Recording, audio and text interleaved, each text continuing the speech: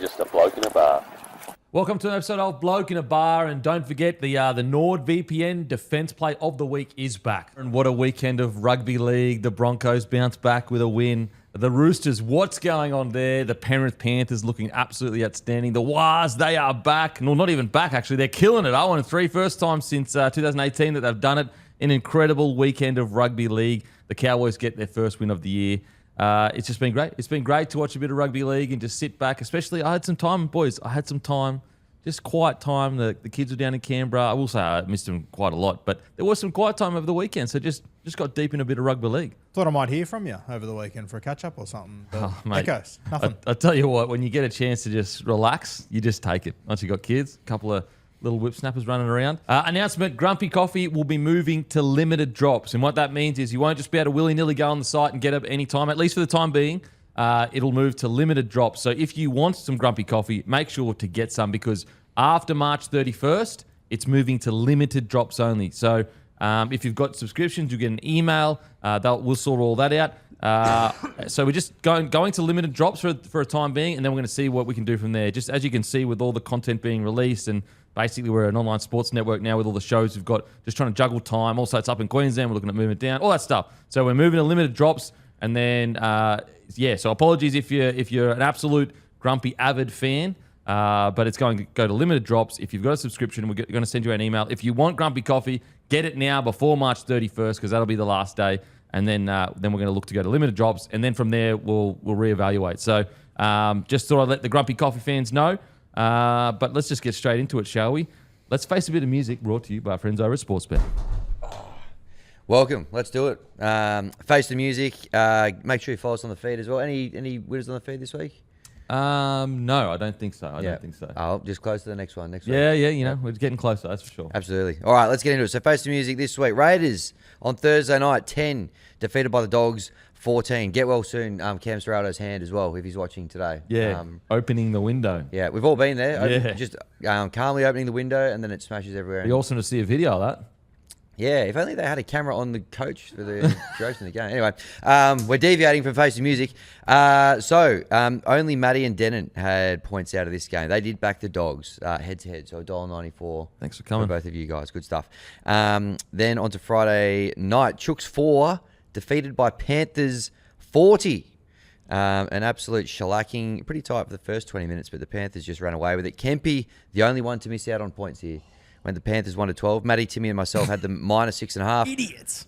Guru, 13 plus for the Panthers. $2.65 in the back pocket for you, Guru.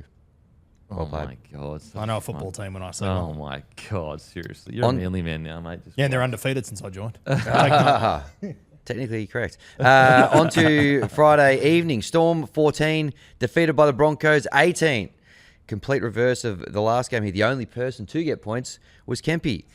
Because he's a bit of a coward. He took him with the start, +6.5. Thanks for coming, baby. Start. Thanks for coming. Yeah. No faith. Thanks for coming. No faith to back him at the Hey, there's only one person that got points. Yeah. You know, we can all talk with no points, or we can talk with points, and I'm talking with points. No faith. Whatever helps you sleep at night, mate. Good stuff. All right, so then we're on to Super Saturday. Knights 12, defeated by the Wars 38. Points for everyone except Kempy. Lol.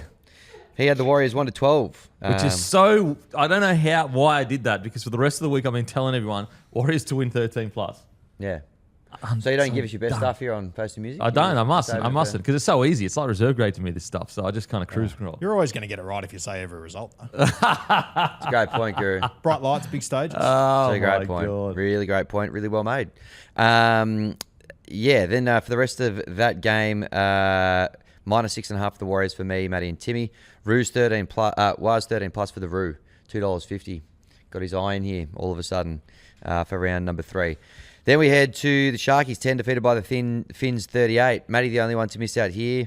He had the Sharks -7.5. Roo had the Finns +7.5. I took him head-to-head. Timmy and Kempy had the Finns 13 plus for $7. Oh, Credit where I it's just due. get it.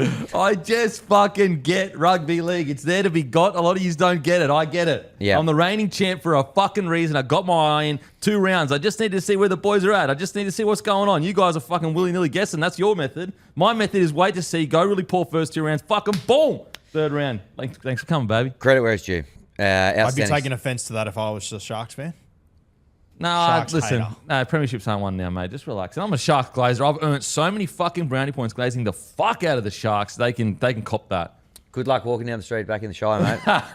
Tipping up the Dolphins 13 plus. And also, Tim's doesn't count. He just copied me with 30 plus for the He Dolphins. did. And if you want to copy Denon, follow him on the feed. All right, then we go to South 20 defeat the Tigers 16. No points for anyone. So tough night for the Tigers. As a fan, I can take some sort of solace from the fact that nobody got any points here. Kemp, you had the South 13 plus. Just a shocking tip. Never going to happen. Matty and It Timmy was looking had... like it the first 10 No, minutes. no, it wasn't. Oh, Never. my God. No, we let it half time, mate. So look it up. Rue had golden point. Probably a little bit of a pulse there for a little while. And I had the Tigers head-to-head. Obviously, we got robbed because Jai Gray's too short. So all you got to do is look at the... Benji's training him too hard. No, he's not. He's training him too hard. Training perfectly. Who's your halves combination next week? Benji coming back? I think me and Mort are going to fill in the Win, Learn or Draw podcast. Make sure you tune in to find out more about that. What'd you learn this week? You suck? No. We learned that you can't tackle Jai Gray. That's a good lesson for everyone in the competition to understand. And, yeah, it's just those Rabbitohs training facilities or home grounds, just injury. There should be an investigation. Anyway, tune in to find out. On to Sunday. Eels 30, defeat Dragons 20. Matty had the Eels minus 7.5, only one for points there. And then to bring us home, Cowboys versus the Titans, a very early spoon bowl. Round 3, don't usually Tigers get them didn't this play. early. Hey? Well, Tigers didn't Tigers play. played on... No, Tigers played on Saturday. But you said it was a spoon bowl. Yeah, which is the Cowboys Titans. Because we smashed the Cowboys last week. So not as well. Anyway, a lot of love for the Titans on the show. Everyone backing them. A lot of people backing them 13 plus. Kempy, a really brave one here. He went the Cowboys head-to-head for $1.57. A whopping $1.57. Round 3 results. We'll whiz through this first one. Kempy, $12.41 out on top. $12.41. Just can we echo that? $12. It's the biggest score of the year so far. Yeah, it's not bad. Thanks for We're coming. only 3 rounds in, though. Thanks for You, don't coming. win you know what they say? You don't win face to music in round 3. They always say that. Timmy, $10.80. Matty, $7.64. Ruse, $7.05. Myself, $6.60. Wow, 2 chirpy losers. Overall, Matty, $21. Good on you, Matty. Rude, $20.78. Denon, $16.71. Timmy, $16.54, and myself, $15.87. But you don't win them in round 3, do you? So that is face the music for round 3. Are you coming last again? I'm in Did the you top. come last year? I'm in the top 05. I actually got through to the Challenger, mate, if you recall. Oh, you changed the rules. No, I didn't. It was a playoff format. 5-team playoff format. You got 2 bites of the cherry just out of nowhere. Yeah, 5-team playoff format, mate. Look it up. Oh, that's good stuff. All right, so let's face the music. Give us a follow on the feed. Got a bunch of multis. Nearly have 8 to 10 multis a week we have there. Well, at least I do. So give us a follow. Give Hammy a follow as well. All righty, it's time for the Code Sports story of the week. Go to codesports.com.au. Use code BLOKE to get your discount. What's the Code Sports story this week, mate? Well, look, it depends who we're asking. If you ask the Broncos, they've just renamed a room, after one of probably their greatest NRLW player, Ali Brigginshaw. But you look a bit deeper into this and you look at the room that was replaced, and the name Gordon Tallis has been scrubbed off the door at Red Hill. Your teammate, the optics of this do not look good, especially after the week that they've had. My great mate up in Queensland, Pete Bedell, who took on Gordon Tallis last week, broke this story. And I guess let's start from the start. There was an email sent out by Dave Donaghy to the Broncos fans, to the Broncos members that work at the club. I thought I'd read it to us and we can get a bit of an understanding. Hi all, ahead of tonight's game, I'm pleased to share that the Gordon Tallis room has officially been renamed the Ali Brigginshaw room in recognition of Ali's outstanding contribution to the Brisbane Broncos and the game more broadly. Ali has been a foundational figure in the success and growth of our NRLW program as a multiple premiership winning captain, Dalian medalist, and one of the most respected leaders of the game. She has set the standard for excellence, professionalism, and leadership across our club. Anyway, the email keeps going about how great Ali Brigginshaw is, and that was the last mention of Tallis in there. Now, we went to Donaghy and we asked, hey, what's going on here with this, renaming of the room? And pretty much it just got completely skipped over, anything that had to do with Gordon Tallis. I've heard that Michael Maguire was not aware of the room name being changed. I've also heard that Grant Williams, the head of media up there, also wasn't aware of the room name being changed. But, mate, Broncos, Broncos legend, Dan and Kemp. What do you take of this? Oh, man. Talk about almost a Streisand effect. Like, the thing happened last week. They get a big win. It would have been dead and buried Broncos. That's how they answer Gordy Tallis's comments or whatever you want to say. And it's a huge W for the Brisbane Broncos. They walk out of this going, okay, you're quite negative about us. You have this opinion. We go out there. We do our talking on the field. Maguire just broke a 10-year drought down in Melbourne Storm. Nobody beats the Melbourne Storm after going down 14-0, let alone at their home ground in round 3 early in the year. So could have been a huge W. Everyone's sitting there going, mate, Broncos, they do their talking with the footy, and then they do this on the Friday, just the Arvo just before the game. Look, you guys know this. I disagreed with Gordy. I disagree with a lot of his takes when it comes to the Broncos. But I think this is really, really poor from the Broncos. I'm super disappointed. I think that, I'm not in the camp of oh, he's just saying his opinion. Clearly, there is more than just an analyst saying his opinion with Gordy and the Broncos. There's clearly more to it. Kevy's his mate. He's loyal to him. I respect it. I respect it in the sense I respect the loyalty. I think Gordy goes a bit too far sometimes, and it actually doesn't help his cause at times. But he's his own man. He can do whatever he wants. His name isn't on that door for his opinion or anything he did after rugby league. His name is on that door for what he sacrificed and did for the Brisbane Broncos.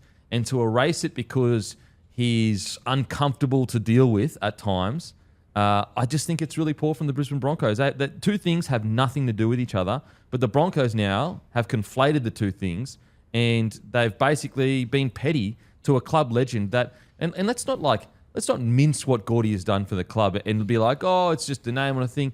His name's there because he sacrificed, and I know this is dramatic, but every time he crosses this line, he sacrifices his health for the club. Yes, does he get compensated? Absolutely. But the reason the Broncos are where they are today and all those players that wear the jersey, the reason that it's that is guys like Gordy. They're the ones that laid the foundation for the club to be the biggest it is. So to disrespect him like that, it's unnecessary. You got the win. I know this was done before the win, but now we're still talking about it because you did that. I can't believe it. As I said, you guys know I disagree with Gordy on a lot of this stuff when it comes to the Broncos. I think Madge is a great coach. I think we should back him in all the way. I know that he had nothing to do. Well, I don't know, but it sounds like he had nothing to do with this. I can understand why. I don't know why you'd be bothering Madge with this before a Melbourne Storm clash. But I'm super disappointed. I just think it's so unnecessary. It's so petty. The two things have nothing to do with each other. Respectfully, at this stage right now, unless both, all the administration and the players go on to do great things, there's not a single person currently at the club, outside of Lockie, obviously still involved with the club, and Alfie and that have done more for the club than Gordon Tallis did when he was playing. Well, we speak about Face the Music earlier, but at the end of the day, the Broncos have made this huge decision. Own up to it, Say send an email out highlighting Ali Brigginshaw, and Ali Brigginshaw deserves a room. That goes without saying. She's done, but to replace one with the other is not okay. And then when questioned, when asked about, hey, why has this happened, to completely again shy away from it and then just lean into Ali Brigginshaw's so great. There is a huge problem here if Gordon Tallis, who, I'm not a Broncos fan, but that name is synonymous with Brisbane Broncos. And that name deserves to be on the wall at Red Hill. To just completely brush over it like it's not a big deal, it's a huge deal. And I like what Matty John said last night about it. And like what you just said, Denon, it's very petty, and to not even address it, I feel is a huge issue. Respectfully, it's weak. So you want to make this stance on Gordy, but then when you get asked about it, you go into I don't know what you're talking about. At least stand on what you did. Say, listen, he talks shit about the club all the time, and we're sick of it. It's gone past the point of just a media guy having an opinion. It's gone to the point where he's discrediting Madge's contribution to a grand final, Reynolds' contribution to a grand final, and this is why we did it. He's still a club legend for sure, but we're sick of how negative he is about the club, and we think it's crossed a line from media pundency to personal issue, and we don't like it. And what's crazy, if they had done that, I reckon there's a lot of Broncos fans, even though I disagree with it, there was a lot of Broncos fans that would be like, yeah, we're sick of him talking about the club like that. That's what's even weaker about this. At least Gordy's out in the open, standing on what he's saying, even if I think it's a wrong opinion, It's an opinion, opinions can't be wrong. But I disagree with that opinion. At least he's standing on it. At least he's going, this is how I feel. At the moment, the Broncos are doing this like weird, like, oh, we're taking the name off. Oh, no, we didn't do that. Like, that's the worst kind of, that's just not what we're about. I'd love to get your thought. Yeah, no, I tend to agree. I think if the Broncos are going to make this decision, it's a huge call. I think the other thing is, like, as you said, mate, Ali deserves everything. Goes without saying, of course. Why do you have to replace another, though? Why associate her with this? Yeah, like it hinders Ali as well. Like, Yeah, she gets dragged in now as a result. And like I was with Ali a couple of weeks ago. She is one person that definitely does not deserve to be brought into. She this would mess. love Gordy. I promise you. I don't know for sure, but I'd be very confident she would just be like all the rest of us. Watch Gordy growing up, and loved him. Yeah, and I think there is the side of it, as you just said, if the Brisbane Broncos were to come out and stand on it and go, no, he's causing us fucking havoc right now. He has for 2.5 years now. Like, I agree with you, mate. I think there would be a lot of Broncos fans, and I still think it's petty, but at least would go, yeah, okay, I respect it. Like, he's crossed the line from just a media guy having his opinion to, he has an issue with the Kevy and stuff. At least you go, okay, well, that's their stance. Fair enough. But this weird, passive-aggressive, spiteful, bringing Ali into it just hasn't been thought out correctly. I'd love to get your thoughts, Leagy. Yeah, it's a weird old kind of thing where they're half hiding behind this excuse, I reckon. Look, I've disagreed with probably the majority of what Gordon Tallis has said about the Broncos over in recent years. And I do get it. Like, from the club's perspective, Gordy's now a part owner of the Titans as well, a rival team. Obviously, we spoke about the links to Kevy, being rather critical of Madge across that time. But in my mind, if you own a room like that, like, unless you literally do something illegal, heinous. That really, Like you don't disgust, really, you can't unown that room. Yeah. So I reckon he'd, like, Matty Johns, it was quite interesting what he said yesterday about how openly Gordy won't necessarily, like, publicly kick up a stink about it, but it would have hurt him internally, and I think that's something worth keeping in mind. I'll tell you what, regardless of how much I disagree with Gordy, I know I would love to be in the trenches with him because he fucking will sacrifice everything for his mates, It upsets me that they're going to treat a guy. The reason that all these people, including me, got the honour of wearing that jersey, the absolute fucking honour, the biggest club in all sport in the country, at least it was when I was wearing it, was because of guys like Gordy. And then to just go and take that room away from him and people go, oh, who cares? It's just a small room. No, it's the message behind what they're doing. They're trying to erase what he did for the club. Now, what's the next step? We fucking take his pictures down. No video shown of him. It's just so petty. Hammy, I'd love to get your thoughts, mate. Yeah, no, I agree with you guys. I just think the fact that, yeah, sure, he's not agreeing with things at the moment, but yeah, the acknowledgement is for the actions that he's done, all the stuff that he's built for the club. So to have it all ripped away over the course of, just the last couple of weeks, or it has been, I suppose, he's been pretty firm in his. I party do think line. it's crossed the line from just a media guy having an opinion. It's gone into he has a personal vendetta because he's good mates with Kevy. I don't fully agree with people going, oh, it's just an opinion he's having. Like, clearly it's more than that. Like, this isn't a guy that it's his job to have an opinion and it's purely professionally being brought across. Like, no, this is clearly something a little bit more than that, which is fine. But, like, again, everyone at that club right now, the reason you get to experience what you get to experience is because of blokes like Gordy. Yeah. It's that simple. And I think the other thing with Gordy as well, like, he's a Broncos legend without a doubt. But for me also, like, when I was a kid, he was the face of Queensland. Like, he goes beyond just being a Broncos legend. He was captain of the Maroons. He was captain of the Kangaroos for a period of time there as well. Like, a genuine, absolute legend of the game. It also, if I'm honest, kind of annoys me, whether it's in media or on shows or whatever. Like, I feel like you've got a lot of people out there that as soon as they know, okay, I know what's going to get clicks, I'll go to Gordy and I'll get his reaction. I feel like they're just peppering him constantly to get that reaction. I think the Broncos also have to be aware of that to some extent. Yeah. And like, it's just becoming a repeat. Like, to be honest with you, I'm so fucking sick of hearing about this stuff because I'm just like, it happens every single time. There's a little bit of a quiet period. They want a story on the Broncos. They ask Gordy something and he'll say something outrageous, and we're just stuck in this washing machine. To be fair, Gordy's paid to be on 360, which is where majority of these comments are coming from. Like, they're coming on a show that he's, I don't want to say the star of because he's an analyst, but that's. But what Guru is alluding to is that, let's just say, if you're the Queenslander on a panel, they kind of make we need you to like, go the Queenslander. Exactly. Back in the 90s, they used to do the same thing with Steve Renouf. Give us something about Wayne. They've done the same thing with Gordy for 20 years. I don't know if Gordy's a genius because he knows this is a brilliant way for me to stay at the top and always stay at the front of the news, or if they're just sort of using and abusing him because he's going to do it every single time. I'm not quite sure where I sit on it. Gordy's like, and I guess my relationship with Gordy would be different to your guys, right? I've done a lot with Gordy through work, and I really like Gordy. We have great respect for him, but he is so smart in everything he says. And the one point I really want to make clear, I do think gets lost in all that, despite, yes, he's good mates with Kevy and he doesn't agree with everything that Kevy's done. Everything that Gordy says about the Broncos, I think does come from a good place in his heart.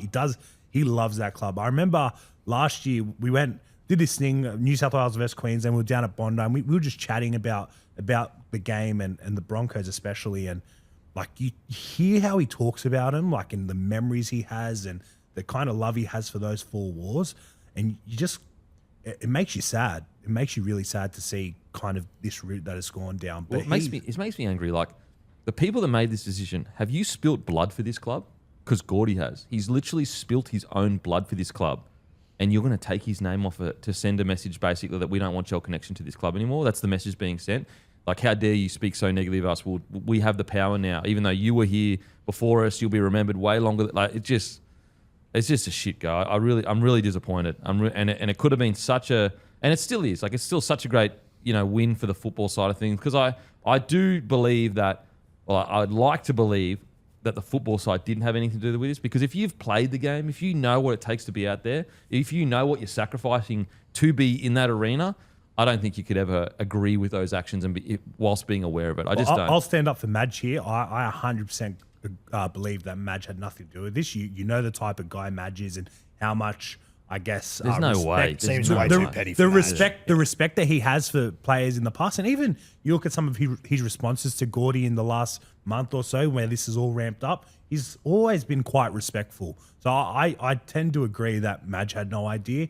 Madge has tried to get all the old boys. Like, to my understanding, Madge has reached out to essentially every old boy himself and not tried to get them on board in a nefarious way, but just man to man, being like, spoken to them. At least to my understanding. He tried to do it with Gordy as well. He tried to reach out to all Gordy. of them. Like, he has truly shown respect to the history of the club, Madge. There is no way he would. There's no way he's played himself. There's no way that he would agree with these actions, regardless of how far you think Gordy's have taken it. Was this decision and email came out? Did this come out before the game on Friday? Yeah. So this. Why wouldn't they stand in the there? email? They've just gone down to Melbourne. You've won for the first time in 10 years. It's obviously making the decision in the first place. There's an optics side to it. You've gone to Melbourne.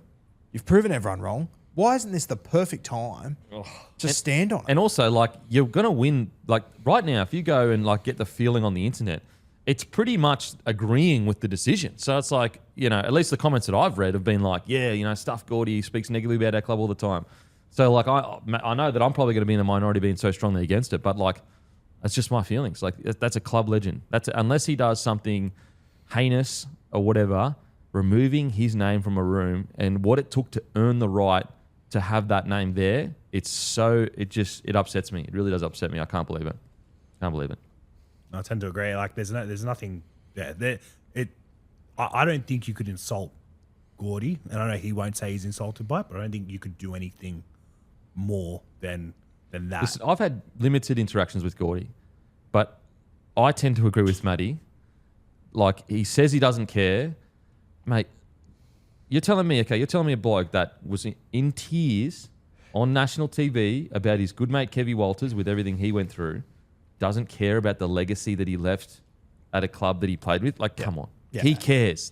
For a guy that cares that much about Queensland in general, it could, like, the Broncos are different to New South Wales clubs. Like, New South Wales clubs, you have players that play for New South. The Broncos are directly linked to the Maroons. They were the Maroons for the early 2000s. There is a direct link there. There is not a hope in hell he wouldn't care about this. Of course he cares. I'd love Code to get together a list of what the rooms are named after in Brisbane.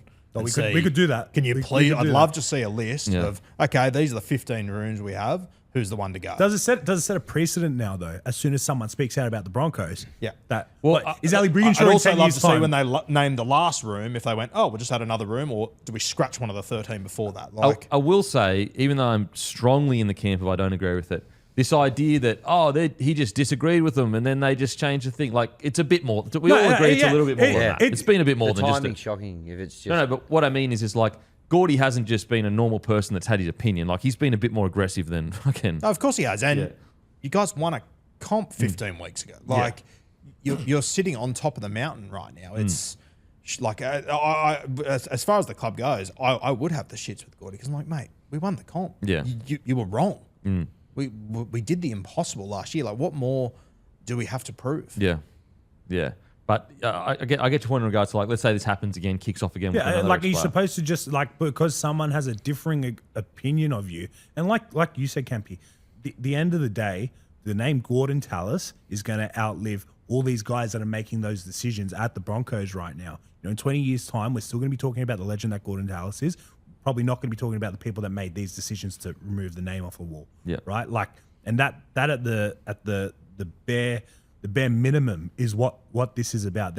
Despite everything that Gordon said, the decision at the end of the day was to still remove his name, and it's not right. No matter how hard he went at the club, because that's his job at the end of the day. Like our job here is to talk about these things. If you can't have an opinion, and despite we all probably agree that his opinion has gone way too far, and it's gotten to a point where he's now just arguing all the time about the club.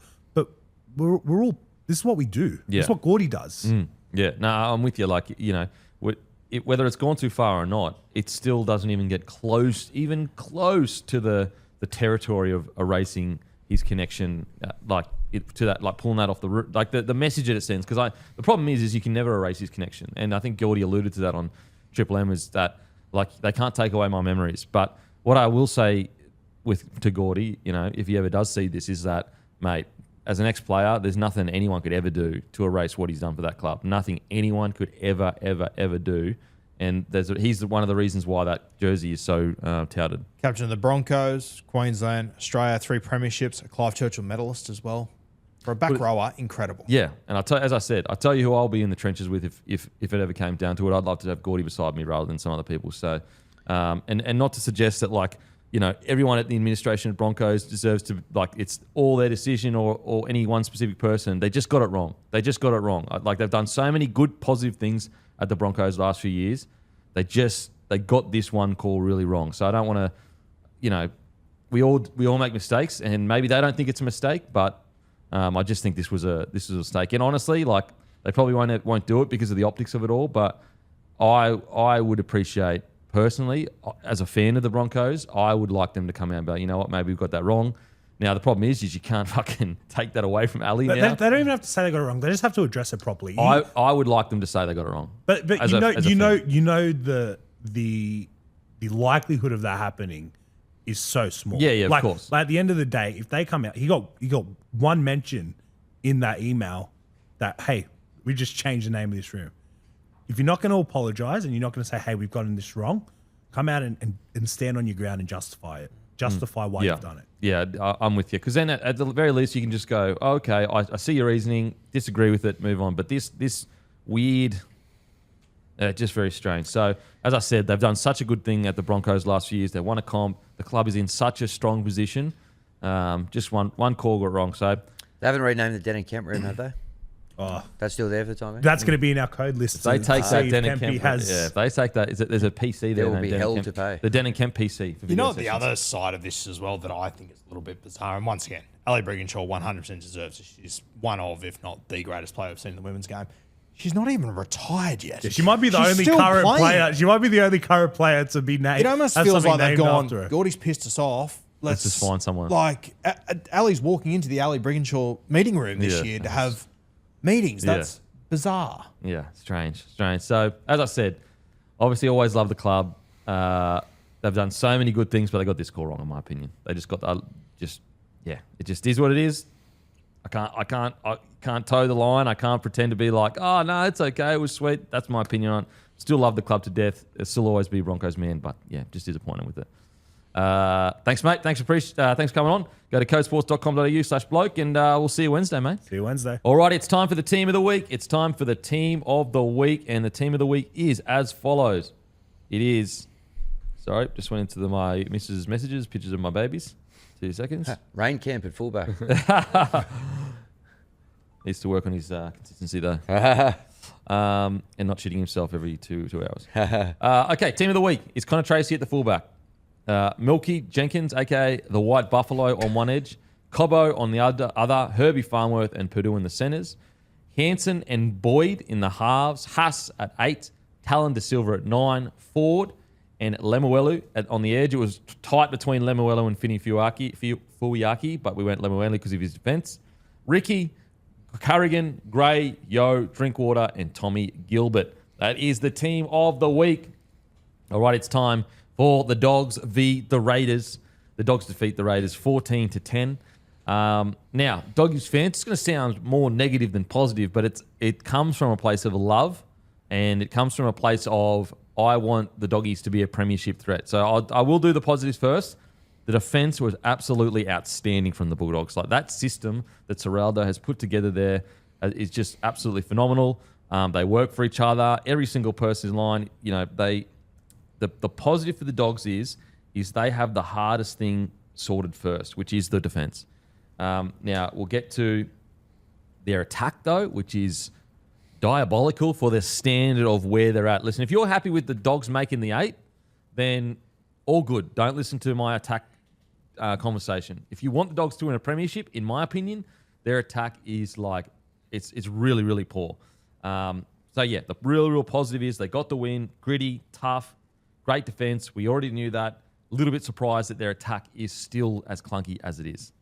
I think a lot of the things you just said sort of personified by Connor Tracy. Performance the other night, he was unreal. When you look at especially fullbacks around in the modern game, that most of them are absolute superstars in their game. A lot of them are even superstars that are playing in different positions that can jump into fullback. And Connor Tracy, mate, he just builds everything he does off absolute hard work. We've said it over the years on this podcast. I remember watching him at South doing 2 ACLs in 2 years, and goes to Cronulla, he comes off the bench, he's a centre, all this sort of stuff. For him to land at a team that I think is a genuine premiership threat this year and be the fullback in that side, it's been an incredible journey from Connor Tracy, and to see him have those moments against the Canberra Raiders, who were the minor premiers last year, absolutely unreal. Just a great example of work your fucking dick off and it'll fall your way. Yeah, absolutely. Like, he was phenomenal, and you could argue he was a difference, Yeah. Try saving, that try saving, that I feel like what won them the game is true, obviously the defense.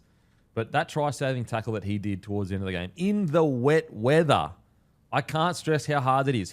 Kick out goes past, overreads it. Connor Tracy's also gone past. Somehow, some way, like as soon as Sanders threw that dummy and you saw everything open up, I was like, oh, that's a try. That's a try. Somehow, some way, he lands that tackle and essentially wins the game for him. On top of that, earlier in the game, you had Hudson Young one-on-one with Lockie Galvin, and somehow, someway, Lockie Galvin puts his body in front, brave effort, and Connor Tracy comes screaming across and knocks the ball out. It's just like, again, that's the good thing for the Dogs is like, you're doing all the hard stuff first. All the hard stuff is finding a bunch of blokes that are willing to commit and put in, and that's exactly what this Doggy side does. Yeah, and when you look at Connor Tracy as well, like obviously it was a big week with the Bronson Cherry stuff, and he was dropped, and that got in the meter and all turned into a shit fight. Like, remember sitting here last year when the Bulldogs said to Connor Tracy, hey, we want you to return the kicks and get the shit beat out of you. Then in the red zone, you go to centre and Critter will jump into fullback. Yeah. Tracy goes, yep, sweet, whatever's best for the team. And all the noise around Tracy, is he the guy? Are they trying to bring bullets to the club? Pappy, there's been whispers there. Just an incredible performance. And that try that they did score, the positive for that, actually, you know what? I'll get your thoughts first, Lee, on the game.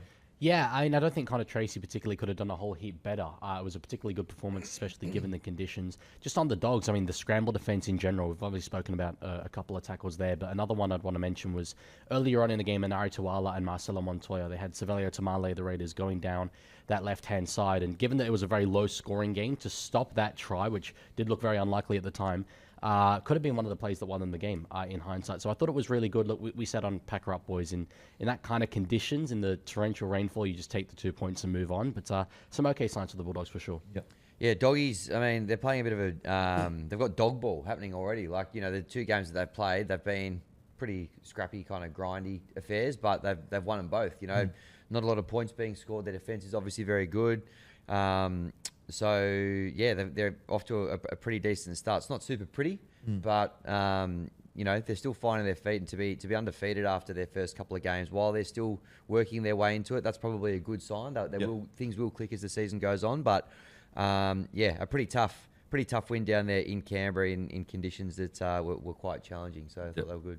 Now, the play that they did have, I think it's super exciting that Hayward was the orchestrator of that play. Like, I know Burton swept under, but if Hayward can be the man that can add a bit of spark to their attack, because at the moment, especially last year, once Marnie was moved on, Hayward came in, and really, if you're playing the Dogs, not much is coming from number 9. And now it is exciting that maybe Hayward He's beginning to develop. He's had a full preseason there. To my understanding, he is the guy they want long-term at 9. And just to see him pull that play off, like, that's harder than it looks. Like, I know it all came together and looked pretty, but there's a lot of complexity and timing behind something looking as pretty as that. Yeah, we're obviously talking about, like, the Melbourne Storm play through the middle. Yeah. Yes. There's a reason why there's only been one other team that's done it successfully. Yeah. Yeah. I think Hayward, mate, I think we all are aware that he's a better player than what he probably showed last year, getting used to playing this new role and whatnot. And he's, mate, I think that is his strongest asset, is that his ball skills and his vision and just his timing from back when he was a halfback. I think he's going to continue to improve. Once I get Leo Thompson back into this side and whatnot, there are still some things we need to sort out in attack. But I mean, I also look at last week and the moves they make, that potentially it is heading in the direction that we said essentially all preseason of bringing in a genuine halfback, whether that is your man, Sean O'Sullivan, or Woodsy when he's available, whatever it might be. I think the Bulldogs are going to shape up all right by the end of the year. Yeah, I think what I like about the Bulldogs, some people agree or disagree with the direction they're heading. What I like is it's a pretty clear path to what they're trying to do. Whereas some clubs, it's like, well, what's happening here? What direction are we heading? Whereas like Bulldogs have come in, they said, Gus Gould said, I'm going to recruit a bunch of culture guys, which is guys that are professional, that work their absolute backside off, set a good standard. Serraldo said, I'm going to make these guys the fittest, best defenders in the comp, and then we're going to work everything from that point on. And, so far so good. Like, I know there are some dog fans that have been a little bit disappointed with the year, and my disappointment, disappointment's a strong word, I'm not disappointed. I think they've started the year really well. My little bit of a concern is they knew going into this year that their attack wasn't great, and they still look pretty much the same as last year. Like, I know we speak, I'll try and keep this short, guys, because I know we speak about it all the time. But for example, Galvin at this stage, like they are not a club that has time to wait for Galvin to become a 7. He's an out-and-out 6.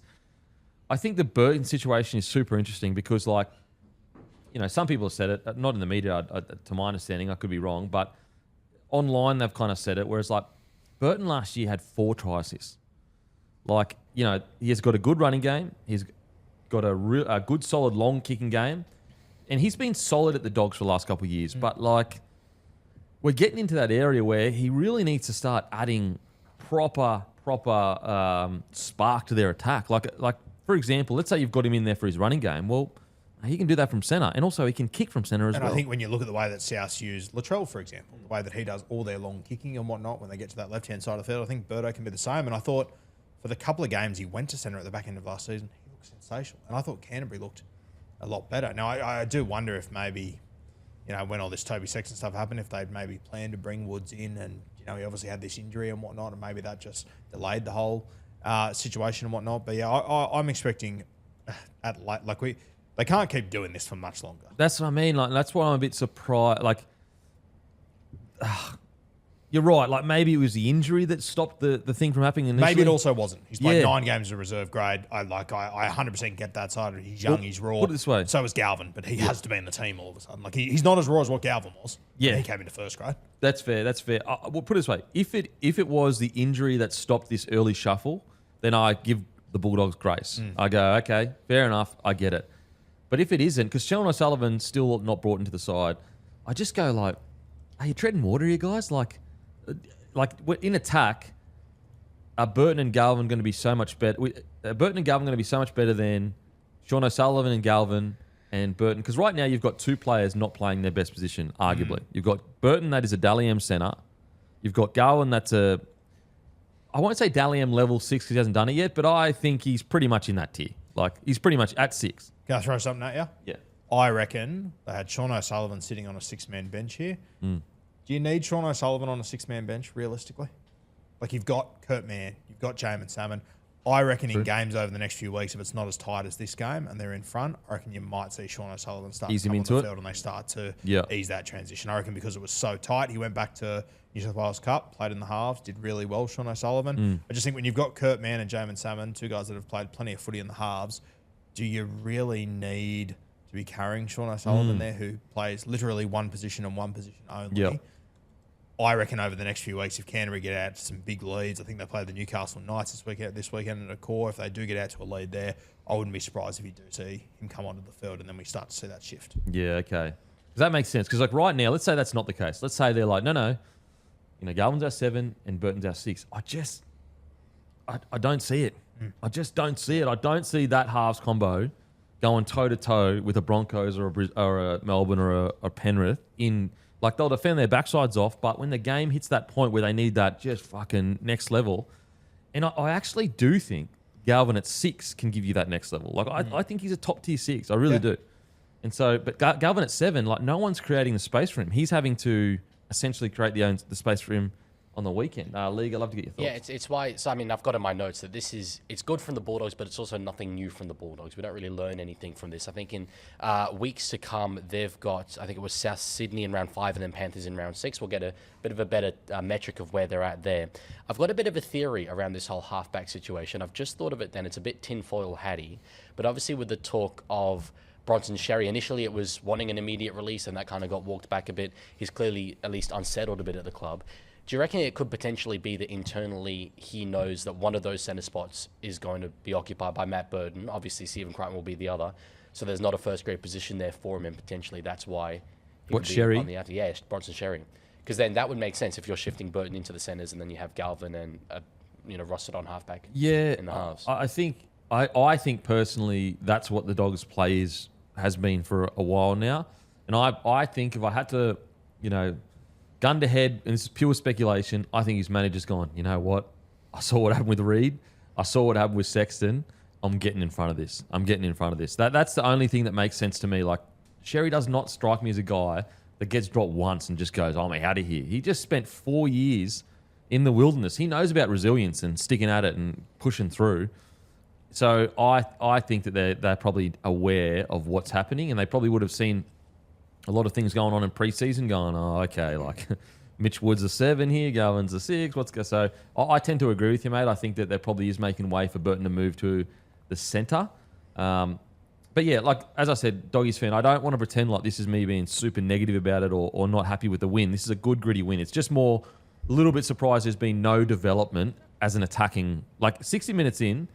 Sorry, they had 60 minutes essentially of momentum at one stage, and they only had 1 try to show for it. I know it was raining, I know it's wet, but come on, guys. Like, this attack has been an issue for the Dogs much before it was raining.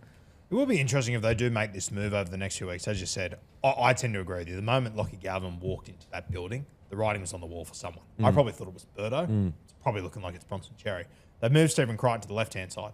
Burton is a left-side centre. I wonder when they do make this move with Matt Burton, what they're going to do, whether they're going to move him to the right, whether they move Critter back to the right and move Matt Burton to left. Like, he's obviously one Dally M centre out there. He's only ever played on the left side from what I've seen. What's Galvin's favourite side? We used to play on the left a lot for the Tigers. So I wonder whether Burton goes to right centre, Galvin goes to left, and that sorts the kicking situation out. Galvin's been on the right this year, hasn't he? Combining with Preston. Galvin's been on the right this year. Yeah. So you're going to play Matt Burton at right centre, Stephen? Yeah, okay. And then you got Galvin at the on the other side, so your kicking is essentially sorted. Now I know obviously Sullivan will be there, or Woods. I don't know. I'm with you though. I'm not sure. It's just interesting. Like I just see the interview with Jack Whiten after his game the other day. He was talking about how he's moved to right centre. He's like there's been a lot of challenges with it as far as I've always had my left foot step that I come off Matt Burton, very similar. That he's a left-hand carry, all that sort of stuff. So I just think it's a big ask for Matt Burton, who's been a left side player his entire career. That hey, it's round 12 now. You're a right centre now, just out of the blue. When you've got Stephen Crichton, who can be a world-class elite right centre, and Matt Burton can be a world-class elite left centre. We've seen that. And swap them over. It's just interesting how they're going about it, Canterbury. Yeah, I'd love to know why Critter was moved to that side. Was it purely because, look, we're not scoring enough points, let's get Critter across next to Kickow, next to Burton, and that's going to, or was it setting up for an opening? But then, as you said, Burton is the left side. Are they doing it so, look, we know Critter can move, so we'll keep him there until Burton comes, and we know Critters can go to the other side? Which, if they do that, would make total sense to me. I get it. I think that their attack does look better at the moment with Stephen Crichton playing on the left side. But yeah, it's just interesting. Like, I don't know, it just feels like Canterbury in the last 2 years, it's just been a game of musical chairs when I don't know if it's all completely necessary. Yeah, that's fair. But yeah, look, as I said, guys, the good thing is that this team is just tough as nails. They can go toe to toe with anyone in defence. In regards to some other performances, guys, I thought Preston was great. I was a bit. Gallen came out and said that basically he probably won't get selected for Origin this year. I was a bit surprised at that. Obviously, Gall doesn't select the team, but he's a New South Wales legend. Mate, I think Preston is right in the mix for Origin talk. Yeah, I think the only thing that would stop Jacob Preston from playing Origin this year is just potentially guys in front of him, realistically. But, mate, now that you're picking 19-man squads, Jacob Preston would be there for me. I'd have him coming off a bench. I'm interested to see when we get to Origin this year if it's the same 19-man squads for every single game or if they do change those spots up a little bit. I think there's going to be a lot of clubs blowing up deluxe if they're jersey 18, 19 not getting on the field and stuff and missing training during the week. But yeah, I would be very surprised if Jacob Preston isn't, if not this year, next year. I think he has to be there eventually. Yeah. Matt Burton's got that 18 jersey locked down again. He has for the last 3 years, so might as well keep him in there. The 1 year where they get an extended bench, like he doesn't get selected. 20th man. What about Jamin Salmon at the end of the game? Just see when he was glaring over at the sideline. Oh, so that was happening. He was trying to find Sticky. Mate, I reckon that was. Yeah, I saw him doing that, and I was like, he knows Ricky's on the sideline. Yeah, am I looking into this too much? But yeah, I saw Salmon Maybe doing that I was too, but given history and everything, I think the weak gutter dog had the eyes out there.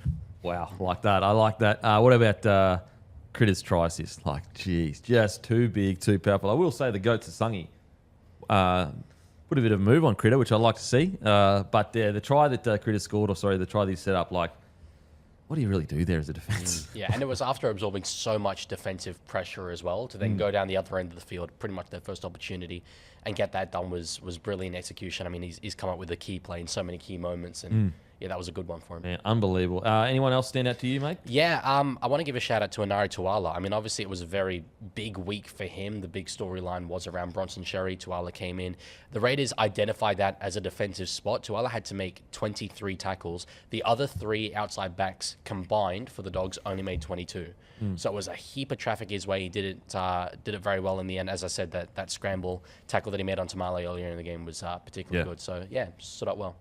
Look, I thought he played well, especially in attack, but just kick out defensively. I know it was wet, and his job is to, scream up out of the line or a kick chase or whatever. But just you still can't have 9 missed tackles. But we always say not all missed tackles are the same. Sometimes Kick-Out's missed tackles are because he's kick chasing so hard.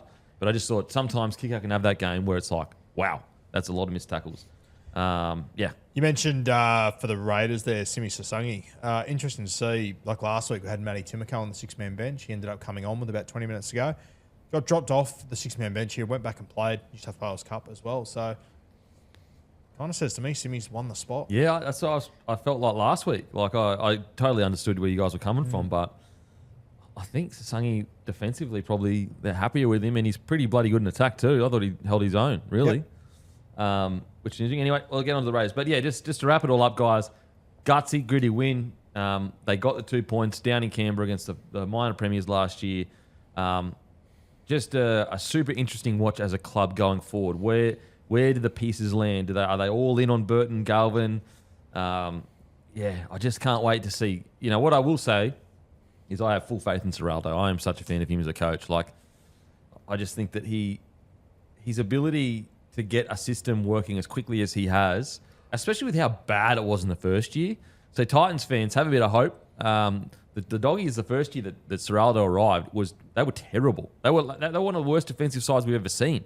He gets the roster in that he wants, and all of a sudden they turn into one of the best ones. So one person I have faith in is Serraldo, but I'm super interested to see what happens in attack.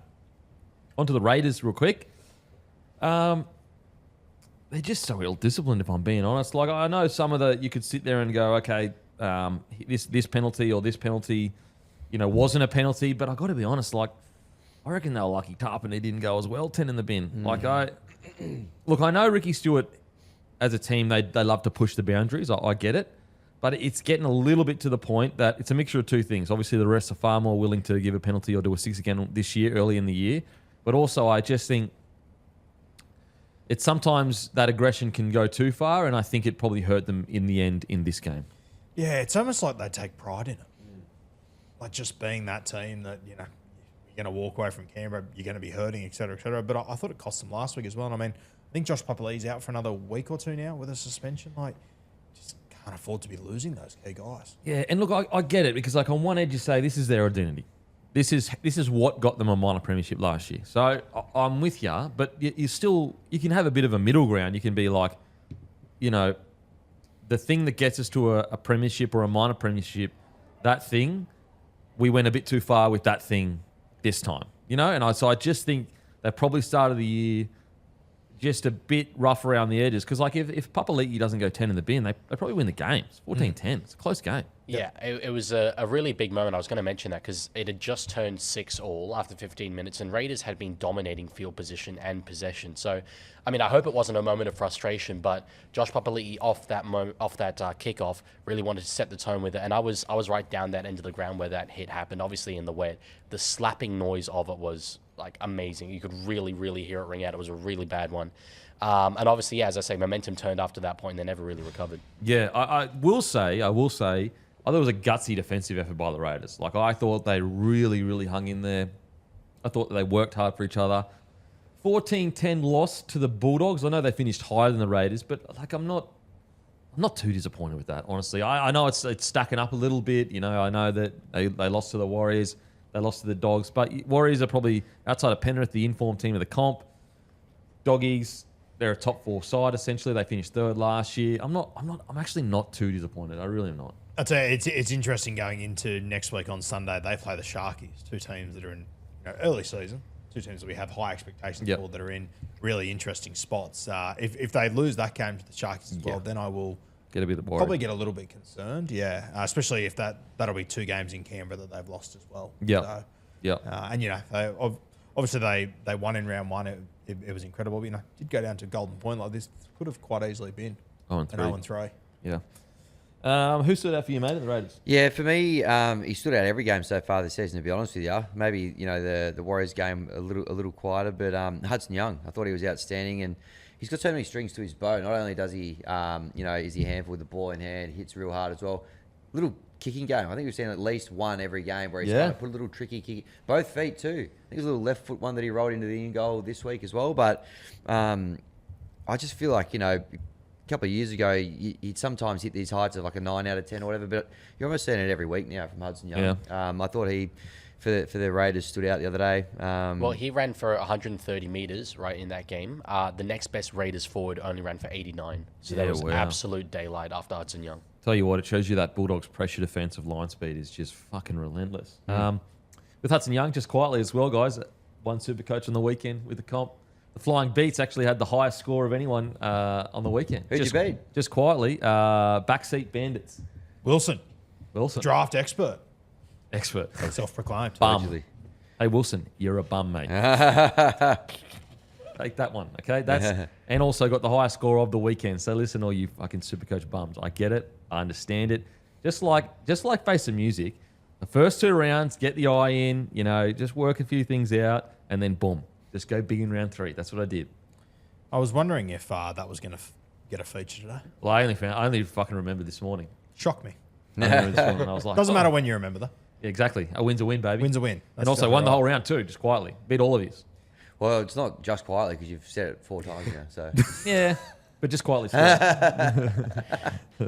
Alrighty. In regards, Tim got beat by Chad Townsend, by the way, which I thoroughly enjoy. That's good stuff. In regards to some other performances with the Raiders, guys, look, to be honest, like as I said, like I don't think there's that much to talk about with the Raiders, only because, like, I'm not worried about them. I thought they were gutsy. Yes, they're clunky. Yes, their discipline's hurting them. If you bring down that discipline, so not only with the 10 in the bin, but also if you just bring that discipline a bit down to something that's like more normal, I don't want to say they win the game, but like there's a good chance they probably win the game. Well, Ricky in the press conference said, quote, last year we won those sorts of games. So he's not looking to reinvent the wheel. He knows that it's there for his Raiders. They just need to find, that little bit of a smoother edge, I reckon. Just to give him a little shout out to Noah Martin. I said a few weeks ago he's a bit of a weird footballer and that he only has sort of 5 to 6 runs a game, but he makes a lot happen, and that's been consistent. I also said after round 1 he made 48 tackles, extra time. Well, he doesn't do that every week. He's done it every fucking week. Yeah. He's made 143 tackles in the first 3 weeks. He's only missed 4. Fucking hell. On the edge. Incredible That's crazy. knock. So, yeah. And it's not in the middle too. Like in the middle, will be like, oh, okay. On the edge? Yeah, It's good. very good. In the wet as well. A shout out to Tamale as well. Far out, bro. 29 runs, bro. 29 runs. And I think he had 24 with like 30 minutes to go. 277 metres, 66 post contact, 5 tackle breaks, 1 line break, 6 tackles, only 1 miss. Like, I know he had an error here or there, but mate, Dragons must be sitting there going, I was about to say, you know who could really do with Tamale? Well, Can't but believe we it. talk about the young core up there. Oh, sorry, down there in Canberra. Like we often mention Strange, Sanders, Paddy, and all that. But Tamale's absolutely part of it. He's one of these young guys that's come down to Canberra for opportunity and repaid Ricky Stewart tenfold. So yeah, it was a heaps impressive game from him. because he came back after the injury at the end of last year and he looked like he'd lost a little bit of his confidence. Like he just was a bit, and that's understandable. When you come back to, mate, he looks better than ever. He is a bloody good winger, far out. Like his ability to, and what's crazy is like, I'm sure he's big, but it doesn't look like Manu Vadavai big. He's so strong in contact. Just crazy. Incredible performance. Yeah, outside of that, just trying to look. You know, sorry, KO Weeks. I thought KO Weeks was fucking outstanding. If the conditions were drier and he had a bit more grip in the ground, he would have made so many more line breaks. And every time he ran the ball, the Bulldogs were rattled. Like I put it this way, before if they won the game, if Connor Tracy doesn't have that try-saving tackle, I'd probably give fullback of the week to Weeks. Fullback of the game to Weeks. Like I just thought every time he ran the ball, he was electric. He's another guy that I was a bit unsure how he would go in his second year after such a big year last year. Mate, he was outstanding. Absolutely outstanding. He's having a good start to the season so far, Weeks. And also, just with Sanders, I love the fact when the game was on the line. I know it didn't work out, but the game was on the line. He's the one that was like, all right, I'm going here. I'm going. Can you imagine the scenes down there in Canberra if that had come off Far out. for their second win? You know, their young halfback coming up with the second game-winning play. Alrighty, it's time for the Panthers. They defeat the Roosters 40-4 in an absolute clinic. I don't know what to say anything. I honestly have run out of positive things to say about the Penrith Panthers. They are unbelievable. Nathan Cleary and Isaiah Yo's ability to control a game is probably the best I've ever seen in the NRL at club level. Brian Toto is the GOAT. The White Buffalo cannot be stopped. Dylan Edwards is back to his best. Like, it is just appreciate it while it's here. We are witnessing true, utter, the most purest form of greatness in rugby league. Yeah, I mean, it's almost just getting boring week to week at the moment when you have to sit and analyse this side because they just tick all the boxes that you want. They are the North Star for everyone else in this competition. And I thought Ivan Cleary's comments about Brian Toto after the game were perfect. You sort of just went, mate, just every year or every few months, he just does something new that you didn't know he could do, and he just makes it look easy. Like, that try that he scored, yeah, the first kick was unreal, but the second kick to put it on the outside of his right boot, like, knew exactly what he was doing the entire time. Like, you could see Nathan Cleary on the left-hand side of him watching, just going, holy shit. Bro, Like, this is what's crazy about that try. around James Tedesco as well. It's not like a young full. Yeah, just crazy. What's crazy as well is like, if Alex Johnson did that, we would all still be sitting there going, holy shit, what a great try. But you would go, that's what he does. He scores tries. This is the PCM king. This is a front rower guy that gets you 200 metres a game doing that. He's not supposed to have that in his arsenal. He's not supposed to have that in his duffel bag. His duffel bag should be just full of him getting PCMs. That's it. It is, and Pepsis. Is it Pepsis or Cokes? What is he? I don't know what he drinks. Coke Zero. Should just be Coke Zero and PCMs. That's the only thing he brings to a fucking game. But he brings that in the duffel. That's bullshit. And what I say, I'm done. There is no more conversation. It is over. And I'm telling you, it was over last year, and it was probably over the year before that. Ryan Toto is the greatest winger of all time. It's over, period, done for, Dunskies. I want to hear no arguments. Everything he has achieved in every single arena is essentially the greatest ever. I continue to be at awe at this young man. He's not as young anymore, this incredible player. Dylan Edwards ran for 167 run meters. The White Buffalo, he ran for 189 run meters, both more than Brian Toto at 151. But Brian Toto, he only ran for 1 metre less combined post-contact metres than those two put together. So even when he has his games where you're like, oh, he only ran for 150 metres, you go, 57 post-contact metres. So a third of those were post-contact metres. He's a maniac. He is just, we're witnessing, he's the greatest winger of all time. Am I wrong here, boys? Am I going too far on the No, we've been glaze? saying it for years. It's been evident for years. It's been right in front of you. I see people tell me, Matt Utai was doing it 10 years ago. You go back to the 2004 grand final, Matt Utai had a blinder He ran for 120 metres. Like, I'm sorry, the game has changed. What you think guys are doing back Toto then, did they that- simply weren't. If Toto did that today, that's a bad game. Yep. Respectfully, of Yep. course. That's, I've said it before, but, we had that year where Blake Ferguson absolutely blitzed it for the Roosters. He averaged 180 metres per game, and we all almost fell over at the time. So I was averaging above that in Origins. Like, he In is losing Origin sides too. He's different gravy. That's crazy, Leggy. I mean, shout out D Kemp. I think might be the only other great winger above Brian Just Toto. quietly, that's why you're here, mate. That's why you're here. That's, Stroke the ego. But no, when we talk Cut about that out of the podcast, Matty. It's not worth leaving in. when we talk about measuring the greatness of players, we often talk about the way they've influenced their position and changed the expectations around that. And I think it's someone that absolutely, from a yardage perspective in terms of meterage, God, he's changed the entire expectation around This that. changes the whole game. Like, if you're a young wing coming through now, if you don't put up 150 metres a game, you're not a good winger. Mate, and you can see it all the way down to Harold Matts. It's a completely different expectation on guys now because of what Brian Toto's done. It's crazy. Like, when I was coming through, it was an added bonus. Like, oh, you're a really good finisher, but you can give us 150 metres a game because you try your best, and you might not be as big as Toto or as big as the bigger wingers, but you get in there and you have a crack. I mean, I think it's part of the reason what made Brett Morris so good is he had the GOAT finishing abilities, but also he could come in and do the hard yards, and it was almost like a plus. Now it's a fucking prerequisite if you're a winger, and almost blokes aren't getting. You could find this guy that is the best finisher in the game, and another guy that gives you 200 metres a game every game. He might get selected over that guy just because the game's changed so much. Yeah, and you have people in the comments go, he gets jumped over. Show me. You've been saying this for 6 years. It's Yeah. honestly happened 4 times. And who was on over? Tupou was on him this week. Was it Tupou that was on him Yep. this week? And did he score a try in the air? I don't think he did. Nope. Just It's literally happened on a handful of occasions. And you know what? You're right. He's giving away a heap of height to other wingers. Doesn't fucking matter.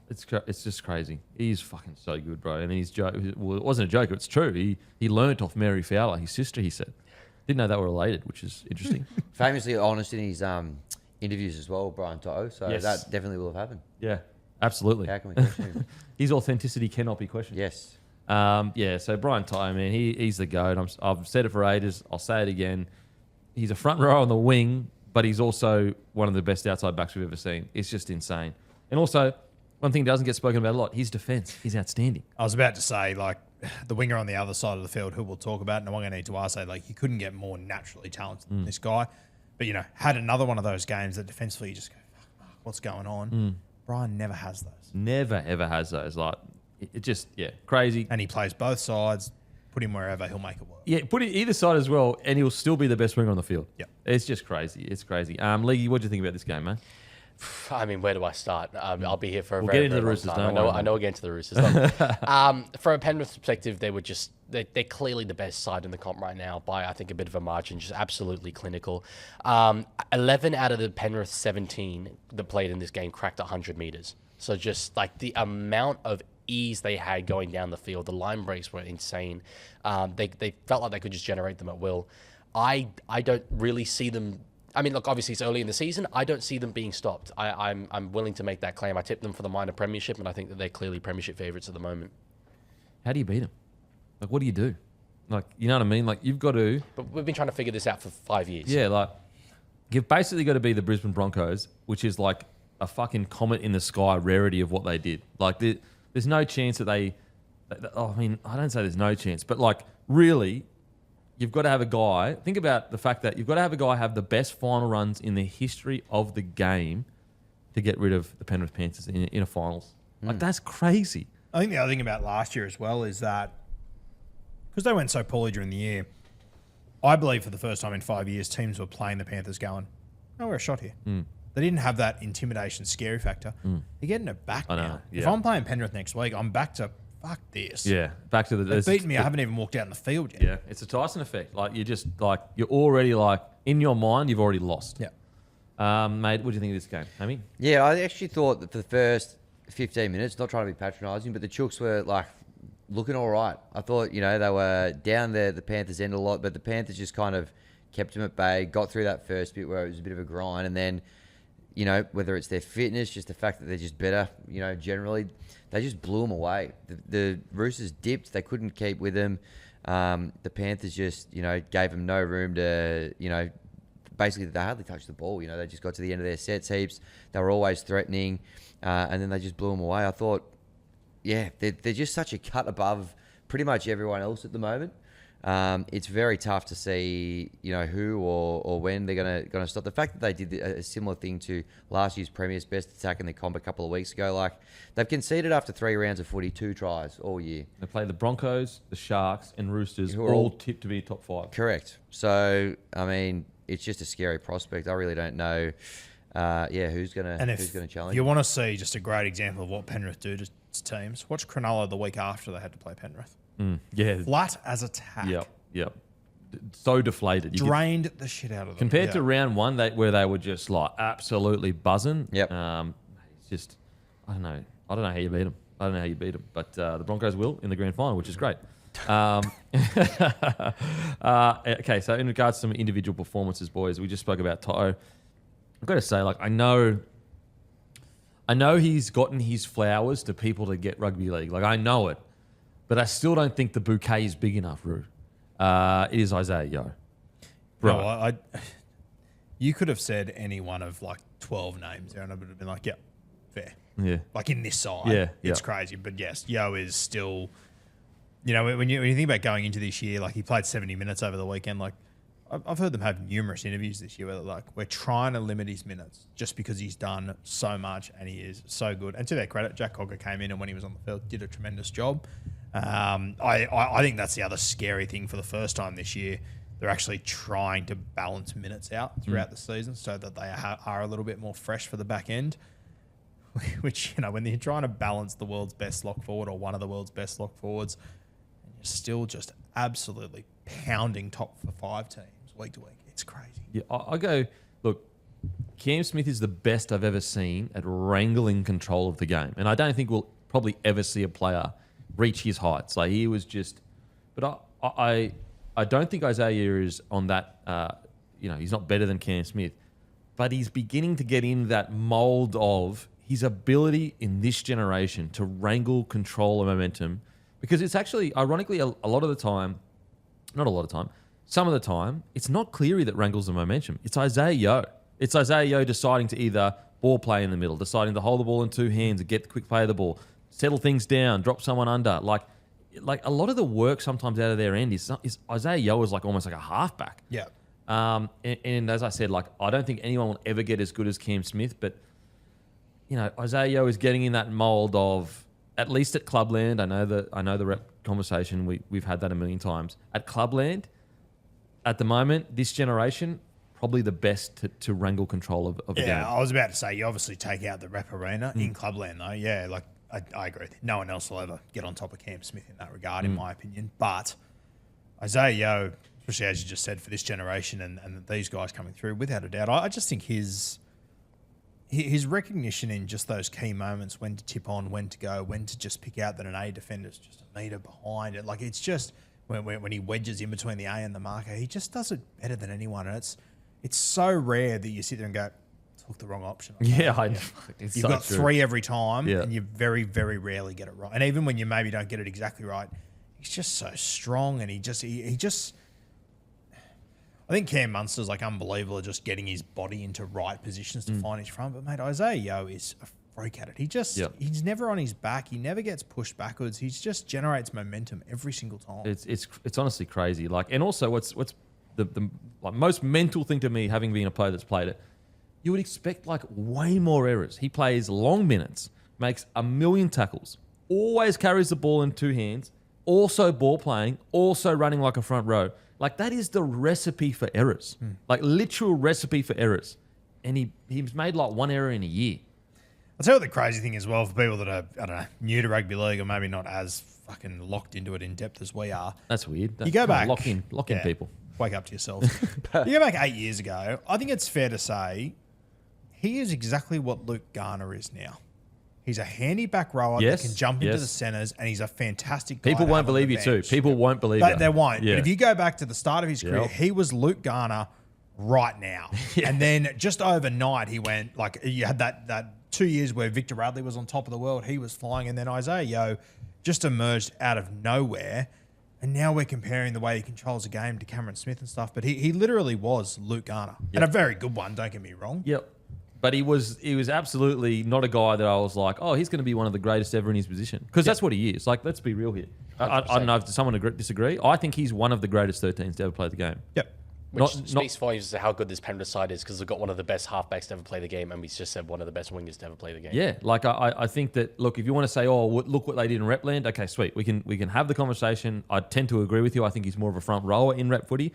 But in club rugby league, I think he is one of, I'm not saying the best 13 of all time, but I think he's one of the best 13s of all time. Well, I heard a podcast at the back end of last year. It was Nathan Cleary talking with Mitchell Pearce and Todd Carney. Great chat, three halves getting together. And Cleary was just, the way he spoke about Isaiah Yeo was the way you talk about a halves partner in terms of the direction around the field, how much it frees him up. It's really like having a halfback in a big front rower's body, which is such a luxury. When we talk about the versatility of guys like that, to still specialize in so many key areas of the game, it's incredible. It's just, yeah. Freaking amazing. Just to round out what I said before, like it feels like Isaiah Yeo, you know, as we just said, one of the best locks in the game, whatnot. He's played 175 games at lock. He's played 130 games combined at centre and second row. Do you even remember him playing no, second row? I don't. He played 100 NRL games on the edge before he became a full-time lock. Like, that's crazy. The transition has been unbelievable. And just to take it a step further, you know, if you were to go back 8 years ago when he was sort of in the early parts of his career, and you would have said, okay, is Isaiah going to play more City Country or Origin? I would have said City Country without a doubt. Yeah, absolutely. Absolutely. And once again, people will go in the comments and carry on, but this came out of nowhere with Isaiah. Yeah. And for people outside Penrith anyway. Yeah. Obviously, you know, there's going to be Penrith fans who go, no, we always knew. Okay, sure. But like, I think that unless you were there and actually were watching footy at the time, you're not going to be as blown away by this guy's transformation. Yeah. You would have been like, as you said, mate, like City Country, I don't think Origin was, I mean, maybe he got called in 1 year or something like that. That could have happened. But to go to the heights that he has is just incredible. Absolutely incredible.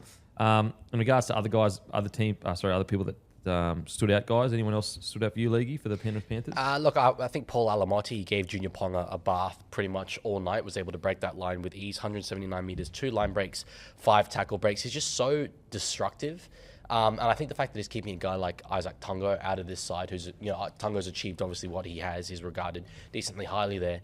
It's a real testament to how far he's come. He's a really, really good player. Yeah, absolutely. I will say it is interesting to see the Panthers, they look to be spreading the ball a little bit more, which is fucking dangerous. If this is like they've evolved that game plan that is quite conservative, because I thought there was a few times where, and it was actually when the game was on the line-ish and when the Roosters had a bit of momentum, there's a few times where they just went, all right, sweet, pass out to the centre, get a quick play of the ball or a line break, and we'll go again. Like, that's scary to think. And I don't know who said it. Someone said that Ivan Cleary said, this is all just a rumour, that he took a much more hands-on approach this year, coaching-wise, than last year. And that might sound a bit silly, but sometimes in these juggernaut organisations, as a head coach, you're really just man-managing at that point. And your assistants are the ones that are specialising specifically in the best attacking style and the best defensive style. And it sounds like Ivan Cleary probably stripped things back and said, no, I need to get my hands dirty here again. And maybe it is a little bit of evidence of you lose Seraldo, you lose Webster, just quietly. Top 3 on the table. Guess who the coaches are on each of the top 3? Yeah, the tree. The literal Penrith head coaching staff are on the top of the table right now as coaches. Bro. That's crazy. And then Benji in the top 5 as well to round us out. So, some great coaches up there. I'll shut up on this topic after this, but as you guys were just talking, I just went through the numbers. Isaiah in the first 5 years of his career started 4 games at lock. Fuck. 4 games in the first, 4 years? First 5 years. First 5 years. And the 6-7 years since then, he hasn't played any other position other than lock, except he's come off the bench on a handful of occasions. Oh my God, bro. Unbelievable stuff. Unbelievable. Anyone stand up for you, the Panthers, mate? Yeah, I was just going to, there's no super, amazing stats or anything like that, but I just reckon the way that just watching them, Blaze Talangi is kind of settling into the number 6. 28 tackles, only 1 miss. I like that. I love that. He's looking a bit chunkier. We spoke about that. He's clearly had a really good preseason, but I don't know. It looks like a nice kind of clearly defined kind of halves combination there. I think they're complementing each other quite well. And, learned a lot last year. Still did pretty well. But I just feel like he just looks just ready to roll this year, Blake Solangi. So I reckon he's in for a big year, and he started very well. You know, it's crazy how stacked this Panthers side has become. Now, granted, they didn't start stacked. That's what's also, if you're like newish to rugby in the last 5 years, rugby league in the last 5 years, you think that like Ivan Cleary took over a rep team that was just carving teams up. Like, no, he took over a team that had one Origin player, and he has built these guys into Origin players. We haven't even spoken about Liam Martin, the Australian edge back rower, the Blues edge back rower, in his first game back of the season. So you'd think his match fitness wouldn't be great. 66 minutes, 16 runs, 161 metres, 48 post-contact, three tackle breaks, a line break assist, and offload, 21 tackles. Yeah. Just take it a step further too, like their reserve grade side, they won 38 points to 12. And, you know, the last few, that's against the Roosters as well. The last few years when you look at this Panthers reserve grade side, like there's a lot of first graders in there and whatnot, but it's just been picked apart so much that, you know, when you look through it now, it's Jesse McLean, if you want to call him a consistent, like he's a first grader, but not like a, 40, 50 game guy yet. Isaac Tungo's obviously down there. Jack Cole at 5'8", Kurt Falls at halfback, Tom Ale in the front row. Outside of that, all like genuine reserve graders. Yep. Just the system, once again. Crazy. Absolutely crazy. So I don't know what else to say about the Panthers. They are out and out in their own tier in regards to the favourites to win the comp. They are an incredible organisation, and I just can't believe it. I mean, Nathan Cleary, once again, outstanding. That little flick he did with the footy, that was delicate. That was beautiful stuff. The deception with the eyes for I think we're talking about the same try assist. I think it was for Jenkins' second try. Oh, no, there was a little... there was a period where the Roosters knocked it on, and the ball was bobbling on the ground, and he literally doesn't pick it up with his hands. He just goes, bloop, kicks it up with his foot, catches it, and keeps running. That was what I was talking about. But no, the one I meant, I think it's Jenkins' second try. He had Papali'i going underneath him. His eyes stay on Papali'i, holds the ball out, and then still, while looking at Papali'i, throws out wide, creating space out there. It was absolutely mesmerizing to watch. Awful to watch from a Roosters perspective, but mesmerizing. Going to be interesting to see with Cleary, because like the one, like kind of, the one knock on Cleary, I don't even like calling it a knock. It's fucking crazy. It's like there is this purveying narrative that he's just been bad at rep level, and it's like, and that is not the case. He's just not been fucking Joey Johns yet. There have been games where he's been bad. Don't get me wrong. I'm not saying that. What I'm saying is the whole Origin career has not been bad. There's been games where he's been great. He's won man of matches, blah, blah. Anyway, what I am intrigued to see, it does seem like he's playing with a little bit more freedom to kind of do what he wants. And he actually said, I think it was on the Josh Mansour podcast, that when he went away for Australia and he looked around and he saw Reece Walsh and, his halves partner, and he saw Harry Grant, he very much felt like, okay, I'll set up what you need. And he felt like, and I'm paraphrasing, and he felt like maybe he needed to just go, you know what, I'm going to play my game and do what I want to do rather than just do my job and kind of stamp my authority on the game. And I think that's probably, he's got all the skill set. I think mentally and I think it's actually why Mitch Moses goes relatively well for Origin. He's very much like, I don't give a about anyone else on this field. We're doing it my way. And I think that maybe that's Cleary's next step, is hopefully we're seeing a bit more confidence in freedom to go, just to have the arrogance is the wrong word, but an ego to go, oi, this is my team. Shut the fuck up. We're doing exactly what I want. If you don't like, you can beat it. Very, like, I'm saying in a facetious kind of manner, but that's exactly what Joey was like. He was like, this is my fucking team. You do what I say or you beat it. And I think we're seeing little glimpses in being a bit more, obviously he's not going to be like that to his teammates, but a bit more free in the way he plays and stepping out of structures. And so I'm intrigued to see what happens leading into rep footy. Just on the Penrith Panthers as well, it's hard to find things to talk about week in, week out with them. Just another compliment to them. And maybe someone in the comments that might know a little bit more than me can confirm this. But, Cooper Clark from the Melbourne Storm, he made his debut a couple of weeks ago. So his younger brother's in the Panthers New South Wales Cup team. It turns out when he made his debut, they obviously found out reasonably late. Penrith Panthers Cup team had their captains run that day, I believe. Penrith said to him, don't worry about it. You go down to Melbourne, you watch your brother debut, and then come back for the game the next day. That's just cool. Unreal to see. Yeah, that is like, That's unheard of back in the day. Yep. The club's not doing that at all. Yeah. That's good stuff. Like it just shows you that all the success we see on the field, like it doesn't come by accident. The administration, they handle things to the smallest detail. They handle them with the same standard they expect the players to kind of carry themselves with. Okay, on to the Roosters. Look, I actually got a bunch of messages and they were like, well, someone talk about how, Robbo's under pressure and someone talk about the Roosters. And I was like, have you been listening to the podcast for over a year? I have been talking about this situation for a while, that I think that Robbo heading into this year is under pressure. I do think that the whole club is under pressure. Look, if the Roosters were 1-3 to open the season, but they lost 20-12 or 26-12 and, the other game they lost, I don't know, 24-10 or something, I would be like, okay, start of the season, whatever. But out of the 3 games, you have 40 put on you twice, and against the Panthers, maybe for the first 10 minutes you're in the game. After that, it was essentially just a complete domination from the Penrith Panthers. Look, it's a long season. Things can change. Roosters have done it before. However, I just think, how many more seasons do we have to say that with the Roosters? How many more seasons do we have to say, they start slow? Well, it's just like, okay, they start slow and it doesn't go well. They don't make the top 4 and they don't win the comp. So it's just like, you can keep starting slow, keep crawling into the 8.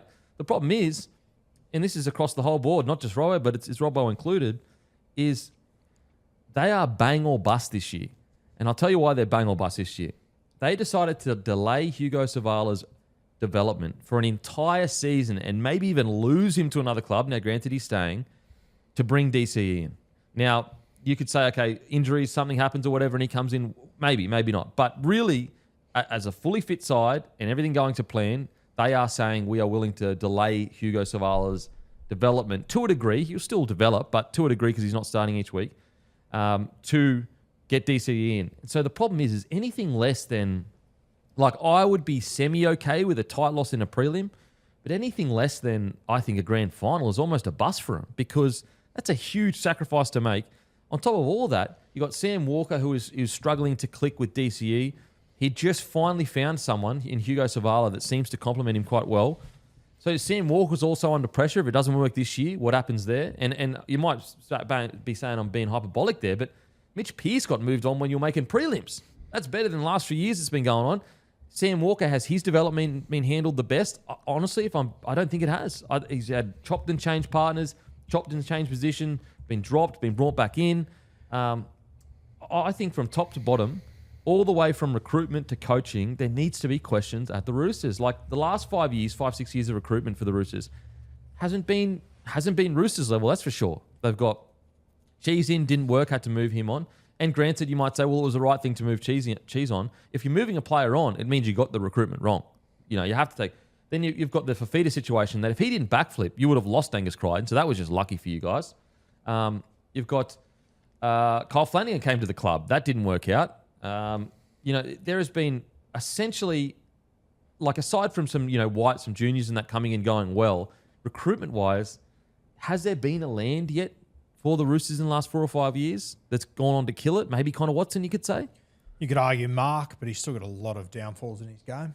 And he's going. He's left. Going back. Yeah. Yeah, look, the conversation about no one talks about Robbo, we've been saying it for years. I've copped a heap from your fans saying Roosters hater and all this. Yeah, Roosters, they say it to me too. Years. They haven't achieved anything. They got premierships on the fucking back of the jersey. They haven't won it. You've won 2, 3 finals games since one prelim. They've been in one prelim, and they got beat it handedly. Flat track Manly side that was never going to compete. I think you beat Cronulla one night at Shark Park.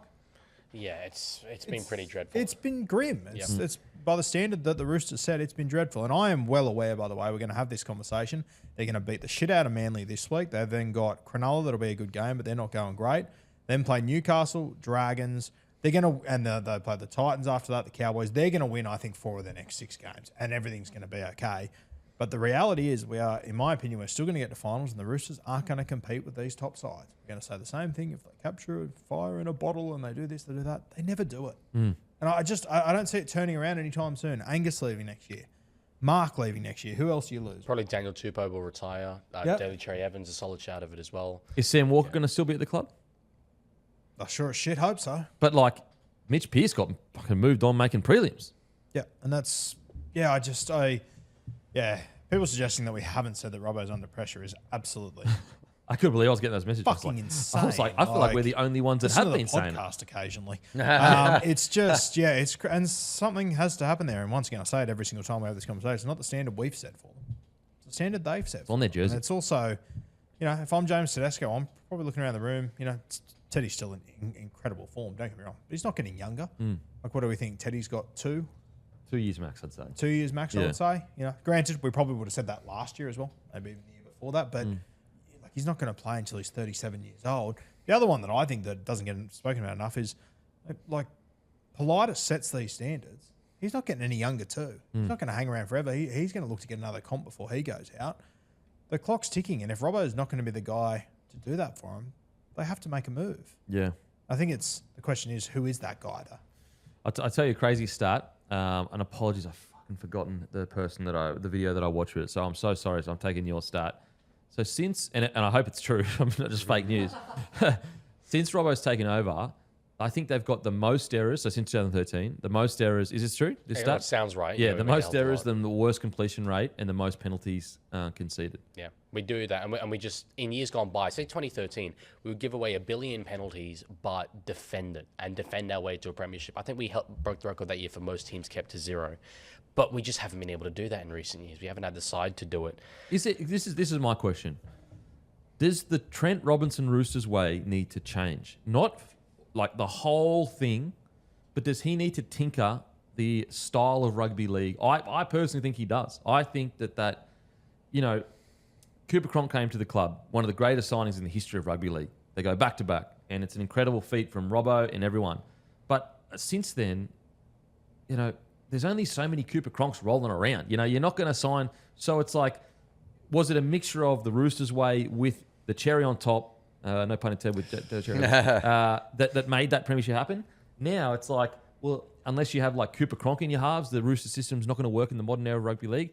I do think things need to change in regards to the style of footy you play. I don't think you can afford these days to give 1,000 penalties away and have the worst completion rate, or at least one of the worst. And I think that needs to change as well.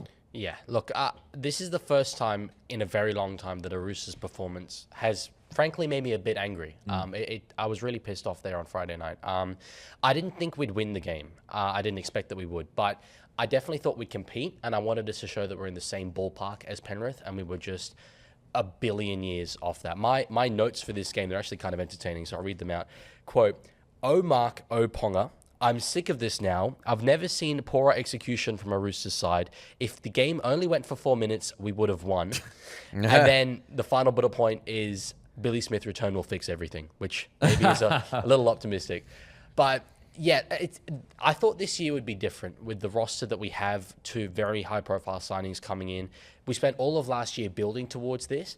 I was happy to wear it in years gone by because we're firing our shot this year, 2026, and yet it's arguably worse in terms of performance against the big side. So I don't know where we turn. You had every right to think this year was going to be different too, because it should be every single year. Yeah. This will probably sound like the harshest thing of all time, but I do think it is a little bit of reality, and push back on me. Feel free to. If Tara Rushton doesn't move to Sydney, where are the Roosters at? Tough. It's fucking brutal. I get it. Yeah. Would they have won back-to-back comms with Mitchell Pearce leading that side? I'm not convinced. I think even Roosters felt that way. That's why they got him. So as much as, Cooper Cronk is one of the great signings, it was fantastic for the club, no doubt about it. Also kind of fell into their lap as well. Oh, that's rough. That's rough. It's brutal. Yeah. I get it 100%, but make an argument against me. Yeah, look, it's tough.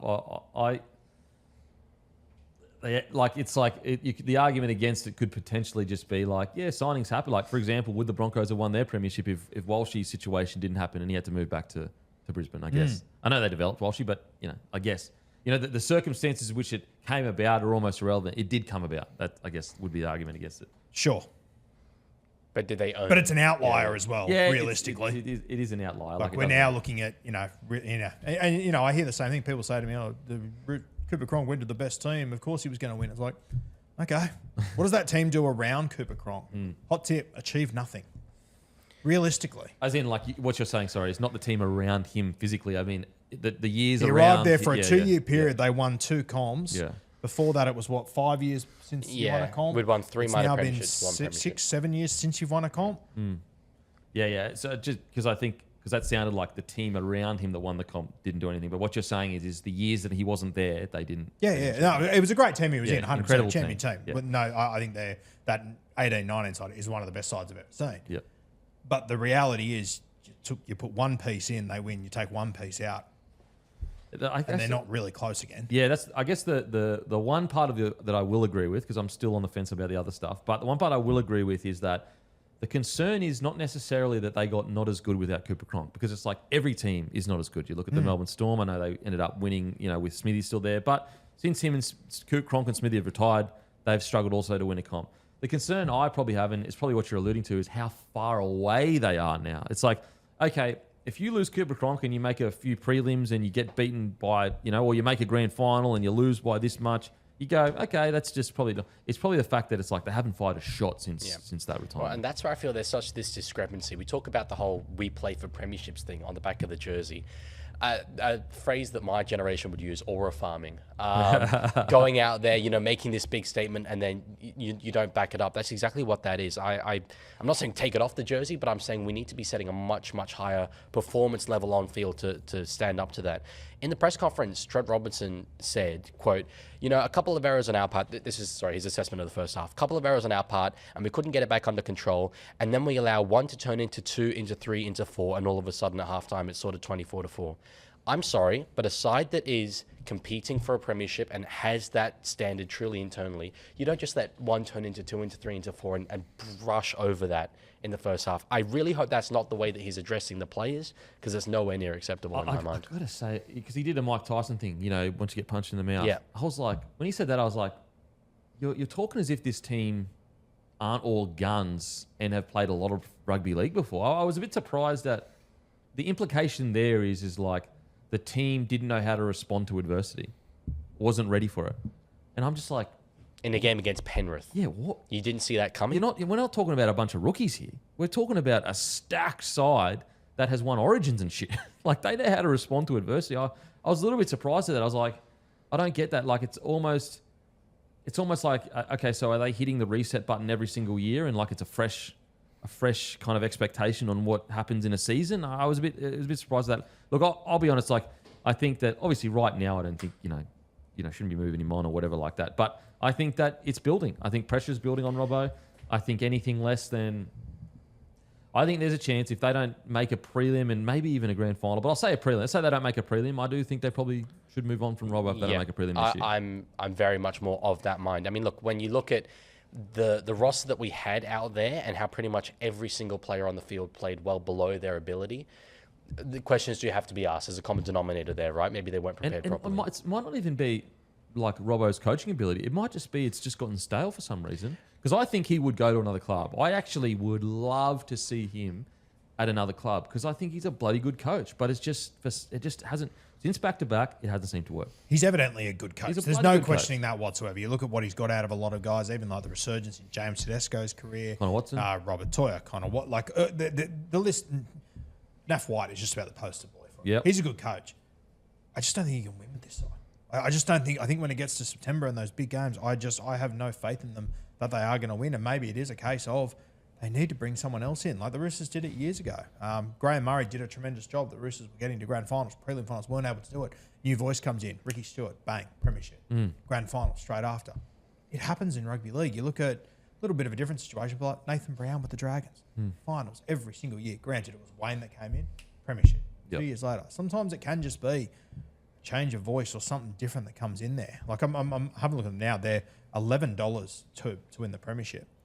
With all due respect, what have we seen so far this year that says that team is an 11? They're the fourth favourites to win this competition. Yeah, well, they were actually going into the season. They were 750, and they were the because best. It was based on what's on paper. And they were the best back team as well. Yeah. I mean, for the Warriors to be at $13.50 and the Roosters are at $11. Yeah, that's a bit what are we wild. talking about? Yeah. I wonder, I mean, the first person I heard give this shout was Maddie, so shout out to him. But with the PNG Chiefs coming in, I mean, Robbo loves the Roosters, but I wonder if potentially there could be a mutually beneficial situation where he's tempted to go to PNG. He's a very international-oriented coach, set standards there, build that club, and the Roosters move on to a new voice. It's been 13 years, you know, like it. I love Robbo. I am not in the Robbo out crowd. Let me make that abundantly clear. I'm not in it yet either. Yeah. Like, I'm not in it yet either. I don't think he should go now at all. I just think it's getting close to that Yeah, point. I'd love him to be our coach for the next 20 years if the success follows. But I very much agree that if we're at least not, you know, closely missing out on a grand final, I think it could maybe be time. Yeah. Michael Maguire's under pressure. Trent Robinson has to be under pressure. Yeah, that's so true, so true. I think Robbo's a great coach. I do think his style of coaching he needs to tweak a little bit. And look, who am I to say? Like, he's achieved way more in the game. But my opinion, I just think his style, I just don't know if it suits the modern game as much. I just think the game has tweaked, like with all the rule changes, with how much more, like the Rooster style is bash the hell out of you and be willing to, you know, back your boys to swing their arm and potentially score. You know, it's a very exciting brand of rugby league. I just wonder, with how much this game is focused around fitness and low error count and low penalty count, ball in play, Panthers are a perfect example of that. I just think that the modern era of rugby league, that hyper aggression, I just don't know if there's that much room for it anymore. Like we look at the Raiders, for example, their Achilles heel at the moment is their hyper aggression. Now, granted, they've proven they can tweak it and they can make it work, and we've seen that with the minor premiership last year. But yeah, I just think that there needs to be a tweak in the Roosters' way a little bit. I think as well, like the Roosters, and I'm sure there'd be some fans out there sort of thinking, well, hold on, we've played 3 games, we won one of them, the other 2 we played probably the best teams in the competition right now, the New Zealand Warriors and the Penrith Panthers. But those are the teams you've got to compare the Roosters against. As I've said, I think the next 8 weeks, they're going to beat the crap out of a couple of sides. They're going to have big wins. I think the Sharks game is the only one of the next 5 or 6 weeks, and I think they'll play the Broncos as well. But I think as a concern, I think there's 3 or 4 other games there that I think they shit in. Pressure will go away straight away. But I think it has to be based on, at some point for the Roosters that it's about premierships, it has to come down to what happens in September. Well, even with the whole argument about they'll have a bunch of wins, their record against the Melbourne Storm and Panthers over the last 5 years is diabolical stuff. And so it's like, it's all well and good to dominate these other sides with this great roster, but every time you get against a roster that's equally as good, not only do you, I mean, there might have been some close games there, but a lot of the games it's like a solid beating. Yeah, and I said that the other day to a Roosters fan. They came back and said, well, we beat them last year with no one. I go, I know, even more concerning. You can't beat them with your best side. You can't get near them with your best side. Yeah, flat track bullies. I mean, we come into a game like this. We gave away 16 errors, 7 penalties, and 67% completion rate against Penrith. What did we expect? That much pressure with that many eyes on you going, okay, what are you really made of this year? Then in a game that you started well too. Yeah. It's not like you got off the bus and it went to shit immediately. Yeah. Okay, we've got to move on. Sorry, guys, we went way too long on that. We were just passionate, super passionate, engaged. So if it chops off a bit of your game, apologies. Okay, on to the Broncos. Defeat the Melbourne Storm, and our KO can't miss moment. It is the Broncos bouncing back and defeating the Melbourne Storm. And I want to specifically point out one bloke that I am so stoked that he came out with that performance, and it was Jordan Ricky. I was really disappointed with his performance last week, just because I know what this guy can do. We saw it last year. He's a bloody good back rower. Super consistent. When he plays well, he probably doesn't get the raps he deserves.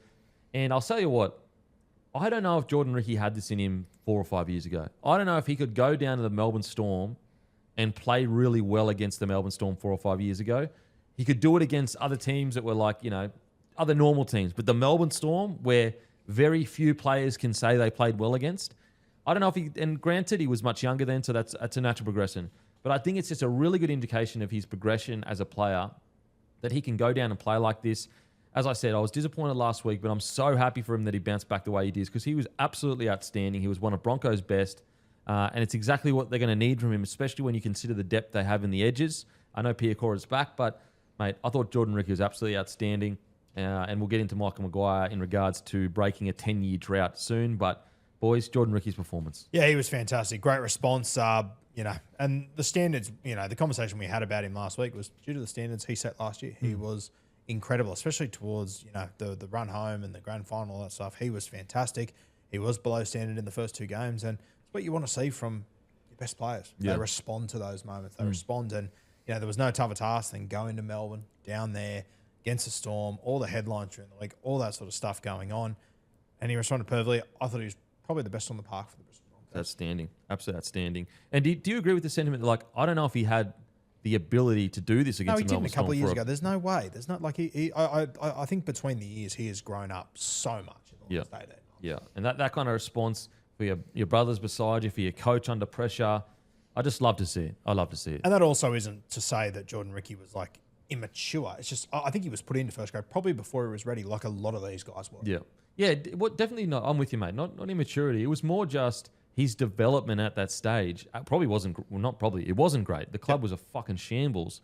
And the problem with some people some young players with a lot of talent, they get stuck where they're at 20 and they never really grow into the player they should be. But Ricky pushed through that and he has grown into this player that can go down to Melbourne and play like that. Like, as I said, it's a very rare few people that can play like that against any Melbourne Storm side ever. Go and look at all those grand finals against players that were on these crazy form runs and the Melbourne Storm just go nullify them. Lee, what do you think? Roo, what do you think of the game, mate? I thought one of my highlights of the weekend was the Tony Staggs try. The way they set up that try, if you watch it, Tony Staggs is on the inside of Jordan Ricky, and you see Reece Walsh coming around the back, and Staggs does like this hook motion where he comes back, and you can see the whole defensive line watching Reece Walsh watching, and then all of a sudden Tony Staggs just changes his angle. Ben Hunt just with all the time in the world. It was obviously the match-winning try in this game, but I just thought as a play, it was fantastic coaching by Michael Maguire. Yeah. So well set up. You know what I have to give a lot of credit to as well, and who I was quite doubtful of is Trent Barrett. Like, I honestly, when they appointed him, I was like, oh, I don't know about that. I don't really like that appointment. Considering everything that happened, mate, he's been there, like we talk about the greatest attack ever, he's been their attack coach for a couple of years now. Yeah, and it might just be, some guys are just suited to be those attacking coaches rather than a head coach. Like you see it a lot, like overseas in the NFL and whatnot. You have a head coach and you have an attacking coach, defensive coach, and I know it's a very different game, but that's where you can get their best skill set out. That's Go where for it. I mean, we're going to get to it, but that's where I think Anthony Seibold lies. I think he's a great assistant coach. Maybe he's quite young, so he can grow into a head coach later in his career. But I think he's a great assistant coach. But yeah, I thought that try from Staggs, and I like the bounce back because I actually thought Staggs, like the errors, I was just like, mate, you're a senior player, you cannot have those errors like that. I thought he bounced back quite well, Tony Staggs, and another guy as well that's developed into a leader. Yeah, that at some stage you're sitting there going, maybe not. Leaguey, what do you think of this game? Yeah, well, on that try, I mean, you just saw the energy after it was scored, all the Broncos players coming in, real passion. I mean, obviously, spent a lot of the week in the headlines, so they probably would have heard that. Had a bit of a point to prove. I'll be honest, with this game, I didn't watch a heap of it because I was coming back from the Roosters and Panthers game. Couldn't watch it through the tears streaming down your face. I mean, you joke, but that was subjectively true. Yeah. But I didn't give Brisbane much of a chance of winning this one. I'll put my hand up there. But it was such an important victory to get because they've got Dolphins next week. Obviously, they had a very good game themselves, and Battle of Brisbane, can always go either way.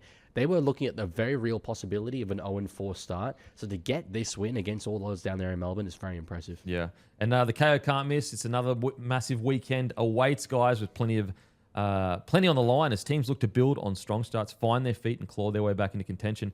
Thursday night games, we've got Manly v Roosters. That is going to be big. DCE returns. Friday night, we have Warriors v Tigers, exclusive to Fox League, exclusive live. Plus, Broncos Dolphins, Battle of Brisbane. Super Saturday, we've got Bulldogs Knights, Panthers Eels, Battle of the West, Cowboys v Storm.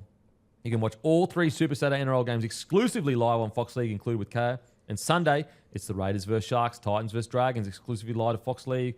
Remember that the only place you can watch every single game, every round live this season with no breaks during play is Fox League, available on KO. And also, it's race week and the Formula One returns to one of the most revered venues on the calendar for what could prove to be a pivotal moment in the 2026 season.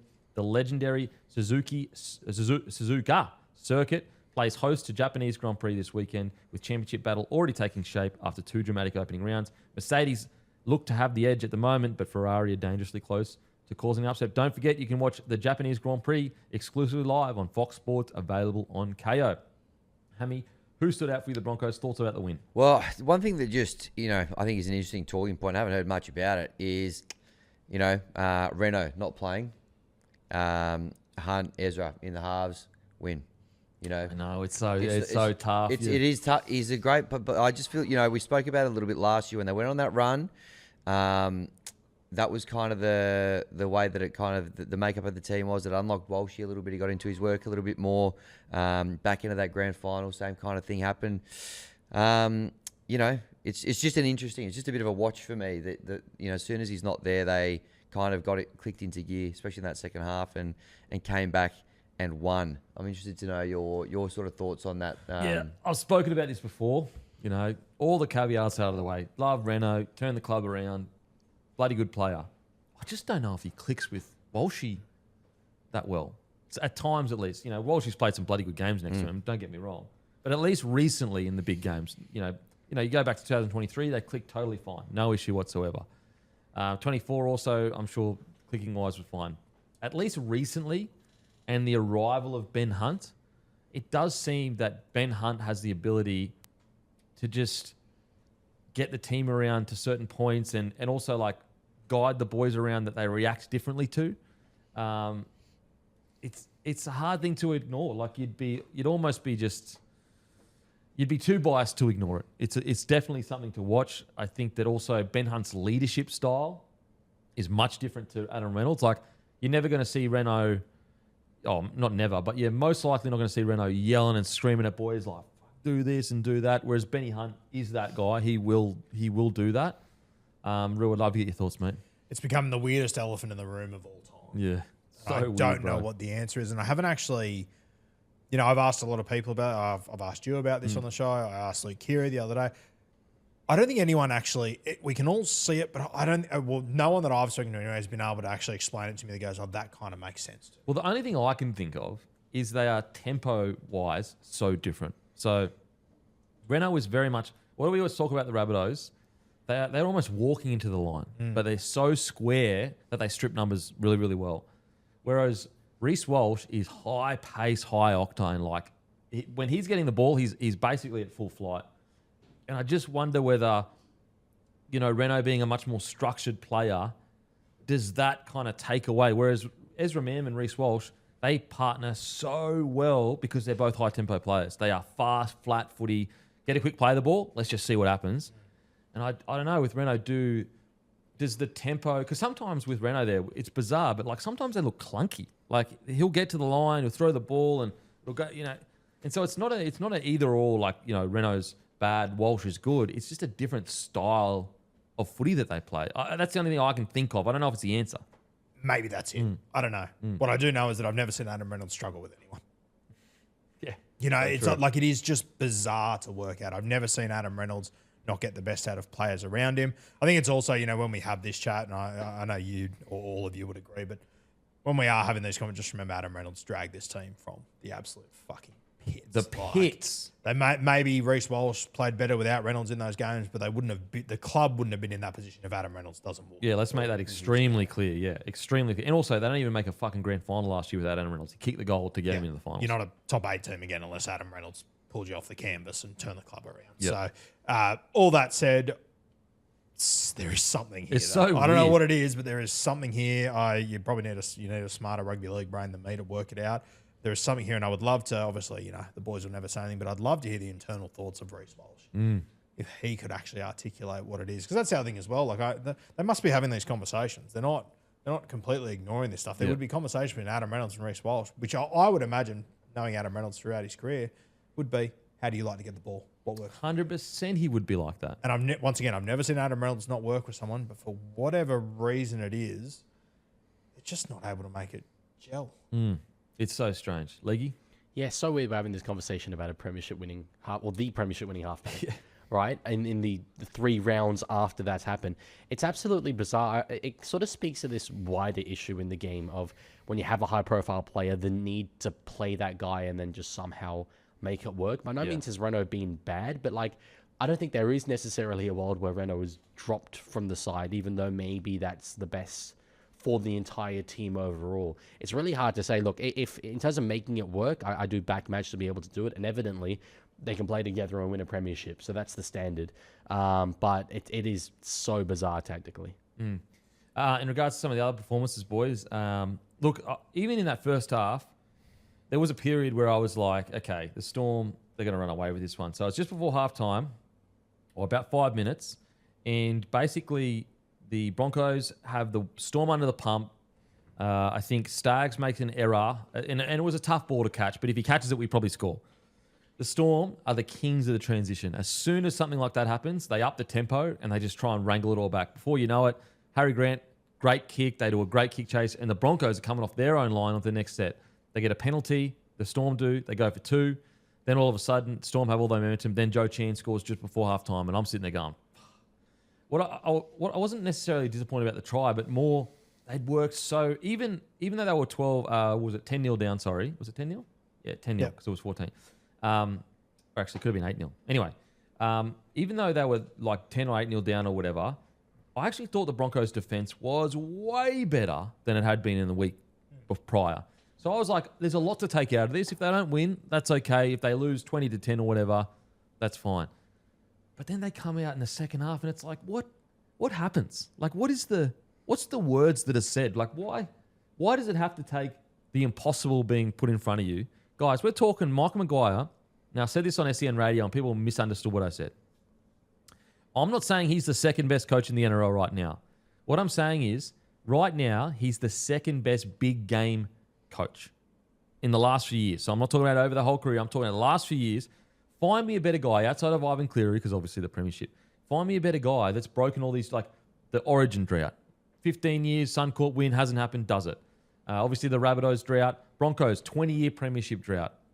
Record win from the New Zealand side against Australia. St. Helens, was it St. Helens that also that he coached at I think Hull? he coached Wigan. I think it was Wigan. Wigan it was, Wigan, but that was a drought break as well, wasn't it?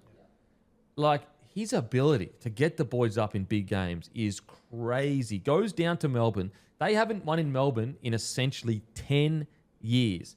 And he doesn't just do it like, oh, we went down there and we fucking blew them off the park.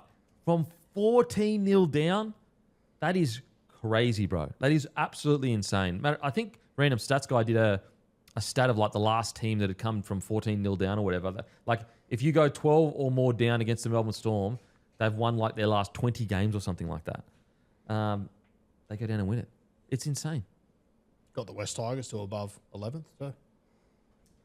True. Just cut that out of the podcast. Thanks, mate. Not needed.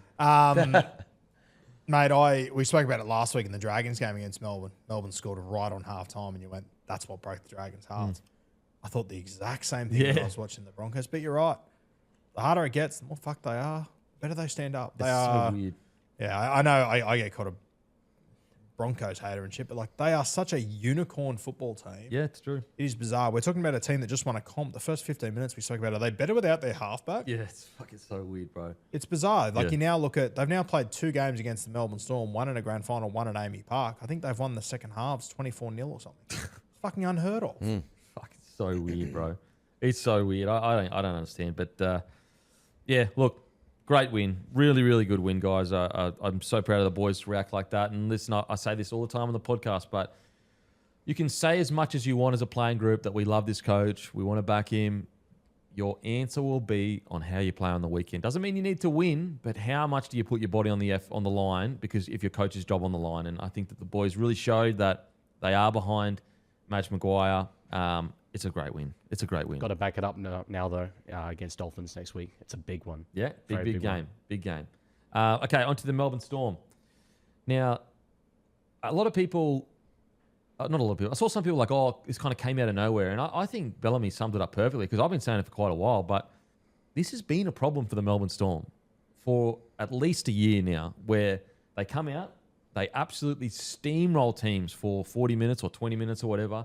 And then for whatever reason, they just go, you know what? We'll take a step back here and we'll be chill for 20 minutes. And they either lose the game or they get close. I'll never forget the running battle I had with Storm fans last year. It was like their consistency is a concern. Like, yes, okay, did they win 42-20? They did, but they are allowing teams back into the game, and it seems to be not a cultural problem is probably the wrong word, but like it's their Achilles heel. And you know, I didn't want to speak about it at the time because like you're rubbing it in, but it happened in the grand final too.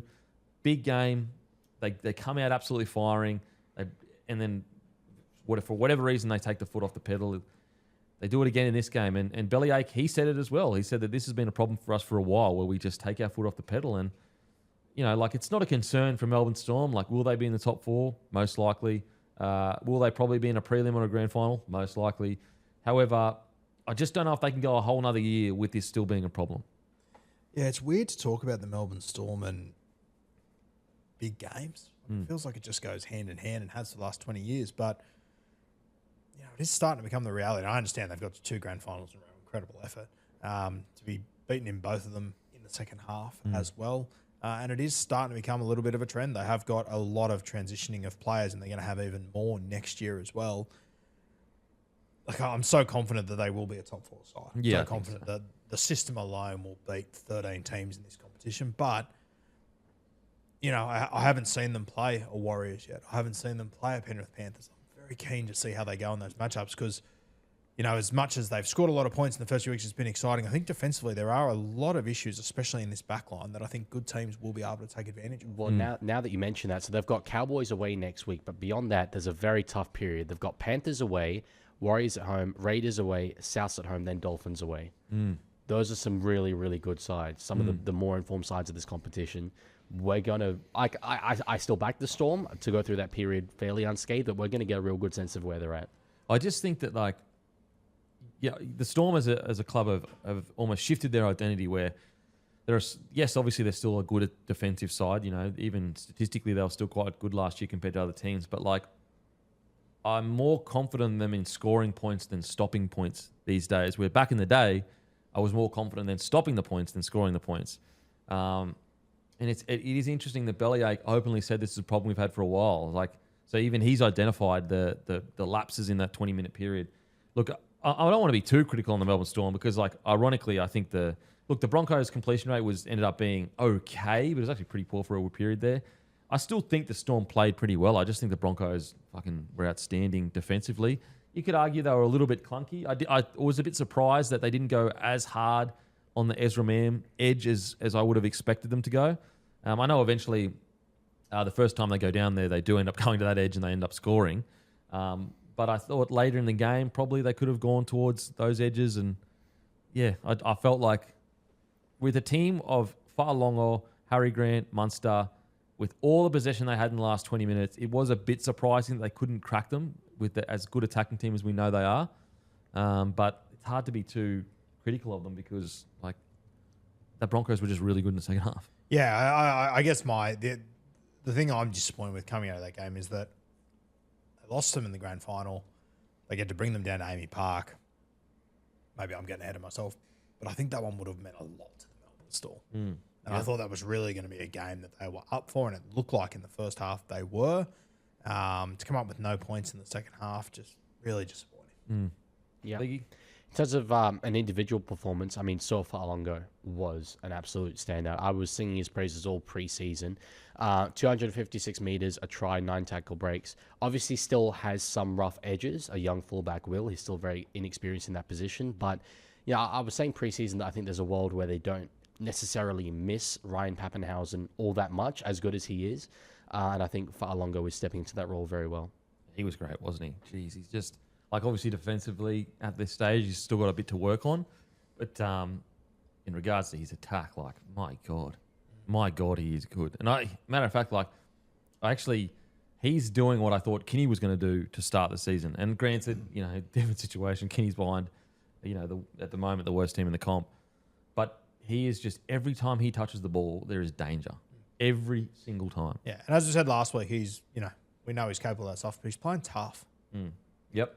Which is what's really impressed me. Yeah. Anyone, any comments on the Storm, mate? Yeah, no, I think I was covered off on some of the solid performers. Stefano, there's a bit of byplay before the game. Reece Walsh threw it out there again on social media, threw down the gauntlet to Stefano, and probably his quietest game of the year so far this year. Just 100 metres, 10 runs. Maybe there's just a little bit of, I don't know, scarring there off the back of the grand final last year. Obviously, he went out there and said they were a little bit arrogant or whatever. And I wondered whether he might have ripped and teared or identified this game or kind of got up for it a little bit more. But he's been pretty good so far this season, but a little bit quiet. I'll tell you, for you guys in particular, as this season goes on, if you are to go back to back, you're going to have to beat Melbourne at some point. You should be one of the few teams that would go to Amy Park going, we're okay. it's getting like it didn't used to be like that. It didn't used to be like it that used to be a anyway, but I think over the graveyard last for the Broncos. 18 months, there's a bit of a psychological flip Yep. with the Broncos against the Who Melbourne deserves Storm. credit for that? Though? It's like Michael Maguire. Like that's Yeah. what's great. Like he's the one that's flipped their mindset and gone, boys, fucking, we can do this. Just quickly as well, the Melbourne Storm. If you told me that Hughes has run for nearly 200 meters, 193, and Munster has also run for nearly 200 meters, and they didn't win, I would have said you are crazy. So Munster, he ran for 193 meters. Where is it? Sorry. Yeah, 193 meters, 22 runs. Jerome Hughes, 193 meters as well. Exactly the same, 26 runs. Like, that would say to me they had a field day, absolute field day, which just shows you how good the defense was for the Broncos. I thought Leo had a mixed bag as this week. I think that, and that's going to be natural. You know, obviously he's relatively rookie, but I had a bit of a mixed bag in defense as well. I thought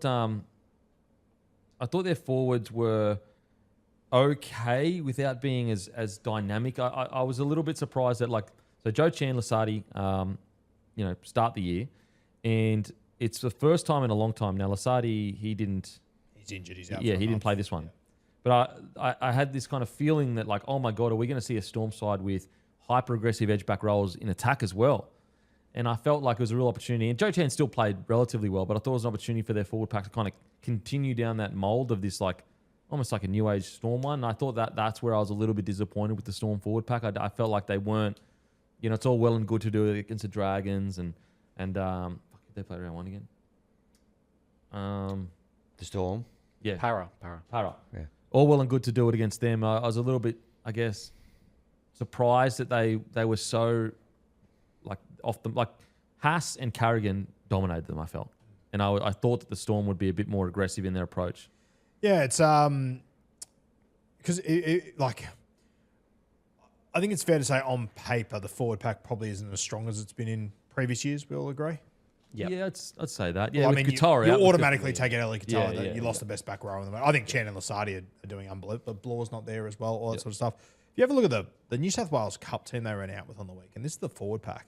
Jack Hetherington, Lazarus Valipa, Angus Hinchy, Preston Conn, Davey Moali, Josiah Pahulu came off the bench. Wow. All first graders. Granted, Angus Hinchy only made his debut last week, scored 2 tries on the weekend. So there's a lot of depth there in the forward pack. It's just probably lacking a little bit of that elite talent at the moment. But in saying that, Chan and Lasardi have looked like world beaters. I mean, they've been outstanding, and Yeah. I'm being nitpicky here. I'm not saying they were bad by any stretch. Good opportunity. You're up against the Broncos forward pack, highly touted, all that stuff, and they weren't bad, and they did their job. I felt like they missed a bit of punch, just a bit of physicality through the middle at times. Which, to be fair, we've said since Cheese and Tino left. Yes, that is fair. It's like even team stats wise, so they had a higher completion rate. They had the ball more, and yet I don't think outside of Stefano just cracked 100 meters. Now it could be game plan, it could be outside backs that run all those meters, but still I would have expected more. Anyway, look, nothing to worry about in regards to Storm. In regards to the rest of the year, I still have them top 4. I still think they'll grow into the season. Just a little bit of a check to watch. Like, are they going to be ruthless in the big games against top tier sides? Because that's really the last piece of the puzzle for them. They can blow teams off the park, any team on the park really. Penrith might be a bit different. Can they be ruthless for 80 minutes against top tier sides? That's the question, I guess, that they're going to have to answer, or build towards the end of the year. Okay, time for... Sorry. Before we get into it, this next game, which is the Warriors v. the Knights, it is brought to you by Lontel. Fuel is expensive. If you can work from home to save money, you should. Working from home means you need decent internet for all your Zoom and team calls. Nobody knows how long fuel prices will be going for, but remember, Lontel gives you 7-day free trial, $25 credit with code BLOKE. No contracts. You really have a reason not to try. So you really have no reason not to try really, really premium internet if you're lucky enough to work from home for a few weeks. Lontel is also running a 6-month reduced pricing for all speeds for everyone that signs up with the Bloke referral code. I don't think they've ever done that before, guys. It's only for the Bloke community. Use Bloke first, then create your own in the portal. Tell your sister, tell your parent, tell your footy club, tell your mates. Be a good bloke with $50 credit for every referral you bring in. Think about it. If 2 or 3 of your mates can sign up each month, you probably get free internet for ages. Tons of our customers actually do this already. And they actually do. A lot of Bloke community members already have signed up, have gone into their portal, created their code, given it to a friend, and they've got free internet for months. So, guys, support people that support us. You guys saw the PC they got me on the weekend. Like, bro, unbelievable stuff. If you need new internet, give it a try. I promise you, you will not be disappointed. The amount of messages I get from people, and I screenshot it, and I send it to Lontel, where people are like, mate, you're not lying. This customer service is second to none. So massive shout out to Lontel. All good, Matty? Yeah. Alrighty. Warriors defeat the Knights 38-12. And I saw a few comments of, Knights fans, oh, here we go again. It's the same old Knights. I got to be honest, like, surely with the injuries they've had, cut your team a bit of slack. Like, we're talking about a rampaging Warriors side that has been, outside of Penrith, essentially the form team of the competition. Like, I know they ran away with it in the end, 38-12, and there's, I get all that, but I still think the Knights fought pretty hard. I really do. Like, with considering the injuries, considering where they started the season, I'm not too disappointed with the Knights' performance. I really am not. Yeah, I tipped the Warriors 13+ in this game solely because Newcastle went through the absolute ringer the week before. To win that game at Brookvale Oval Sunday afternoon, half their salary cap sitting on the hill, like, it had to take a toll. And it's the NRL. It's got to come back to bite you at some point. I also think the reality is the New Zealand Warriors look like a top 4 team to me. Like, they might be a top 2 team, realistically. Yeah. They're a very well-coached side. Newcastle with players out. I understand from a Knights perspective, it's easy to look back at the first two games and go, well, we played Manly and North Queensland, but they played with ticker and they looked good. And to win that game at Manly was a huge knock. So as much as I do think while these guys are out, it could get a little bit ugly for Newcastle over the next few weeks, if I'm honest, I just think they're in a tough spot. Yeah. And like, you go, oh, come on, mate. What about the penalties they gave away? And what about the errors they had? Like, this is the natural growing pains of a side that won a spoon last year, got a new coach. Like, yeah, okay. Like, in a perfect world, 63% completion rate is terrible. It's not good. And like, okay, did they get some tough calls against them officiating wise? Yeah, I think you could argue that. But at the same time, they were pretty ill-disciplined, and I do feel like they were making a conceit. I feel like Holbrook going into that game was aware we're under strength here. We need to bring them down to a dogfight, slow the ruck down. And unfortunately, he did it at a time where refs are super vigilant with that. And so, like, you could point to 1 or 2 calls that might not have gone your way. But, mate, sometimes you're super tired. Sometimes you got a lot of players out. And sometimes you're at the start of a rebuild. You lose essentially to a top 2 side right now, at least. It could have been much worse. I know 38-12 is not great, but I feel like it could have been much worse. I also think, based on what I said before as well, in Newcastle, they put a lot into the week before. Mate, I also just think, and we'll get to it when we talk about the Warriors, they are fit as. Yeah. They look like they have had a cracking preseason. When you look at the way they're blowing teams out late in the game, similar to your Broncos last year, what they did, they just look like they weren't tired in the last 20 minutes or so. That's what the Warriors look like to me at the moment. Like, I kind of think it was a perfect storm. Yeah, and even when you look at it, like, so up to the 50th minute, it was 3-2. Like, and I know we're getting super generous here with our, but I'm just saying, like, fuck. And then, really from the 54th minute, so that was the Tanner Boyd try, you're looking at 5 tries to 2, which you go, okay, it's all right. And then, so I think there are reasons. It's not excusable. But I wouldn't be too harsh on the Knights if I was a Knights fan. League, thoughts on the game? Yeah, I mean, you take 3 spine players out of almost any team in this comp. I think that they're going to struggle, particularly given that 2 of them were Caleb Ponga and Dylan Brown. That is so much of your salary cap. And they're already a team that is at the bottom. Like, they won the spoon last year. Yes, and a roster that is heavily weighted towards those 2 guys as your attacking outputs. I honestly don't think that there's much to take out of this for the Knights. They performed probably the way that they could be reasonably expected to perform in a game like that. Their job for the next few weeks is just to keep ticking over, keep maybe trying to get 1 or 2 wins until Dylan Brown and Ponga come back, and then allow them to maybe make a push for finals at the end. But I'm excited about them, and I think, with how putrid they were last year, to be putting in a performance like that, very under strength, I think they'd take that every day of the week.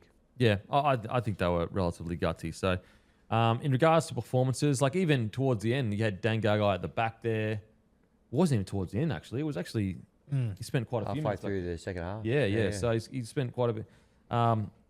Okay, there was some definitely like errors that Marju had. He had quite a few errors and Gags had a few errors or whatever. But in regards to performances, we'll stick to the Knights and then we'll move on to the Warriors. Like, I thought Dylan Lucas defensively, surprisingly, had a couple of lapses here or there, which I was a bit surprised at. But outside of that, I thought in attack he looked dangerous at times.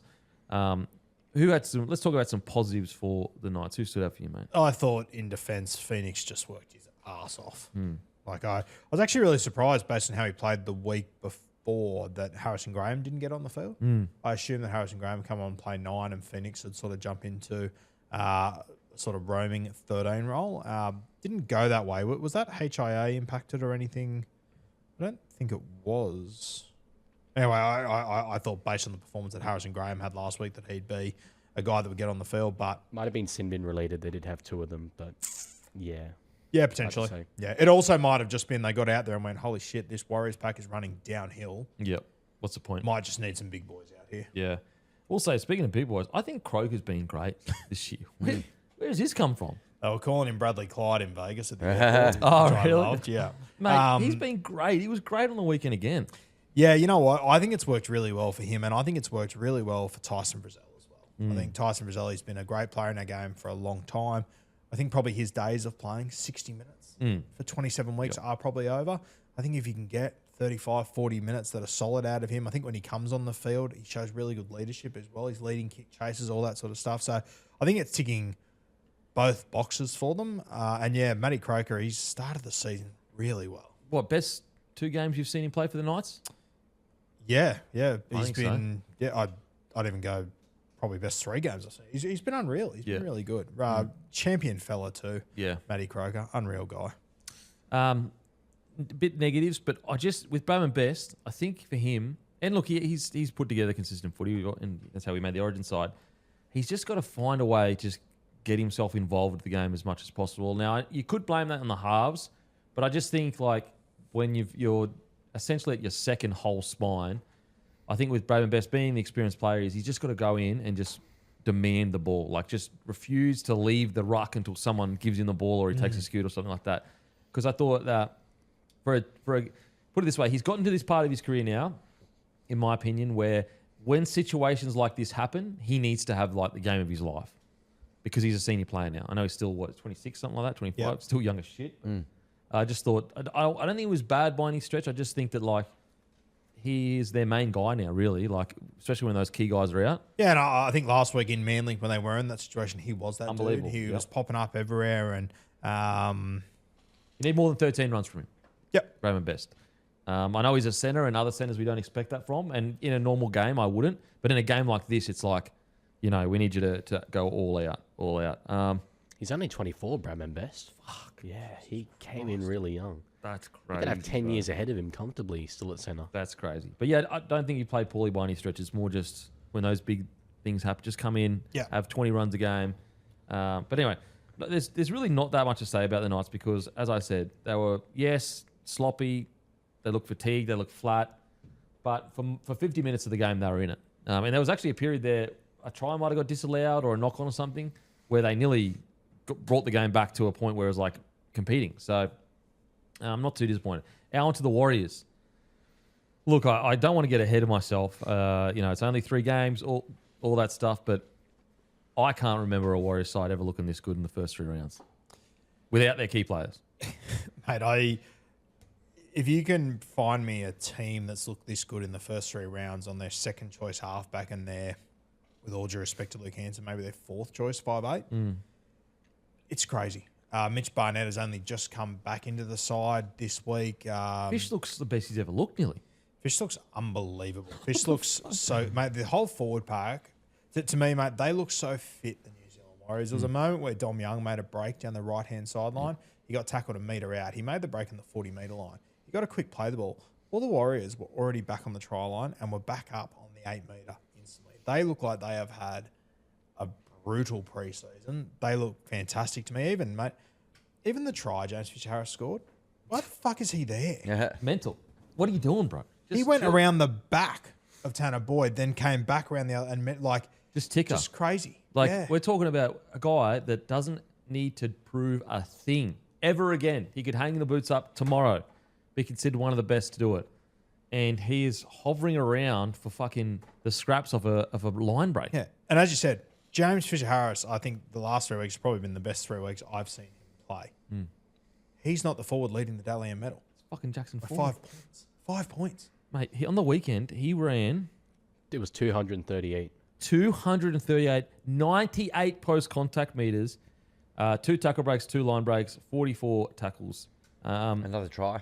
and another try. And what's crazy about Jackson Ford is like, he's not even like, he's big compared to us and everything. But to other forwards, he's not that big. But he's playing like a He's the modern day front rower. Yeah. Yeah. fucking crazy. He was an edge back row when he came to the club. I just, like, the forward pack are all in sync. Like, a world where we've watched a team that's in red hot form, almost like if you just started watching the Warriors now, you would go, they don't have an Origin front rower sitting on the bench. Like, oh, sorry, injured at the moment. You'd be like, this is their best team. And also you'd be sitting there going, they don't miss anyone. It's got Mitch Barnett waiting to come back in the side. Kurt Capewell's still not in the Luke side. Metcalf. Luke Metcalf. Like, mate, just on forward, like, the maximum amount of Dally M points you can pick up in the first 3 rounds is 18. He's on 17. And it was such a key season for his career, I think, coming into it, because you've got the young crop coming through, obviously mostly back rowers in Laban, Vaimunga, and Halasima, but guys like Tanner Stowers-Smith coming in sort of that middle rotation. Ford sort of caught between, I think, those 2 generations. This season could have, seen him sort of slip by the wayside, but he's gone so well. That middle rotation of him, Fisher-Harris, you got Clark there as well, and Barnett. How do you stop it? Mate, it's getting close to the best right now. It's getting close to the best forward pack in the comp. Like, obviously Raiders have earned that right because of what they've done last year or two. But the Warriors, form wise, okay, you know what? I'll put it this way: over the first 3 rounds, I feel like the Warriors forward pack has been the best in the comp. They played the Raiders last week and gave it to them as well. So it's just like, and I reckon that Raiders pack, you have more players in there that have hit their peak than you do at the Warriors. Warriors have a lot more, I think, potential to grow. I think as well, the well, young fellas come through, when yeah. you think about like how good the Warriors team looked on the weekend, keep in mind Capewell was out. So then you had to have Lecker in the back row. He ended up playing centre. Morgan Gannon came in and started the game, got knocked out in the first few minutes. He was out for the rest of the game. Like, when you talk about the players that are out, it's like there's also things going wrong. Like the name we haven't even mentioned, Charnsicle Clockstad watched this game from his couch. yeah. Well, let's speak about that man, Tuapiki. He's our NordVPN Defense Player of the Week, and it was multiple try savers. So this is the NordVPN Defense Player of the Week, and it is Tuapiki. 4 minutes to go. You've got Marju. He is steaming down the wing. Tuapiki, I think it's 4 minutes to go in the first half. Now, most of there's ways you can kind of position your body as a outside back to look like you've made the tackle, but you don't necessarily risk getting absolutely rissoled. And there are other ways where you put everything behind your tackle, but you have the risk of being on a highlight reel and being knocked out for the rest of your life. Well, not knocked out for the rest of your life, but on a highlight reel for the rest of your life and also knocked out. You got Marju, arguably the most explosive winger in the competition physically when it comes to contact. Tuapiki puts his body directly in front as he's steaming towards him and throws everything he has in him and forces him to throw a silly not a silly offload, but a nothing offload in the middle. The Warriors get the ball back. So that's one. Then in that next set, the Warriors go up and score. They go into halftime 18-6 up instead of 12-6. Like, that is game changing. If you go in at 12-6 at halftime and you're the Knights, all of a sudden it's like, there's an ambush here. We've got something going on here.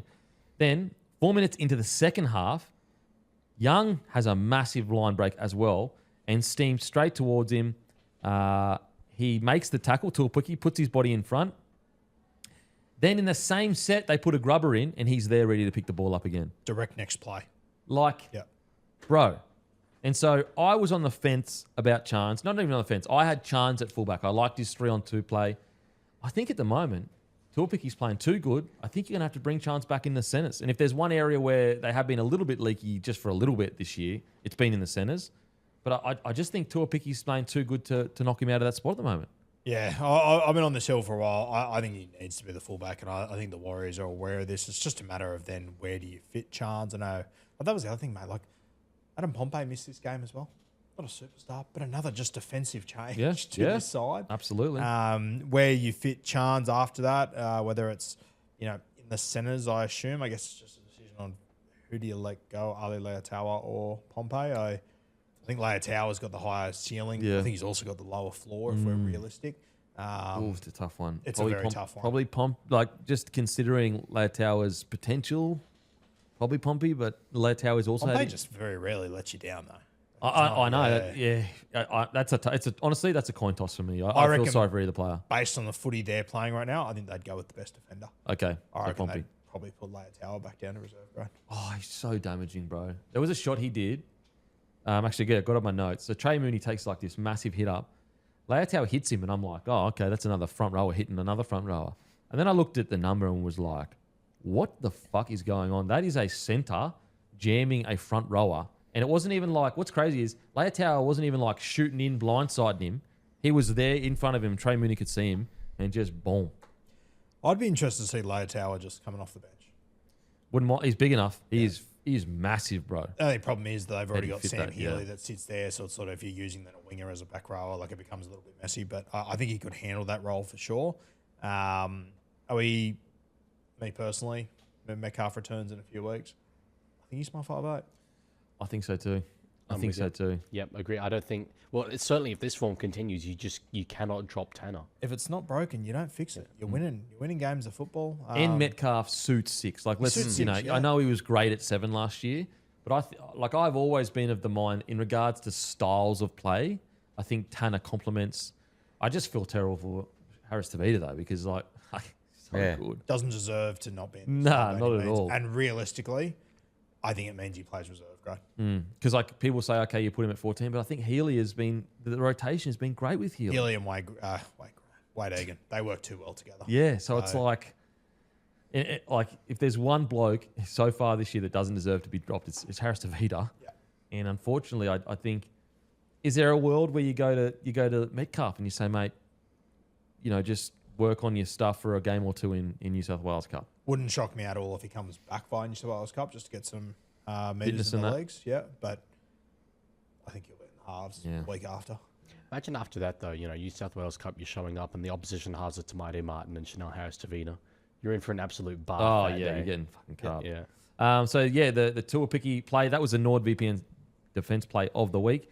I was just overseas and used NordVPN for myself, sporting events, TV shows, all that good stuff. Another great feature is that you can switch your virtual location to so many different places in the world. This allows you to save money by purchasing flights, hotels, subscriptions from other countries at a cheap price. It's also super safe. NordVPN provides you with privacy online, leaving no digital footprint by hiding your IP address. It's like wearing an invisibility cloak online. Matty used it heaps in Bali over the summer. I just used it in Vegas. It's so good and a no-brainer to use.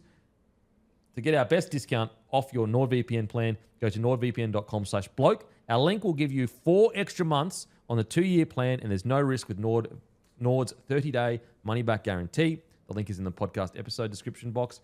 Now let's get into our we just got into it. We just got into our NordVPN Defense Player of the Week. So great stuff from the Warriors. Just on the Warriors before we move on, they've got another young kid coming through the grades who they think could be the next Lecker kind of guy. I think he's 18 or 19, and I heard a rumour last Monday that he was going to play New South Wales Cup on the weekend. I thought, fuck, that is a huge jump up. Keen to see how many minutes he played. Bishop Neal, his name is. Started on an edge, scored a try, played 80 minutes. Oh my God. I've heard there's an issue in his game that he can only move diagonally. So. Oh my God, that is It's not bad from you. it's not bad, but it's also so on brand. Is that a chess joke? Oh my God, that's what we've been missing, just chess joke. Yeah. Chess is so woke, There's bro. more chess in this podcast, certainly. Are you a chess man? I'm not. My dad tried to indoctrinate me as a chess man. Don't say indoctrinate, mate. That's It was absolutely indoctrinate. That's He's woke. a chess fiend. Stop talking about woke shit. Nathan Fiend. Yeah. Don't use woke words here, mate. Indoctrinate. What are you going to fucking get a thesaurus out soon? No, as soon Jesus as I Christ. discovered Rugby League Live as a kid, that's all I played. Yeah, okay, fair. That's fair. The young fella. This is our stacked the Warriors are, to say he's the next Lecker. Bro, Lecker's 18 or some shit. He's like 19 years old. And they're already saying, oh, we've got another one of him just coming through the ranks. Share him Those in around. the comments, someone else said that, not me. So don't fucking run me with that bullshit. Jesus. Yeah, you'll get mantled with Yeah. that. Can't believe Roo said there's another Lecker coming through. It's crazy. Yeah. Keep that up. But yeah, look, apologies if we had to be a bit short here, guys. We just went way over time in some of the other games, so apologies. But just know, Warriors, phenomenal. Oh, sorry, we've got to speak about the young fella, Hansen. Debut. Yeah. Mate, didn't set the world alight, but, mate, still, to hold the ball for that great try assist, he was good. It was a good, solid debut.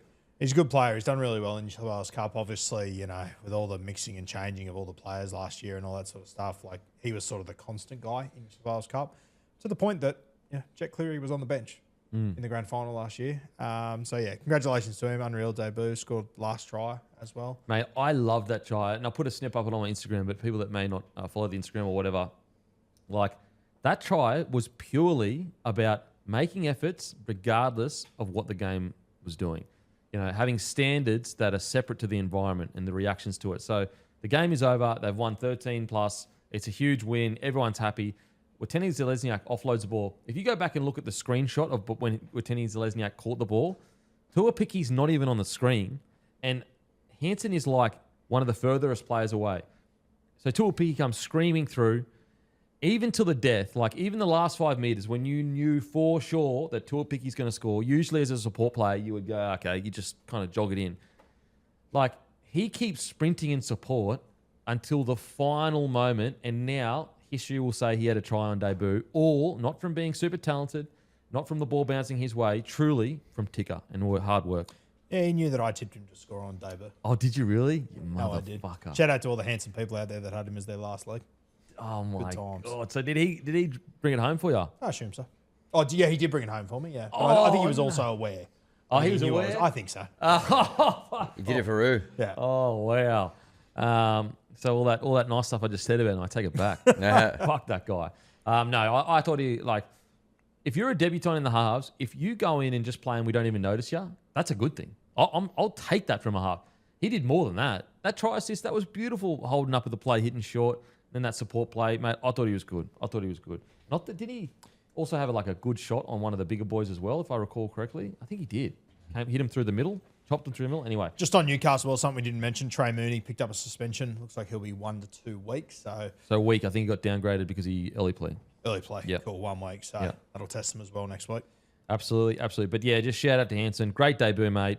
What an incredible, moment it is for the Warriors right now. Far out. 3 wins from 3. Okay, on to the next game. It is the Dolphins v. the Sharks.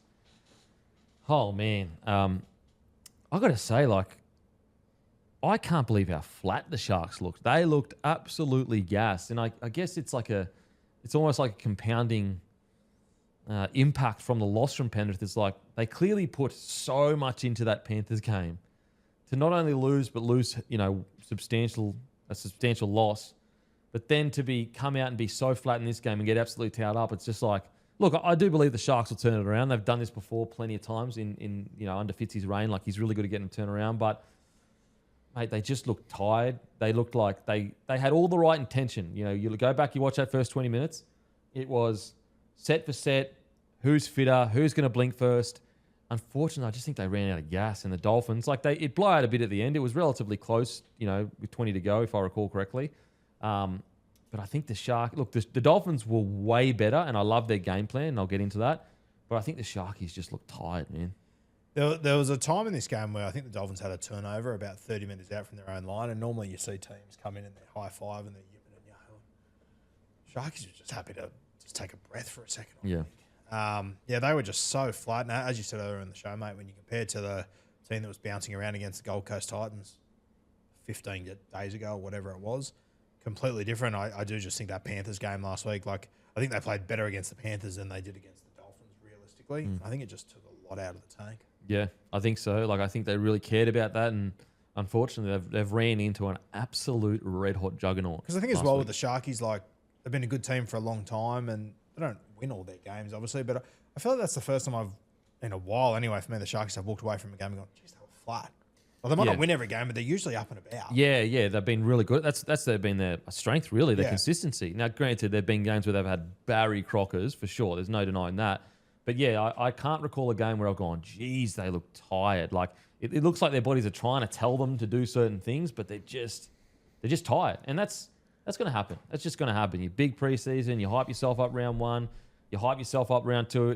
This is it's not a season-defining clash, but that's how you'd kind of feel like it was internally. And then just to be so deflated, I just think it got the better of him. League, what do you think of this one? Well, yeah, mate? and it was from early on in the game as well. I remember it was about 15 minutes in watching Blake, who is one of the fittest front rowers in the comp, absolutely sucking in the breaths. Him and many of the other Sharks forwards struggled. Generally about this game, I reckon that 3 converted tries in the final 5 minutes maybe made it seem a little bit worse than it was. Yeah, at it least was on the definitely scoreboard. closer than. But still, in the end, conceding 38 points is 38 points, and they did look really flat. 11 errors to 6 for the Sharks as well. I do want to say, I think it's some of the great all-time rugby league brand synergy that Sharks versus Dolphins was at Ocean Protect Stadium. Battle of the water mammals. Yeah. Nice to see, wasn't it? Aquatic On as paper. hell. Well, I like that you were very specific. You said water mammals. You didn't say fishes. 'Cause Yeah, it was incorrect. incorrect. Yeah. Come for accuracy on the show. Yeah, as a very passionate marine biologist, I would never besmirch the This is the a- dolphin and the shark in such a way. It's a marine biology podcast. Yeah, You'll get cancelled if you do that. yeah, by that's the crew. Not what I'm here for. I will say, surely they got to maybe it's too unserious or not serious or whatever. But if they could do something like Battle for the Fin, I reckon it'd be fun as shit. Because they both claim the fin. Now I will say Dolphins ran with it way hard. That's been sitting on the Sharkies' desk for fucking 20 years longer, and they've never really fully embraced the fin. Then the Dolphins come in and they're just taking it. And so I reckon each game should be like the Battle for the Fin. And it's like a gold fin or something that they wear at the end or some shit. It's funny, but also cool, I reckon. Get it going, because there's not enough rivalry, I feel, in rugby league between two sides. You got a little bit of synergy there. Why not? Go for it. I reckon Battle of the Fin. Have you got a name for it yet? I can see your. No. mind ticking It's over. just one of those great. Sometimes you get the imagine if an actual dolphin fought an actual. Shark. This is one of those battles I'd love to see. So, Well, don't Dolphins kill Sharks in defense? I think Dolphins. Well, Dolphins one of the. they did in smartest this mammals. game Yeah. and attack. I've got a name for it. Got a name. We've got to call it the Grand Finnel. Surely. That's really good. Sign me up. NRL bad. marketing. Sign me up. That's the grand final. I like that. That's good. That's one of your best there, Leggy. Well done. Well done. It's even spelt correctly if you think about it. Okay. With that all nonsense out of the side. All right, next game. In regards to performances, another team where it's it's a bit hard to be too critical of players. A, it's early in the year, but also B, the answer seems to be right in front of our faces. They look tired. I will say the game plan of the Dolphins was brilliant. I thought they really targeted Brayley and Adam Blake. I think there might be a little bit of a blueprint-ish. I know it's only one game, so we'll see. But when you think of the Sharks go forward, it's Brayley and it's Adam Blake. If you can tire them out, I wonder whether that nullifies a lot of their whole systems. It kind of short circuits the system. Because the Sharkies, the Dolphins made Brayley make 55 tackles and Adam Blake made 39 tackles, whereas the week before against the Panthers, where they absolutely got tailed up, he only made 28, and I think it was in less minutes. And against the Titans, he also made 28. So they've increased Adam Blake's tackling by 11 tackles. Doesn't seem like much, but I tell you what, when you're out there, it's a lot. And then Brayley making 55 tackles. He would have done that before, but rarely does a hooker make 55 tackles in a game. Doesn't it just show with Adam there? As you said, you add on 11 tackles. It's a big difference. Payne Haas makes 11 more tackles every week. Yeah. In the 50 mark. And if Payne Haas ran for 91 metres, he'd get crucified. Yes, he would. He's just a one of one. Proper freak. Me? But yeah, when you talk about go forward, I think it stands to reason. You look at the stats, no Sharks forward ran for over 100 meters. Only 2 of them cracked 80. So there was just absolutely no forward momentum there. And it could well have been a targeted approach there from the Dolphins. Yeah, and look, I understand that the Sharks game is more about the outside backs making meters or whatever, but I just thought it was a smart game plan from the Sharkies. As I said, you could try to look. There were some defensive reads that were a bit poor, or are you guys too critical of that last 10 minutes? To me, it just looked like a team that was fucking tired as shit. Yeah, I agree. I don't take a heap out of it. Look, I mean, you still don't want to see your side falling away like that, but yeah, they had nothing left to give.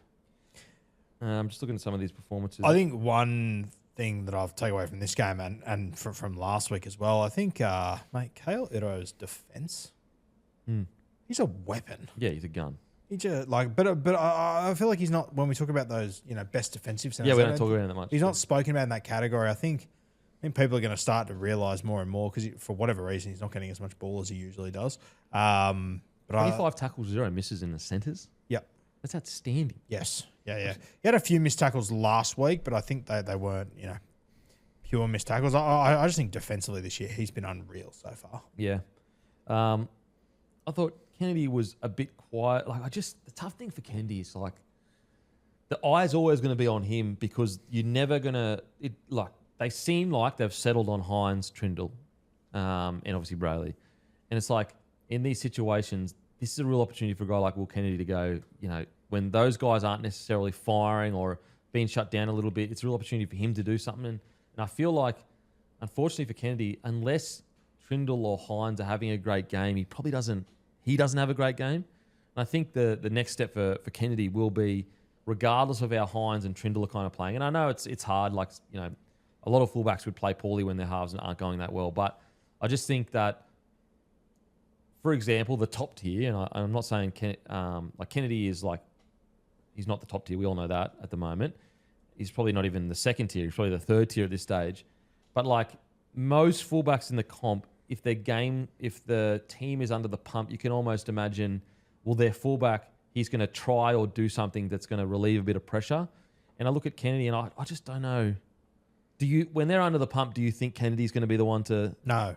You know what I'm saying? I've been saying this for years, yeah. I think he's actually... thought the Titans game, he was unreal. I thought the Panthers game, he had a red-hot crack. But yeah, I still just think they do need more out of fullback. I really do. But that's where there's two sides to the coin because he's going to give you great value for money as a fullback. And in a side where the two halves love their hands on the ball, maybe he is what they need tactically. But when they're not on, he's not the guy that can get you out of that. I just think in the modern game, value for money at fullback isn't the answer. And also, if you're looking for value for money, you want to get a young guy that is a gun that isn't necessarily on the biggest wicket because he signed when he was before first grade. And I just think for Kennedy, and it's a bit unfair because his halves don't help him sometimes. They have really quiet games. But I'm trying to think of other fullbacks. For example, Buller is not a top tier fullback, but you would, let's say the halves are being quiet, you would almost feel I reckon Buller could pull something off here to change the momentum of the game. Yep. Bit of X factor.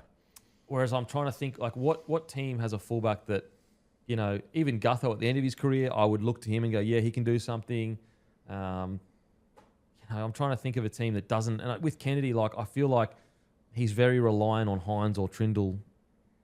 And I'm sure you could find some evidence of him doing something to change momentum. There's no doubt. But he's just in a position in his career right now where he needs to have a gun game every game, pretty much. And I don't think he played poorly by any stretch. To be honest, I don't think you can really single out anyone in the Sharky side. I think they all were flat. I think every single player on that field was pretty flat.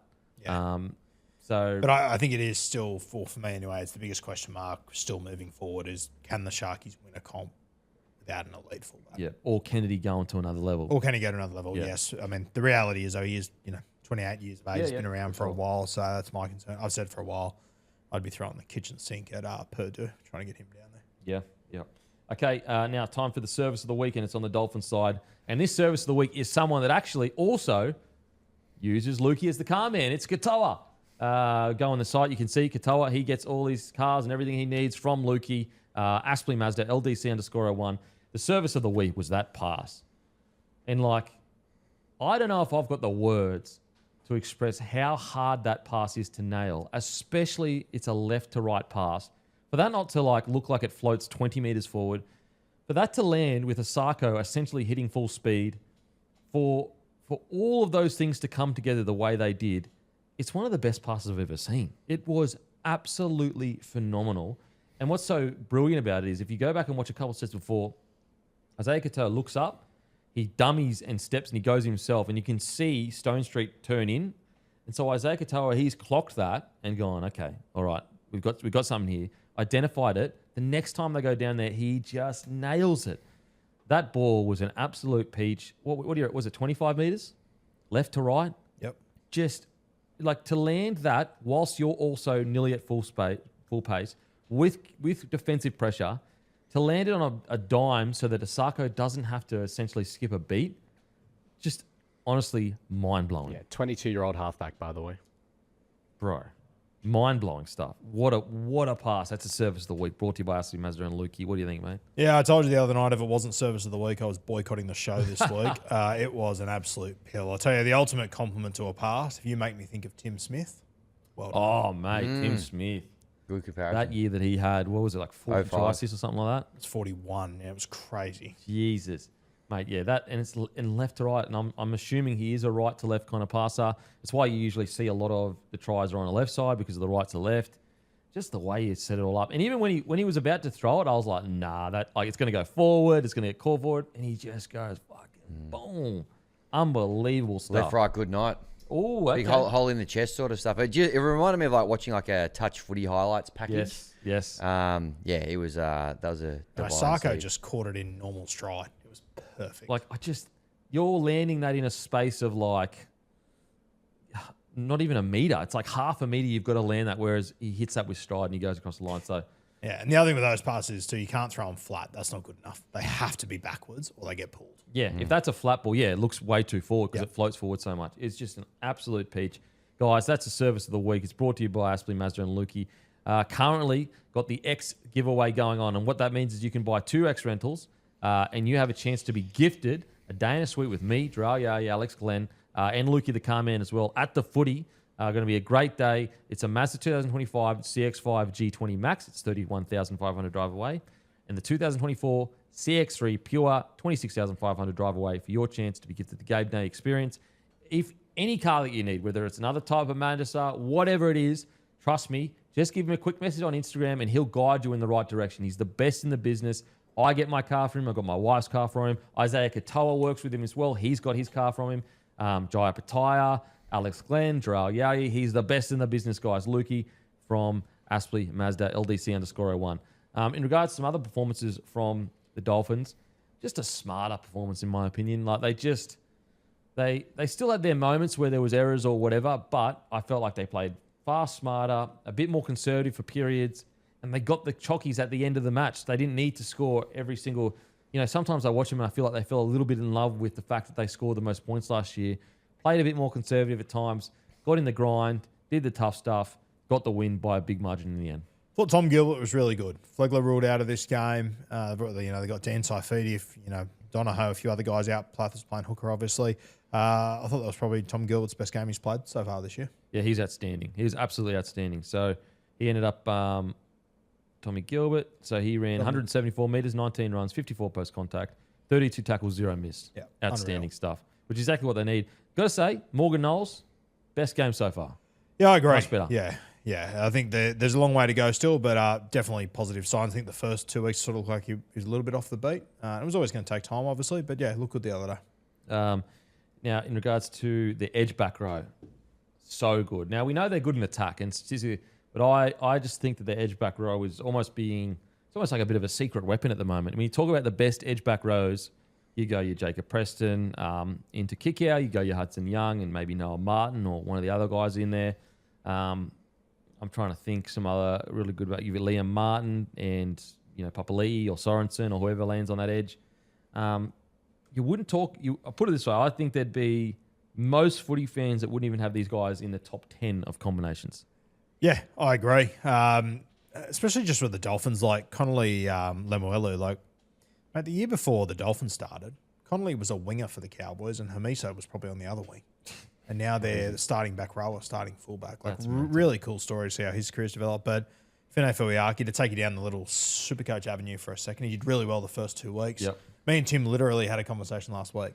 Is this actually who he is, or is this just 2 good games? I sort of went on the side of the sample size of years is that he doesn't get through this much work every single week.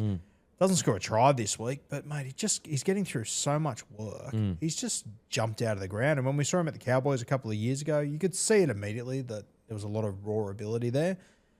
But I love when you see guys that have got raw ability that they come back and they're just workhorses all of a sudden. Yep. They do both parts of their game, which is unreal to see. And I mean, 3-game sample size now, I'm sort of leaning towards this might just be who Fine Fuiaki is now. I tell you what, like if they can keep this kind of form up, they are going to be one of the more damaging edge back rows in the comp. Like even Lemuelu, 42 tackles, 0 misses starting on an edge. Like that's exactly the Dolphins. They don't need attack. They need to sort their defense out. That's exactly what they needed. But then you go to Fine Fuiaki, and that's why it was such a toss up between him and Lemuelu, who got the team of the week. We went with defense, but even Fine Fuiaki, Lemuelu had a try, but Fine had 15 runs. 19 runs, 185 meters, 83 post contact, 5 tackle breaks, and 33 tackles with no errors. Like that edge back row right now is one of the form edge back rows in the comp. And it's weird up there at the Dolphins. Every year you hear these rumors of the preseason. Plath's playing edge, Gilbert's playing edge. Like these are the two guys. Yeah, these are them. Got to stick to them. Yeah, got to stick with them. I think that they'd be silly to try and change it now, especially with how well they've started the season. 2x Cowboys. Imagine if Cowboys still had them along with Lukey and Jeremiah Nene. Holy, that's a missed I tell opportunity. you what, Cowboys' ability to produce an edge back row. Yeah. Holy shit, unbelievable stuff. All you want to be. So the other one I thought was really good, and I've been critical of him this season so far and in the preseason, but I thought Jake Averillo was really good. I thought defensively in particular, where I've always had my concerns with him, going up against Iro, tough task. I thought he did pretty well. I've got to say, like, and I agree. I think he was great. It's like, this is a tough thing with Averillo. Like, he has these games and it keeps him, you go, oh, I can't drop him because he does this. It's just like, I don't need this every single week, but I just need something close. You need to lift that floor. Yeah. Yes. Yes. Because there's a bloody good footballer there. We've been saying it. Of course there is. Yeah. Like we used to almost beat this desk down, what that feels like 8 years ago when he was halfback for Canterbury. Oh, my God, bro. But he's a very good footballer. Just needs to round out those little things. Yeah, so listen, good strong win for the Dolphins, exactly what they needed. I thought they started the year really poor, even though they got the win against the Titans. You know, what's crazy is like they ended up winning by a substantial margin, but it wasn't like, you know, the Sharkies had terrible completion or, you know, crazy amount of errors or anything like that. Crazy amount of penalties conceded. It ended up being, 5, 10 meters, that's 7, 8. So the penalty count was essentially the same. Errors, 11-6. You could look at that, but it's not dramatic. It's not crazy amount of errors. So really good, strong win for the Dolphins. And I think any game, if they go in thinking we're going to have 6 errors, I think they'll take that. I think they'll take that every other week. Top 5 offloaders in rugby league right now. Tell me which one's a little bit different. Payne Haas, Kickout, Trey Mooney, Jaden Sewer, and Herbie Farmworth. Bro, he's just like... He's a weapon. I can't believe how good that guy is. He's the most strike center... Sorry, like... There's very few centers in the game that's their go-to guy for all the big moments, if you know what I mean. It's usually their fullback. There's 7, there's 6. Like, I feel like with the Dolphins, like he's their main strike guy. Like he's the main guy they go to when something needs to happen. He was number 1 on that list, by the way. 12 offloads this year. Payne Haas, who's in 5th, he's had 8. So like he's just unstoppable. So consistent. It's actually insane how consistent he is too. Like, when was the last bad game this bloke had? Like years ago, when he was developing as a player. Crazy, absolutely crazy. So good win from the Dolphins. Rabbitohs defeat the Tigers 20-16. And bit of a weird one. Like I don't know what to take away from this because I thought, honestly, feeling wise coming out of this game, I was honestly more disappointed with the Rabbitohs than I was with the Tigers. And I don't know why I feel that way because Rabbitohs got away with the win, but they just refuse to just be patient. Like, fuck. In the first 20 minutes, they had errors from all three of their key players. And look, they got the win, so that's all that matters. You take the win and you bounce. But I want to shake them sometimes because, like, they should have won this respectfully. They should have won this game fucking 30-10. We saw in the first half, in the first 10 minutes, like, it was a clinic. And it should have been a clinic, respectfully. But they just invite them back into the game, invite them back. I'd love to get your thoughts, mate. I don't like Well, just... defensively awesome, attack, just pull my hair out. like killing me. And like that's the positive from it is defensively they were great. They showed a lot of grit. I think they defended was it 7 sets on the line at one stage? Yeah. So like That was impressive. Yeah, really, really good stuff. But it's just like there's so much more in this there's so much more in this team. Look, it's early in the year, plenty of time. I just have to be honest with the way I was feeling walking away from it. What were you feeling when you walked away from it? Relieved. Relieved. Were you frustrated? Were you like what? Oh, fuck. Like, Yeah, just like get it off your chest, mate. I'll interchange for him if you want. First 10 minutes, I was like stoked. I was like, here we go. This is what we've been waiting for all year. And then I don't know what happened. It's like we just never. They just refused to get to the last and just be patient. And it was just so annoying. And I got to admit, I was pretty happy with the win because just of their defensive resilience. And I think that we didn't see that in the first week, and we kind of didn't see it in the second week. Like the first week was a bit of a false. Like it wasn't a false win, but we still conceded 30 points. So it was, I don't know, I thought he was mad defensively. In the second half, the Tigers didn't score any tries, and the tackle in opposition count was 28-6. So I just think we were awesome. I thought Jack Whiten was absolutely amazing in defense. But yeah, I don't know. I think after that 10 minutes, I couldn't believe we were down at halftime. And I think our biggest concern, and Hammy, you can attest to this, it's been our concern for well, not last year because he wasn't playing, but pretty much the last few years. When Cam Murray goes off the field, South turn to shit. And like that, I'm sorry for being blunt, but they do. And Cam Murray went off in the 35th minute. And we're up 12-0 and we're down at half time. That's it's such a concern. I know Jai Gray went off. I don't think that made a difference. We're a different team without Cam Murray, and it showed last year. We almost came last. So we've got to fix that. But yeah, pretty frustrating. But the defensive resilience really impressed me. So that was good. Yep. Yep. Yeah, that's fair. That's a fair. Matty did say it live at the game. As soon as Cam Murray came off with 5 to go, he goes, this will be an interesting little period for you here because when he goes off, we're not very good. And literally 12-0 down, we ended up leading 14-0 at halftime. It happened like that, which is concerning. Obviously, he came back on later and the Rabbitohs got the win. But, yeah, that was a little bit of a dip for them. I'm probably with you, Kempy. As a Tigers fan, I thought after the first 20 minutes, it was like, oh, boy, are they about to do to us what we did to the Cowboys last week? Because, unfortunately, I love him, Macassini.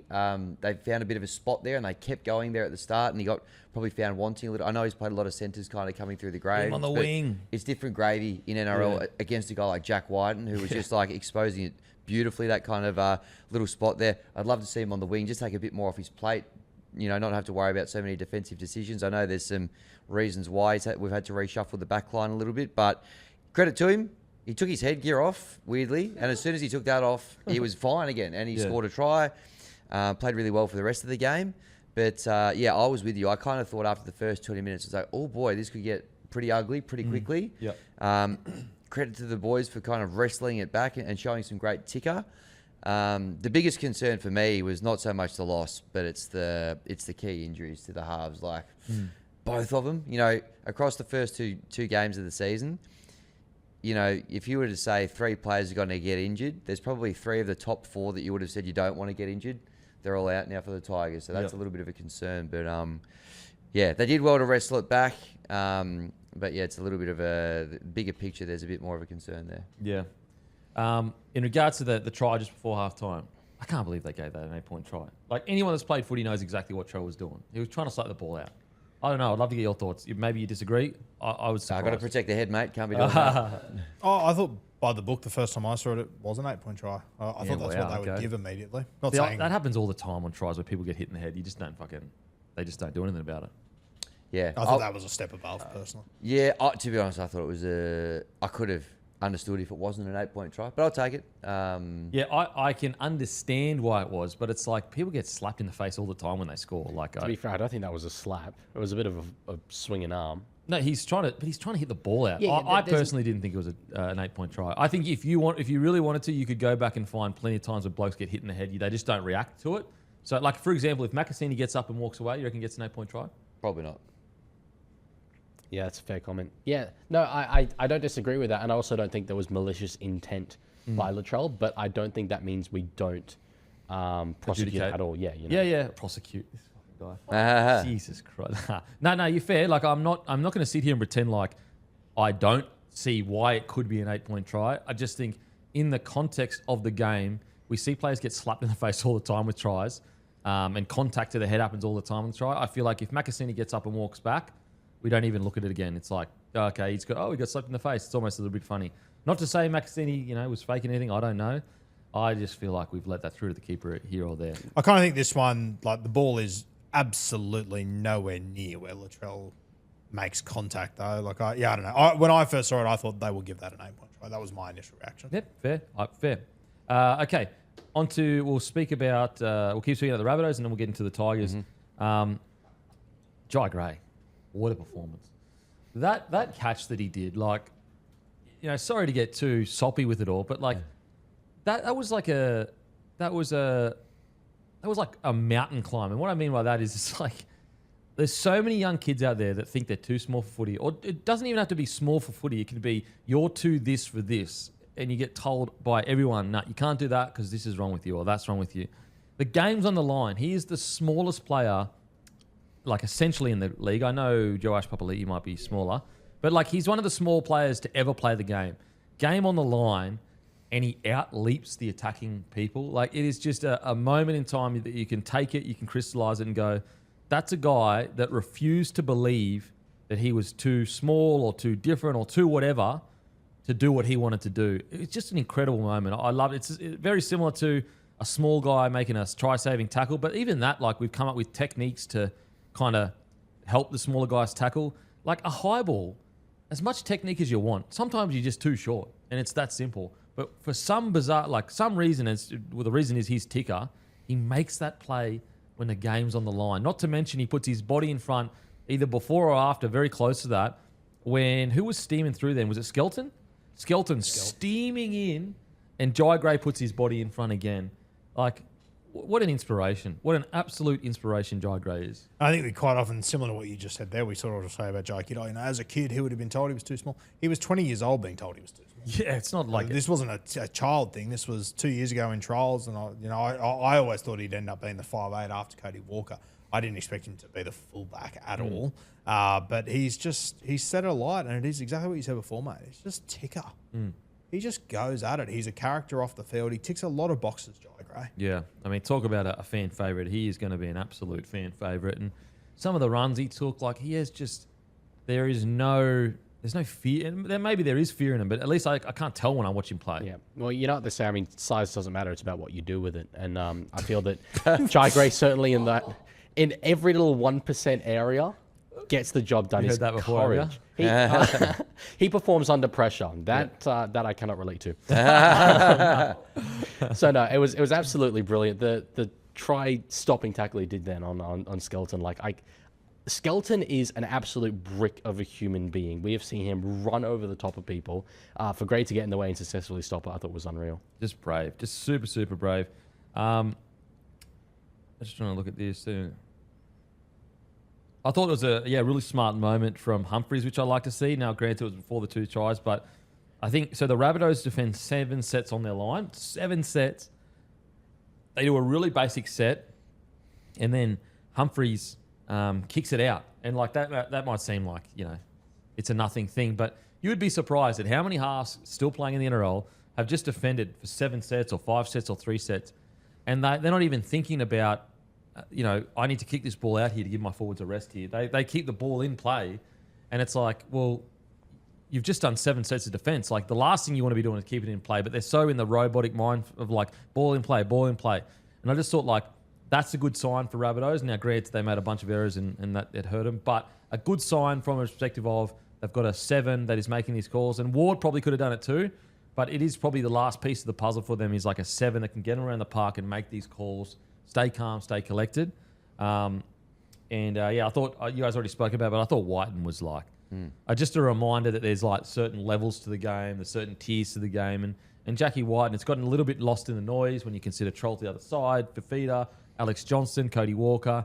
It's got a little bit lost in the noise that we're talking about Jackie Whiten at one point, and to a degree still was one of the best utility outside backs in the kind of game. He's a Dally M winner. Yeah, well, there you go. Yeah, I forgot about that. Far out.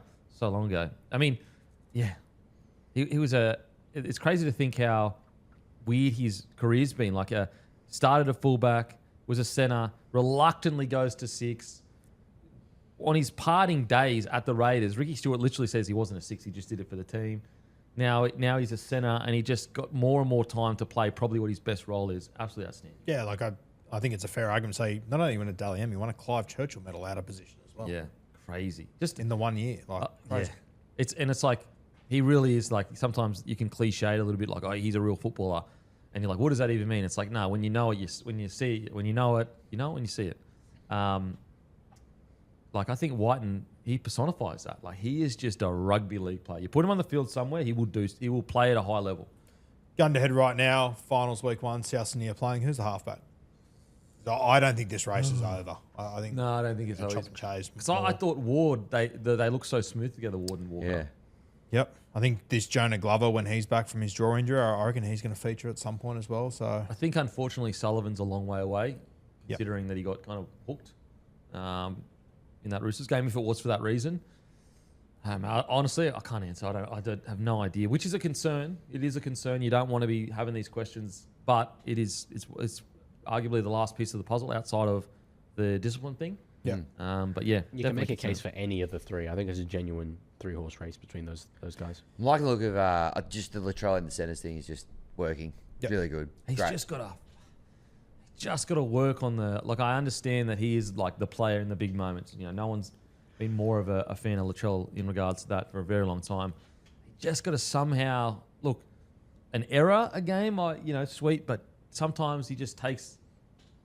Like it's hard for me to say because he's the one that's coming up with these big moments, so he needs to take the risk. But Matty, you don't have to come back up. But with Latrell, would you like him just to rein it in a little bit discipline-wise when it comes to some of the flick passing and that? Not really. Not really? Happy to back himself.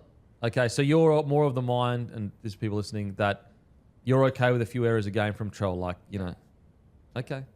So like last week, for example, when he didn't kick out in the full and that kind of stuff. That's up to you.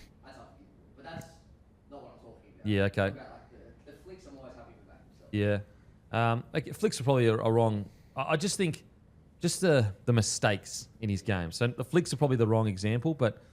I think maybe you can afford to have a guy like that if you don't also have a heap of other players in your 17 who are that style of player, and that is what South Sydney have. The problem with South Sydney is it's all good and well to have that player, but the teams that have that player and back him in, they defend those errors. South Sydney, I have no faith in that they're going to defend those errors. On the weekend they did, which was good, but yeah. The issue I have is this, is like I feel like Rabbitohs have 3 or 4 of those players. I think that's my concern. More like if you've just got, like for example, you look at the Broncos, they've got essentially Reece Walsh that you can make the errors. You look at Storm, I'd argue that they say, far longer, you've got a bit of room to move here. With the Rabbitohs, like Fafita has it in him too, but he's also an X-Factor player. It's just, you know what? It's not even a Latrell thing. It's a Rabbitohs X-Factor balance thing. That's the kind of point I'm trying to... The penalties given away, yeah, okay. Did you think that was an 8-point try? I mean, obviously. Mate, I asked him during the break. He must punch me in the fucking head. Okay, here we go. fired up. Juicy. He's back again. No, so at the ground, I thought it was horrendous, but I looked at the replay and he did get him high, so I was like, whatever. I do think it's fine because I think Tigers might have got a bit unlucky with the dry grey one, and they kind of cancel each other out. The thing that's pissed me off, though, is that he's been fined for it, but Critter wasn't fined in round 1. And I'm always just going to go back to it. Latrell gets fined for like literally almost flicking someone in the face by accident, trying to slap the ball out. But Critter, it's just unbelievable. Good stuff. That's As fair point. he's making his way back, we've just had the judiciary report come out. Ryan Couchman gone straight to the Yeah, judiciary. don't go hard on him, unfortunately. Yeah, so there's sort of apparently it's his second hit drop as well. Oh. So He's yeah, probably he getting could- 6 weeks or something. Yeah, 4 to 6 is the text I just got, but who knows? I think you're looking at 4 at least. Oh, I reckon the ACL is going to the fact that he did his ACL 100%. They'll say it doesn't matter. It 100% matters. absolutely matters. Yeah. Hopefully it's 4. It's still a lot, but far out. I But thought yeah, for sorry. South Sydney, sometimes when guys aren't in teams, their stocks go up. I thought they looked very different without Ewan Aiken on the weekend compared to their first 2 games. Yeah, that's fair. That's fair. So look, gritty, definitely gritty. I mean, you could tell Wayne was pissed. Did you see that press conference? Holy shit, he was not happy. Yeah, you're not getting the message, are you? I'm not happy about it. Jeez, come on, Wayne. Who's won? Now, onto the Tigers. I thought that was super gutsy. Like a little bit of a problem, the fact they couldn't get points with all the field position. But we're not talking about a top 4 side here, respectfully. I'm not too disappointed. I think the biggest concern is the injuries coming out of the game. I think most Tigers, and you can speak, Hammy. I think most Tigers fans will go, look, obviously I wanted to win 20-16 against a Rabbitohs, it's not too bad. Is that kind of where your head's at with Sort of. Like I'm still went into that game wanting to win it. And I reckon we got ourselves into a position to win it, but with 15 minutes to go, and then both the halves go down. That's the concerning bit, because like it doesn't get any easier. We've got the Warriors in New Zealand this week on Friday. That's tough. So a little bit nervous about that one, but we'll see how we go. But yeah, I don't know. A lot of injuries so early in the season. Taylor May's out as well. Like, these are big names. Like probably 3 of the top 5 players in the whole lineup are already injured. That's concerning. But yeah, they did show a lot of ticker. They bounced back well. They didn't let it blow out. There are some positives still to kind of take away from it. But probably one I would have hoped that we could have got a result out of. Yeah. In regards to performances, who stood out to you, mate? Yeah, I thought some of the Alex Twal, I thought was excellent the other night. 150 metres, 58 post contact. Just looked so fit, really setting the tone, ripping in so far this season. I liked also the impact coming off the bench of Royce Hunt. He's a guy that's kind of really bought in, clearly worked his ass off in the preseason. Not playing mega minutes, but 22 minutes, 100 metres. I'll take that from Royce Hunt, coming on and creating a little bit of impact.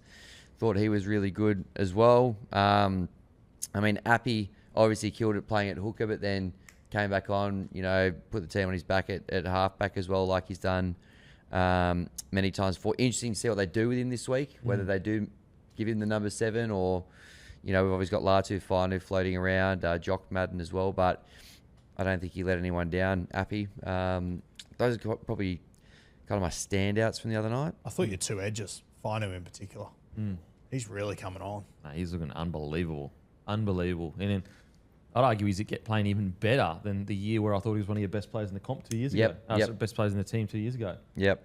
He's having a rip. He's a beast. Yep. I almost forgot how powerful he is. Like, he's a fucking powerful athlete. Yeah, for sure. And also his brother, Sione, finally. I thought he came off the bench and ripped it as well. Had some good footwork, kind of got through there early in the second half. So, yeah, the Finu brothers looking good. Hopefully Latu can come back from his injury and slot in as well.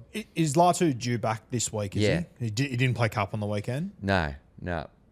Is Javon Andrews a sniff here to Yes. get a debut? He is. There's a bit of chat about him. Good. I thought he trialled very well. Yeah. Played really well on the left side. And, we looked actually really dangerous when he came on through all those trials. So, yes, young, yes, raw. I don't know, do you throw a guy that young and raw into, a game over in New Zealand? Is that a bit of a tough place to... I think what I'd say with Javon Andrews is, young, raw, 100%, but at least he's got the body to be able to hold his own, I think, which sort of eases me a little bit. Geez, it's a big month incoming for Appy. He can snag 2 wins out of the next 4 until the boys get back. Hopefully it's only a 4 to 6. Have we got any update on that? Well, I think there's supposed to be announcements and stuff today, so haven't heard They're trying anything. to say Dewey's just a bit of tightness. Yeah, I believe that when I said he could hardly walk off the field the other day, so Listen, hopefully... my hammy record isn't good this year. I'm just going to fucking shut the fuck up this time. Yeah. Well, I said Burton was not going to play round 1, and then I had to wear clown costume. Maybe we'll play this week then. See how he goes. Maybe. Yeah. But it looked bad. That Dewey's one looked bad. Did look bad. We did have a scoop on win, learn or draw this morning. He was spotted at the Sydney Fish Market with no limp on Sunday. So read into that what you will. Have you got just scouts out of the fish market again? Yeah. One of his mates texted him, sent him a photo of Dewey walking at the fish market. So Tigers fans can breathe maybe a little bit of a sigh of relief. But whether they rush him back straight from the fish market, I don't know. We'll have to see. Fucking hell. That's good stuff. Look, overall, disappointing for sure. Game was there to be won. I thought the Rabbitohs were super gutsy defensively. Look, I like the fact that, okay, they didn't get a win, but at least they're like playing consistently decent footy, like it's not really good, really poor. So I'm not too unhappy with it. Kai Pearce-Paul, 44 offloads in 44 games at Newcastle, 4 in 2 games at the West Tigers. Yeah. 3 in the rain the other night. Yep. Let the kid play. Let him play. He spoke about that on the Terrell May podcast, I think, about how he just feels a bit more unlocked. And yeah, his ability especially to hold on the ball too in contact. There's a few times where he's like had it and he's like kind of flowing it around. I watched him in England before he came over. Sonny Bill used to. Yeah. He was exactly the same. I'm going, mate, he's knocking that on for sure. And then it wasn't knocked on. I was like, he's all limbs, but he has that ball control as well to be able to hold it out. Yeah. So dangerous. Anyone else stand out for you for the Tigers, boys?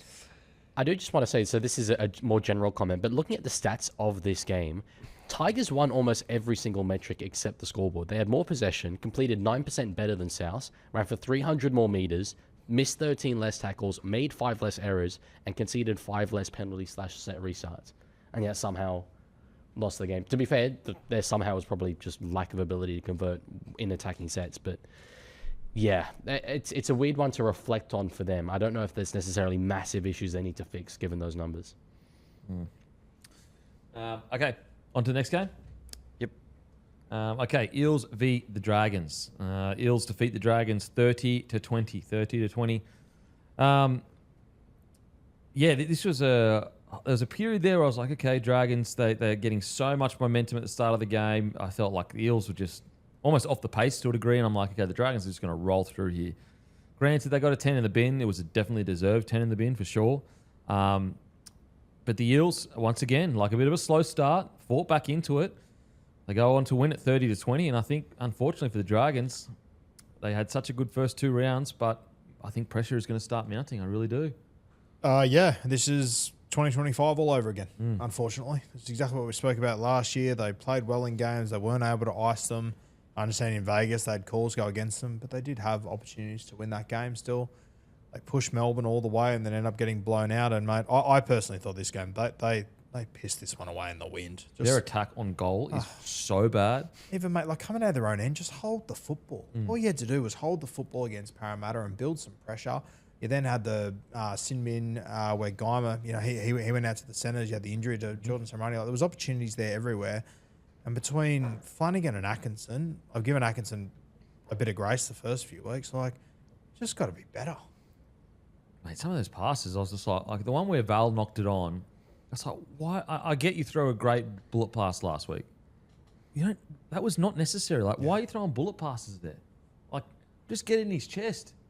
Like, mate, that goal line attack was like, and I know there were times where space was created and like Gutho didn't pass and then Emre Gula didn't pass, but still, like as a 6 and a 7, like you're responsible for sorting that out. That was all. And I also think the reality is with the Dragons, if you were playing up against a good side, they would have made you pay for every single one of those errors coming out of your own end. I think it was 3 times in a row. There was one that Gutho dropped the ball. I think Moses might have got a shot on him or someone got a shot on him. And then there was another one where him and Setu tried to create something of their own and they turned it over on 0 tackle. Like, they were just lucky that Parramatta handed the ball over every single time again. Good sides would have absolutely given it to that game. I really thought that was a game that was there to be won for the Dragons, and some glaring weaknesses. I thought they left, and I understand it's his first game back, and there's arguments around when you should bring him on, but I thought they left Jacob Little just off for 10 minutes too long. Yeah. I mean, I get they're trying to bring him back because of the, obviously injured, fitness or whatever. But yeah, you're right. He and especially last year, like when he was playing, he was phenomenal. Win games of football. Let's go. Yeah. Yeah. I don't know what. It's just execution. Like the game was there to be won for them. They didn't have to get themselves into positions to win it. But God, yeah, the decision not to pass at certain times, to pass incorrectly at other times, it must just be such a frustrating watch for Dragons fans. And like the blueprint was there. They were rolling through. And I actually think, although the Eels showed a lot of guts and they won the game, I do think it is becoming a little bit concerned of like how easily they can get rolled through the middle. But yeah, the Dragons, unfortunately, they've got themselves in a bit of a hole here because that halves combo is not changing. Like, No. Who they got? Like King Tonga, like, he's a rookie, relative rookie. I know he's played a few games now, but like, he didn't set the world alight. Like, he played solidly, but he didn't set the world alight last time. And it's almost, if you change it now, I'm looking at last season going, well, what the fuck? Like, after everything that happened last year with all the Dragons, reserve grade halves doing so well and you refuse to make changes, like I think they've got to stick with this long term. I do think it is the best halves option for the club, realistically. With Atkinson at 6, though, I'll never get on board that fucking weird switch. But yeah, they play the Titans at 6:15 on Sunday night, which you thought your 6:15s weren't going to get worse. And all of a sudden now you've got, I assume Toby will probably be out with a HIA and Ryan will definitely out with a suspension. So you take out the 2 Couchman boys. Dragons, if they lose to the Titans, I mean, whoever loses that game, I'm going, fuck. It really, you're looking at 2 teams that, if whoever loses that game is almost a shoo-in for the bottom 4. Now, I know it's a long season, but fuck. It's not long enough. Yeah, jeez. Like, I just don't know where they go from here, if you move, like maybe they move Atkinson to 6 and put Flano at 7, but then you're almost admitting this weird, strange. I think you're also, we spoke about in the preseason, which I liked Atkinson doing, but if he arrives at the club and says, I want to be the halfback, I want to be the guy, round 4, you take the jersey off him as well. Like, that says something as well. Like, I think you've sort of made your bed here. You just got to lean into it. Far out. And this is realistically, I mean, at least for me, this is what I saw coming from the Dragons this year. I thought that their halves partnership was, unfortunately, probably the weakest in the comp. I thought their forwards were good enough that they'd be able to compete in games, at least physically, but they wouldn't ice the execution moments and they wouldn't be able to win games. So this is the grave they've dug themselves. Yeah, the Titans are actually favourites in this game on Sunday. No way. Yeah, $1.84, $2 for the Dragons. So, Wow. Yeah. That's bad. Far Yes. out. Where is it? Up there, Gold Coast. obviously. Oh, that's a dark. That is. Fuck. It's a dark place to be in as a Dragons fan when the Titans, who have been, so poor to start the year. Jeez. That's crazy. Look, some positives. I thought Jaden Sewer was really, really good. He was Yep. really strong. I don't know why they didn't pepper their 3 defenders more. Like, at the start of the game, like Pezzett clearly has defensive issues. Like, it is so obvious happening in the Broncos game. He's good in attack. Yep, all good. Capping in the Storm game. Like, surely you're running at him and Katonga all day long. And that's where I thought every time they went straight to Val Holmes, because that just went, thank Christ. Another one. Beautiful. The one time they really went at him, they went straight through him. Just on that, mate. Jaden Sewer, I know we're only 3 games into the season, but he looks unreal. This is probably the best 3-game stretch I've seen him play in a little while. He's off contract too, I think, isn't he? Oh, jeez. Geez, he'd be a good get by clubs out there. Oh, Like, mate. if the great Bears get. managed to snatch him up, that'd be unbelievable for Yeah. them. Given that Keon's coming to the club on big money, I wonder if that's where they think they've freed up a bit of cash. Luciano was good as well on the other edge. Yep. Thought he ripped in. I'll as tell you well. what, if Jaden Sewer leaves and Keon arrives there and he is an edge instead of a middle, I'm going to burn this place down. This is what's crazy. Moses made 17 tackles. Pezzett made 12. You're going into a game where, like, it is glaringly obvious that this rookie 7 has, like, he needs to work on this area, and his combination with Katonga is, like, it's quite poor, and he only makes 12 tackles. And you go to the other side, Mitchell Moses, who one of the better defenders in the competition. What do we like? Unfortunately, that's not good at guiding a team around the park. Like, I want to look at that stat and see that Pezzett made 25 tackles. And you know what? I agree with you going into the game. Then when they got into the game, for Moses to only have 17 is a concern. Once that became the weak edge, that should have been the edge that got absolutely peppered all game, and he still didn't make enough. Whichever way you want to look at it, I'm not happy. I don't like it feels like it's like they're getting caught up in the just get Val the ball and rather than, like, let's just hit a line and just go again, and we'll almost fall over the line because we'll be moving at such a high pace. Got to say, Val, he has one of these games in him every 6 months. Holy moly. It was a parry. 4 errors in some really key moments as well. Yeah. I don't know what it is. It's this weird one game where he just rocks up and he is just off in nearly every facet of the game. Well, him and, Dane Gagai, obviously in the game before, had a heap of errors. That makes me think that Queensland as a state are in crisis. Well, it's actually Now the that opposite. two That means that we're about to win an Origin series. Probably does. Everyone doesn't out it? of form yeah, leading into yeah. Origin. You'll pick them and they'll go great. That's what I'm saying. Val and Gagai out of form just before Origin. That's fucking great. That's fucking Underdogs. great stuff. Underdogs. Just as an example of what we were talking about before, though, like Penrith, they obviously came into this game against the Roosters with a plan. DCE made 27 tackles. That's a plan. That's a plan. Yeah. That's a plan. And even then, as you were alluding to, so Sully has the hot hand. He is destroying people out there. Got the hot hand and the hot matchup. And you just like, just get him early ball at least. Don't even have set players. Just fucking spin it out to him. I'm really worried about what this team is going to look like without these Couchman boys. I'm really concerned because they bring a lot of energy to this side. Yeah. The problem is like, especially if they lose to the Titans, the noise is going to be deafening. It is going to be so loud around the Dragons, and the half situation, what's going on there? Why is Atkinson a 7? And the concern I have as well is like, so Atkinson, rightly so, he should take the blame for the way he played, but like, you've got a conservative 7 whose best asset is guiding a team around the park playing 6. And so the blame lands on Atkinson. And you've got a 6 who, by everything that I'd seen before this year, was like, couldn't be more of a 6. Like he was an out and out 6 on the front foot footy. When you give him a bit of space, he can do something good. And like he's the one that's going to take most of the blame for it. When it's like, so you've got these 2 players playing different roles. Like I don't get it. But we saw it even when Ben Hunt was there. Realistically, Carl Flanagan was still the 7 wearing 6. But is he like, is he that? And if it is the case, why is the 7 not on his back? Like what is the point of that? I just don't. It makes it really hard. And we're talking specifically about the Dragons getting to field position and stripping teams of numbers and all that kind of stuff. And that's what a good conservative 7 does. It gets you in field position to do things like that. It guides you around the park. It identifies that Sully's got the hot hand. Let's get the ball to him. Like, I don't know. Positive for Dragons. I think Sidhu too has been a really good find for them. What a great story as well. I like him.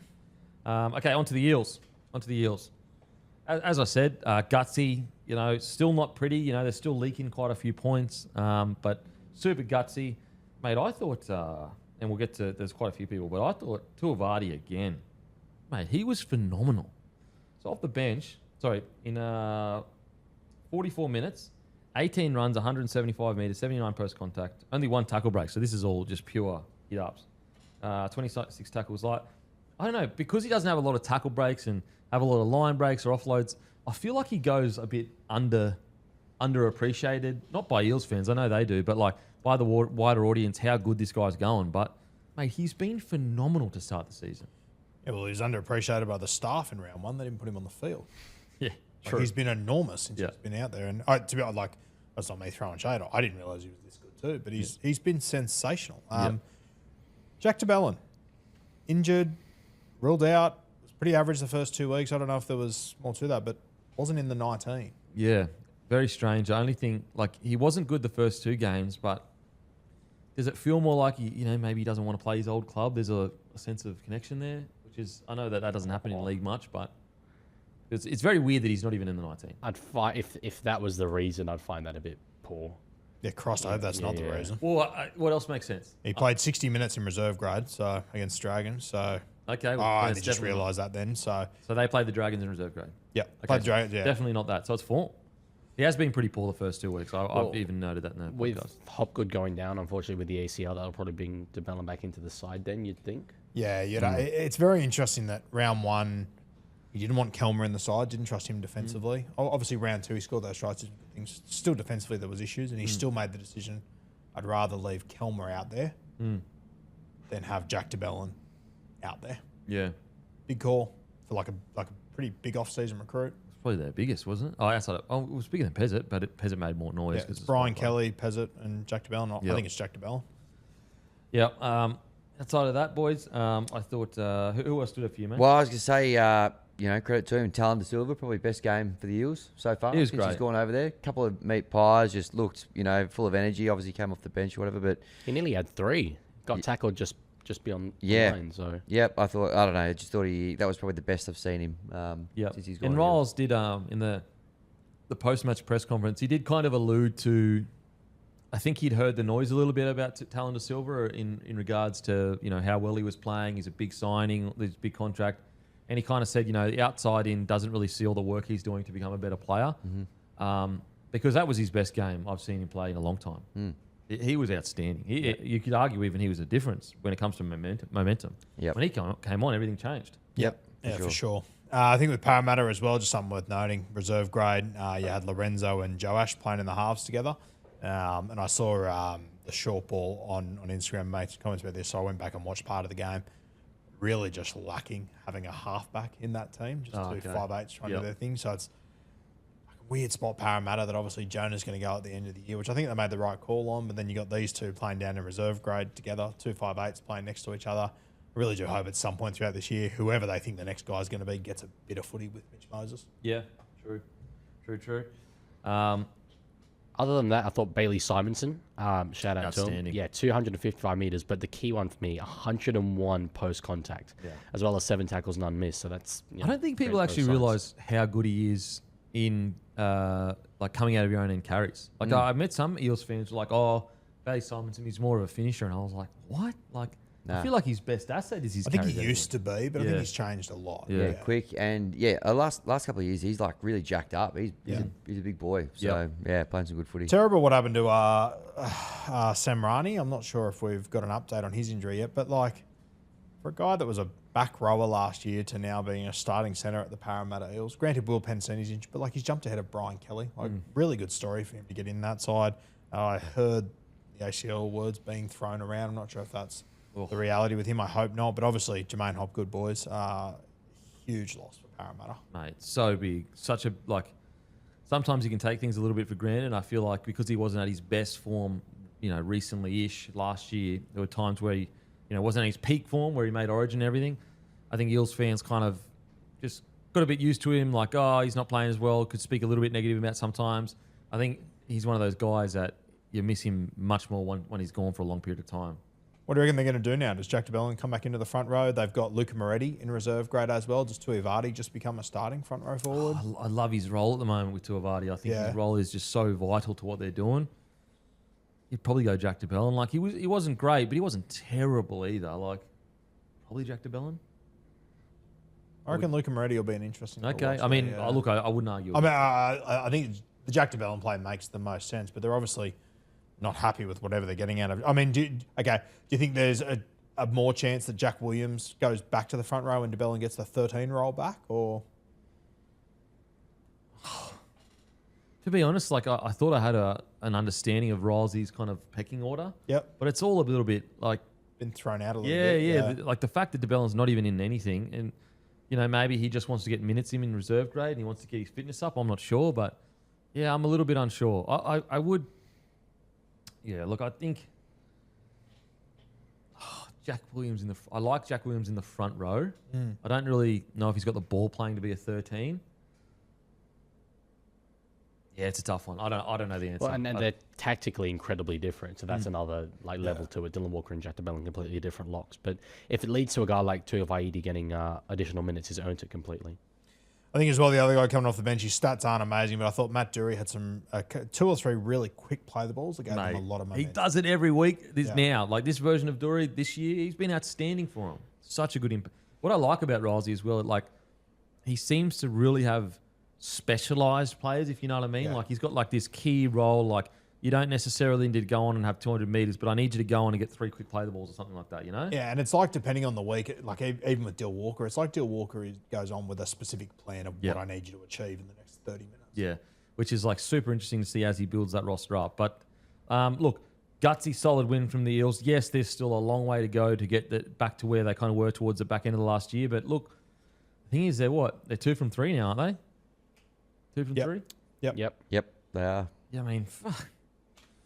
Like when you think of where they were last year at this time. I think of where they were 3 weeks ago. They were fucking Melbourne put 60 terrible. Yeah.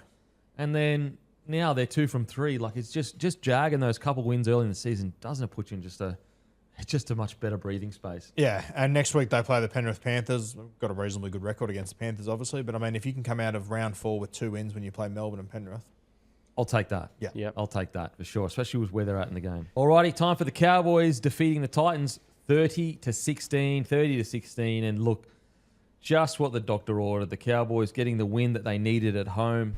I got to say, like they weren't perfect. They're still a ways off where you'd want them to be. But I thought their energy, they just look completely different, the Cowboys. They look to me like a team playing for their coach, if I'm being honest. yeah, I think both these teams just needed to find a way to win. Yeah. However it looked, however, it didn't matter, just win.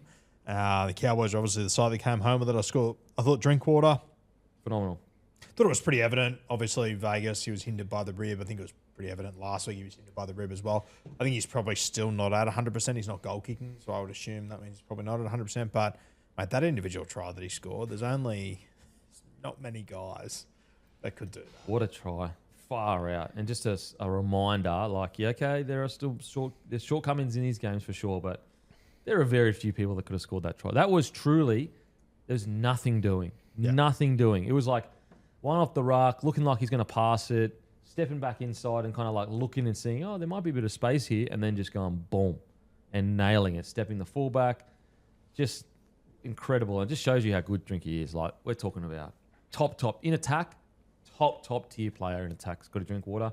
And look, it by no means is like, oh, is the pressure from Peyton gone or anything like that?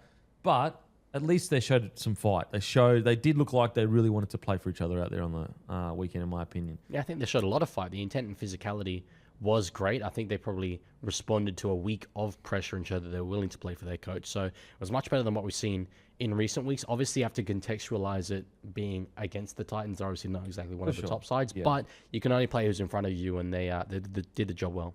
Yeah, I think it's just what the club needed. So much pressure, so much negative kind of energy around it. A 30-16 win.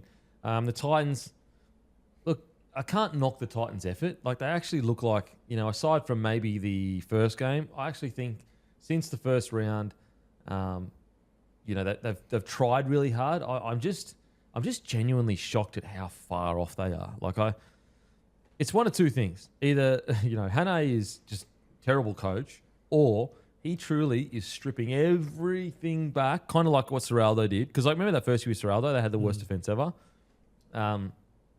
He is truly going, nah, this is the absolute stripping it back, full rebuild from the ground up, which I actually admire. I would rather the Titans just go, no, we're not doing a half rebuild. We're not kind of mixing and matching. We're stripping everything back all the way to the bottom and trying to relaunch this club almost. And in his defense, that was the language coming out of Titans heading into this year, that it was almost like a relaunch of the club. I hope so. Yeah. In saying that, I feel like whenever you cross to him in the coach's box, he doesn't look like a guy that's the world's blowing up around him. Nah. Maybe that's just Josh Hannay trying to keep his cool. But yeah, boys, intercepts. Jaden Campbell scored. The other one was just a bit of individual brilliance from Jaden Campbell. Outside of that, it's pretty grim. Yikes. Yeah, it's new year, new coach, new owners, and just the same old stuff. I was saying before, they haven't had a winning record in a season. I think it's since 2010 or 2011, one of those two. They made the finals twice in that time, but both with losing records.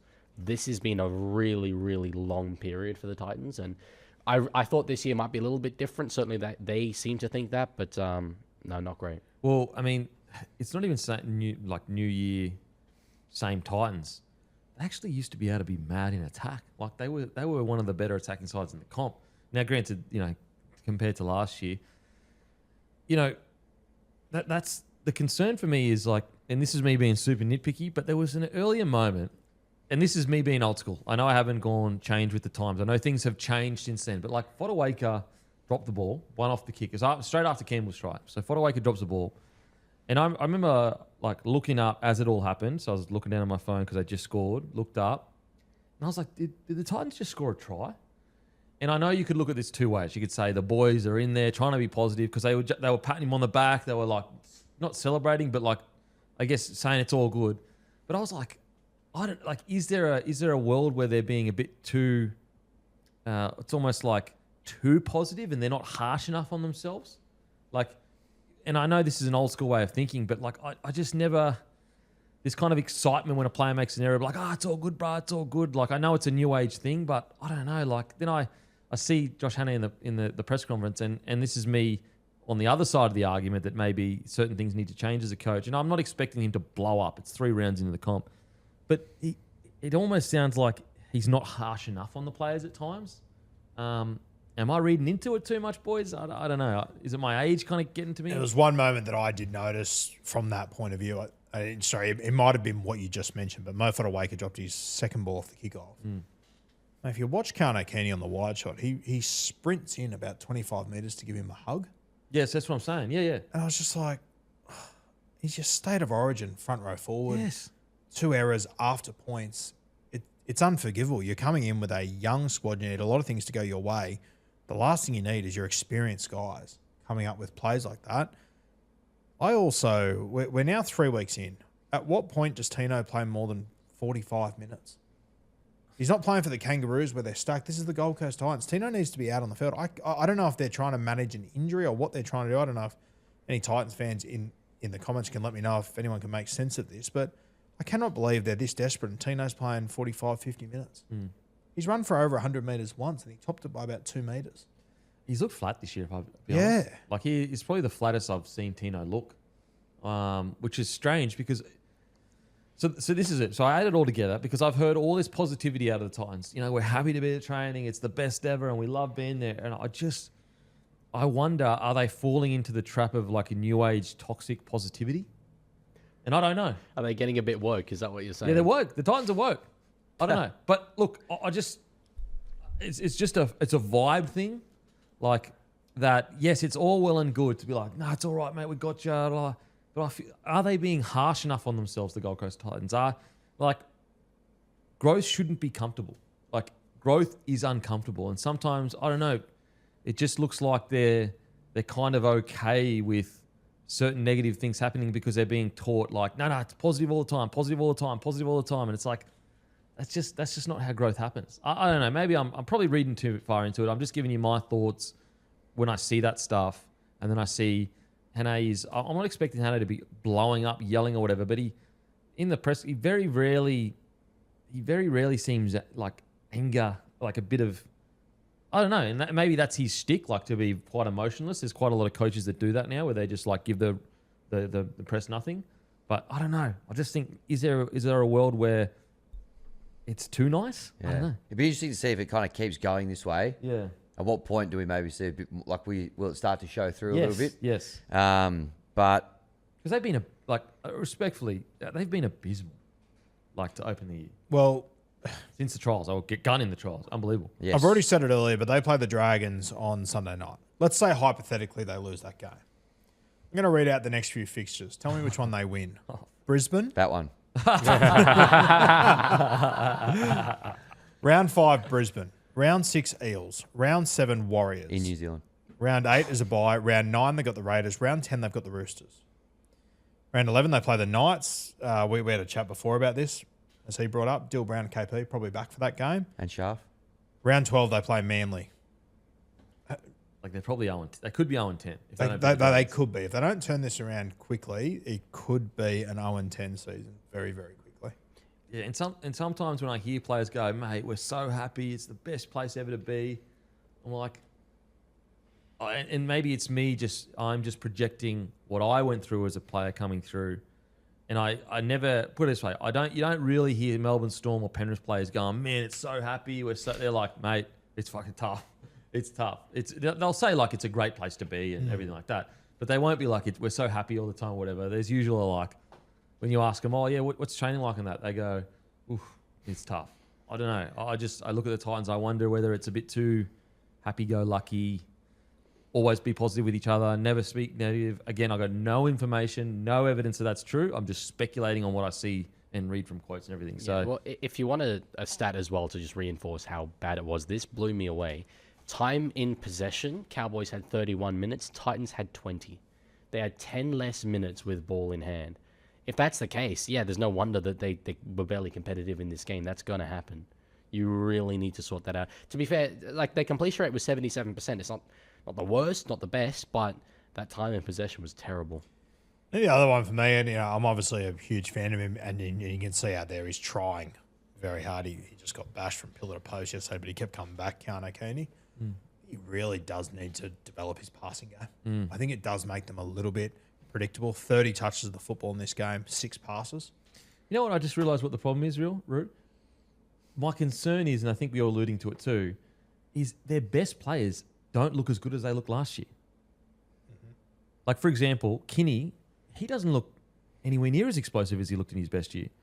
Tino, he looks flatter. And I expected, under Hannah, I didn't expect the team to be great, but I expected the key players to be playing their best footy under Hannah. Yeah, I think that might be my worry. I sort of find it bizarre, and with Tino and Mum as well. I'm imagining if I'm a new coach arriving in the sub, I got 2 State of Origin forwards. Aren't you saying to them, hey, I need something out of you? Like, I need to rely on you a little bit with these young guys coming in. We've got sort of young guys coming off the bench. We've got an edge that's young. And like Tino's not picking the minutes he plays. No.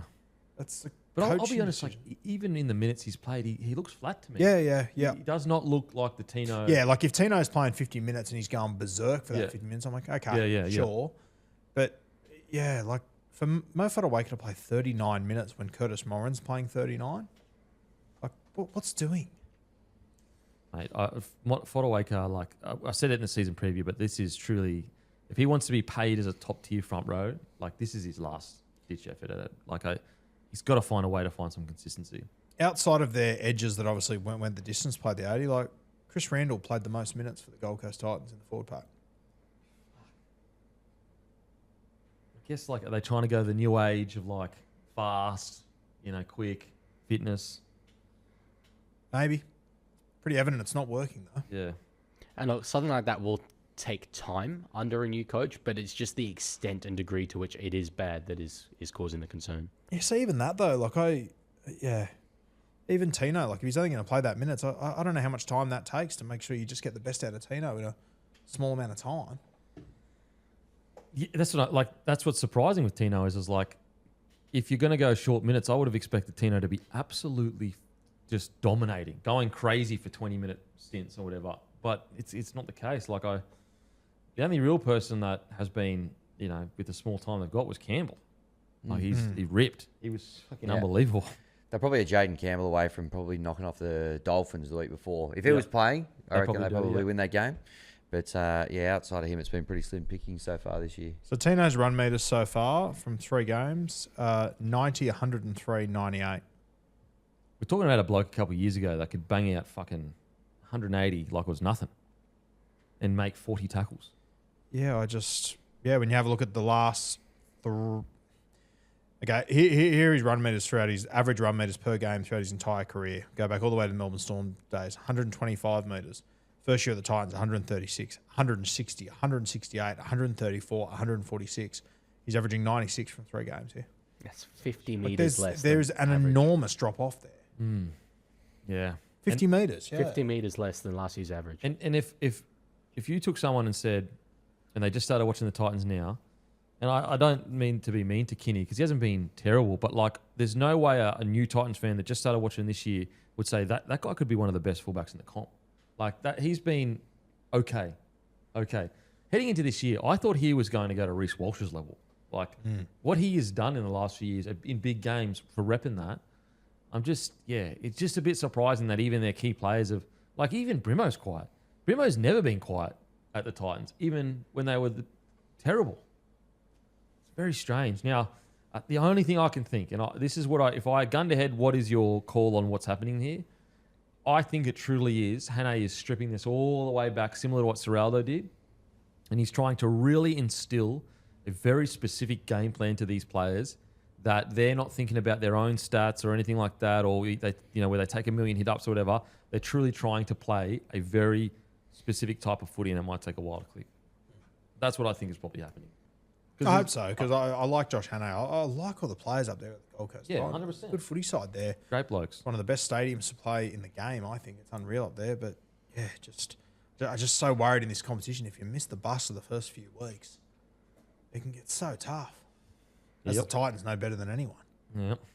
Have we spoken about the in-depth? Oh, we haven't with the Cowboys. Well, we've spoken about Drinky.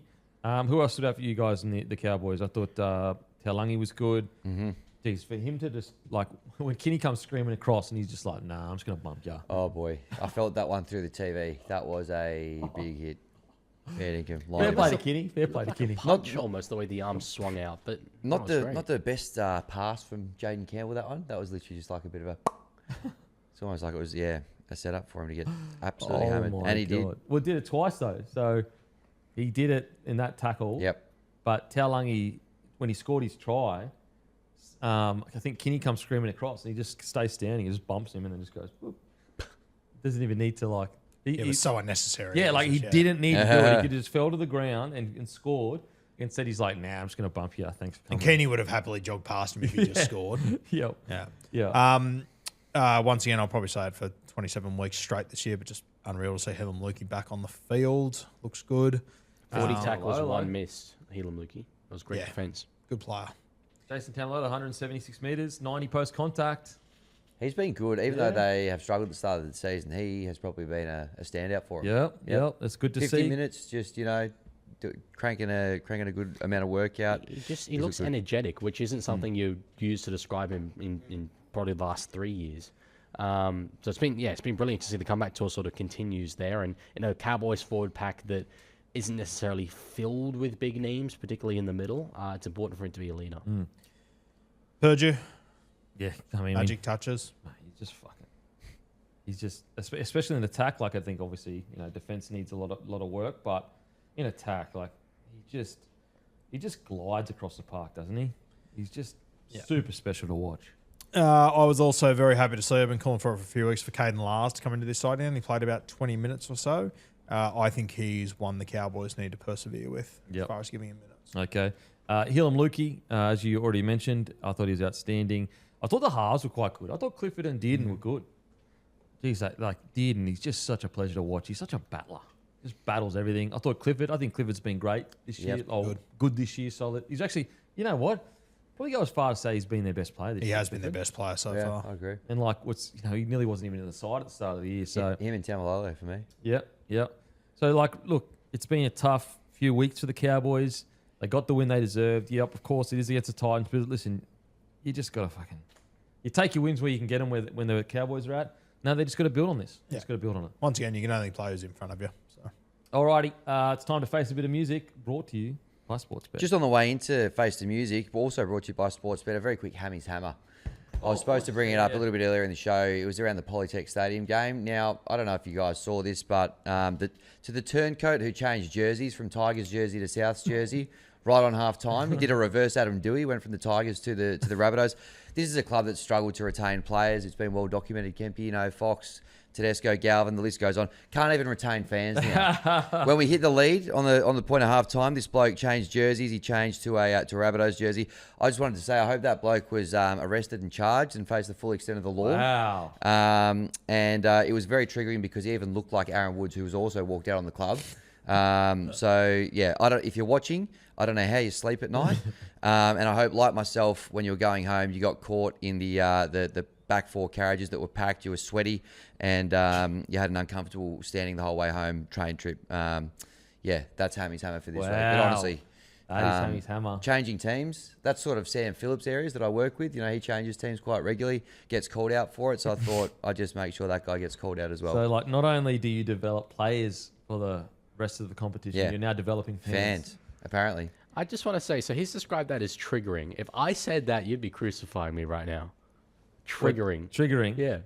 I skipped past that, but it comes from a good place with Hammy. Whereas we know how woke you are. He might have it's become part of his vernacular accidentally. Yeah, I've just absorbed it and I've regurgitated it because I'm so emotional about this. Yeah. But also, triggering for him, it's different for you. You're trying to cancel people. Like, you'd be trying to cancel the people that filmed it, the people around him, that guy specifically. He's just saying, I hope you have a shit day. Yeah. Yeah. No, fair. Which I stand by. I can't even dispute that. Yeah. Although if he, you said... He'd be ringing his bloody work. I was going to say, if he does want to be... Well, if the club want to prosecute him to the full extent of the law, as Hammy said, if he needs legal representation... I tell you what, no wonder the guy that wants Australia to get beaten every time they play fucking is trying to defend the fucking Jersey guy.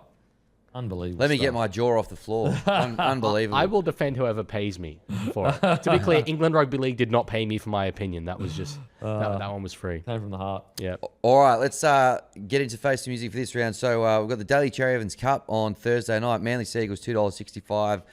Host the Sydney Roosters $1.48. The line in that one is 6.5 points. I'm going Roosters 1-12. Roosters 1-12 will get you $2.95. Roosters. I can't, can I? Yeah, you got to go Manly. Sucked in. Well. Yeah, he knows the pain. Welcome. Of loyalty. Disappointing. The pain of loyalty, mate. There it is. Okay. I'll take Manly with a 30-point start. Okay. Sure. I'll have to crunch the numbers on that. But yeah. I'll take... Can I BYO a line here if I have such little faith in my side, or do I have to stick to... Just give us one that's on here because it's less work for me, ideally. Stop making him work. Yeah, okay. Yeah. Sweet. I'll take... actually, I'm going to do the work for you. I'm going to take Manly with a 14.5 start at $1.37. Oh, wow. What a bold prediction for your team. Bold by name, bold by nature. They're going to finish last. They're going to get smashed in this game. I don't think 14.5 is enough, to be honest with you. Stop talking badly about your team, He's followed mate. this team for 1 week. So and hold it's on. just- Do I have to take Manly every single week? Yes. This is evening the playing field. You've got it. Loyalty You get has the to. premiers. I get fucking Manly. Yeah, but they weren't premiers when I was like 4 or 5 years ago. And we're getting Made pounded 2 every grand week. finals in 3 years. Mate, 4 years ago, I was getting pounded every week, and I stuck strong. I don't think we were doing it then. You only get the good times and the bad times. This is bullshit. Do what you need to do, boys. Yep. Manly, show a pulse, please. Leaguey. I'll go Roosters 1 to 12. Yep, 295. Matty's also going to Roosters 1 to 12. You know what? I'm going to go Manly head to head, 265. Okay. Yep, I just reckon they will be that up for it. The fact that it's Daly Cherry Evans' first time, we'll see. I think That's you've just all re- missed points. Yeah, wow. I reckon you're all going to miss points here. I reckon. Well, you'll probably miss points as well. Where are you even coming with that again? big line. Second? No, third, I think. Second? Third. I'm in front of you. Yeah, no, but you're not first. Matty's first. Honestly, I don't even think my score counts, so it doesn't really matter. So I'll Yo- just no, go. No, Tim- your team, Tim- so yeah, your train team. wreck away. All right, next game. Warriors, $1.22, host the West Tigers, $4.35. Can you believe that price, boys? 13.5 points is the line over there. I think the traders got that the wrong way around, that line, to be honest, 13.5 points. But yes, that's the equation for the first game on Friday. It's $1.90 for the. I'll go Warriors minus 13.5. Yep. Yeah, same. Cool. Yeah, same. Yep. Matty's going Warriors. You're going Warriors plus 13.5. I don't know if I can have that, Matty. I'm going to assume that was minus 13.5. I'm going to go Tigers 13 plus, which get me $13. $1 for every point that we smash them by. Bring it on. All right, next game. Broncos v. the Dolphins. Broncos $1.50. Dolphins $2.58. 6.5 points is the line on Friday. I'll go Broncos 1 to 12. Yep, Finns 3.10. 1 to 12. Give me Dolphins 375. with the line. Yep. Matty's going the Dolphins plus 6.5. I'm going to go the Broncos minus 6.5. I think they can get the job done there. Canterbury, $1.23, host the Knights, $4.20. 13.5 is the line on Saturday. Yeah, I'll go Dogs minus 13.5. Yeah. I'll go Dogs 1 to 12. 3.20. Dogs minus 13.5. Yep. Matty's gone Knights plus 13.5. I will go, Dogs minus 13.5 as well. Actually, no. I'll go the Knights plus 13.5. Panthers in the next game. They host the Parramatta Eels. Panthers $1.21, Eels $3.90, line 14.5.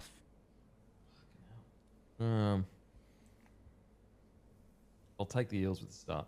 Yep. Panthers 1 to 12. Yep, 3.25. Panthers 13 plus. Yep, $1.76. Matty's gone with the Panthers 13 plus. I'm also going to go Panthers 13 plus. North Queensland, $4.20, host the Storm, $1.23. 13.5 is the line up there in Townsville. I'll go. What was the difference? Sorry, 13.5. I'll go Storm minus 13.5. We're going to take a little flyer on the Cows, 13 plus. Oh, $12. Yes, Storm minus 13.5. Yep. Storm 13 plus for me, $1.78. Matty's going to take the Storm minus 13.5.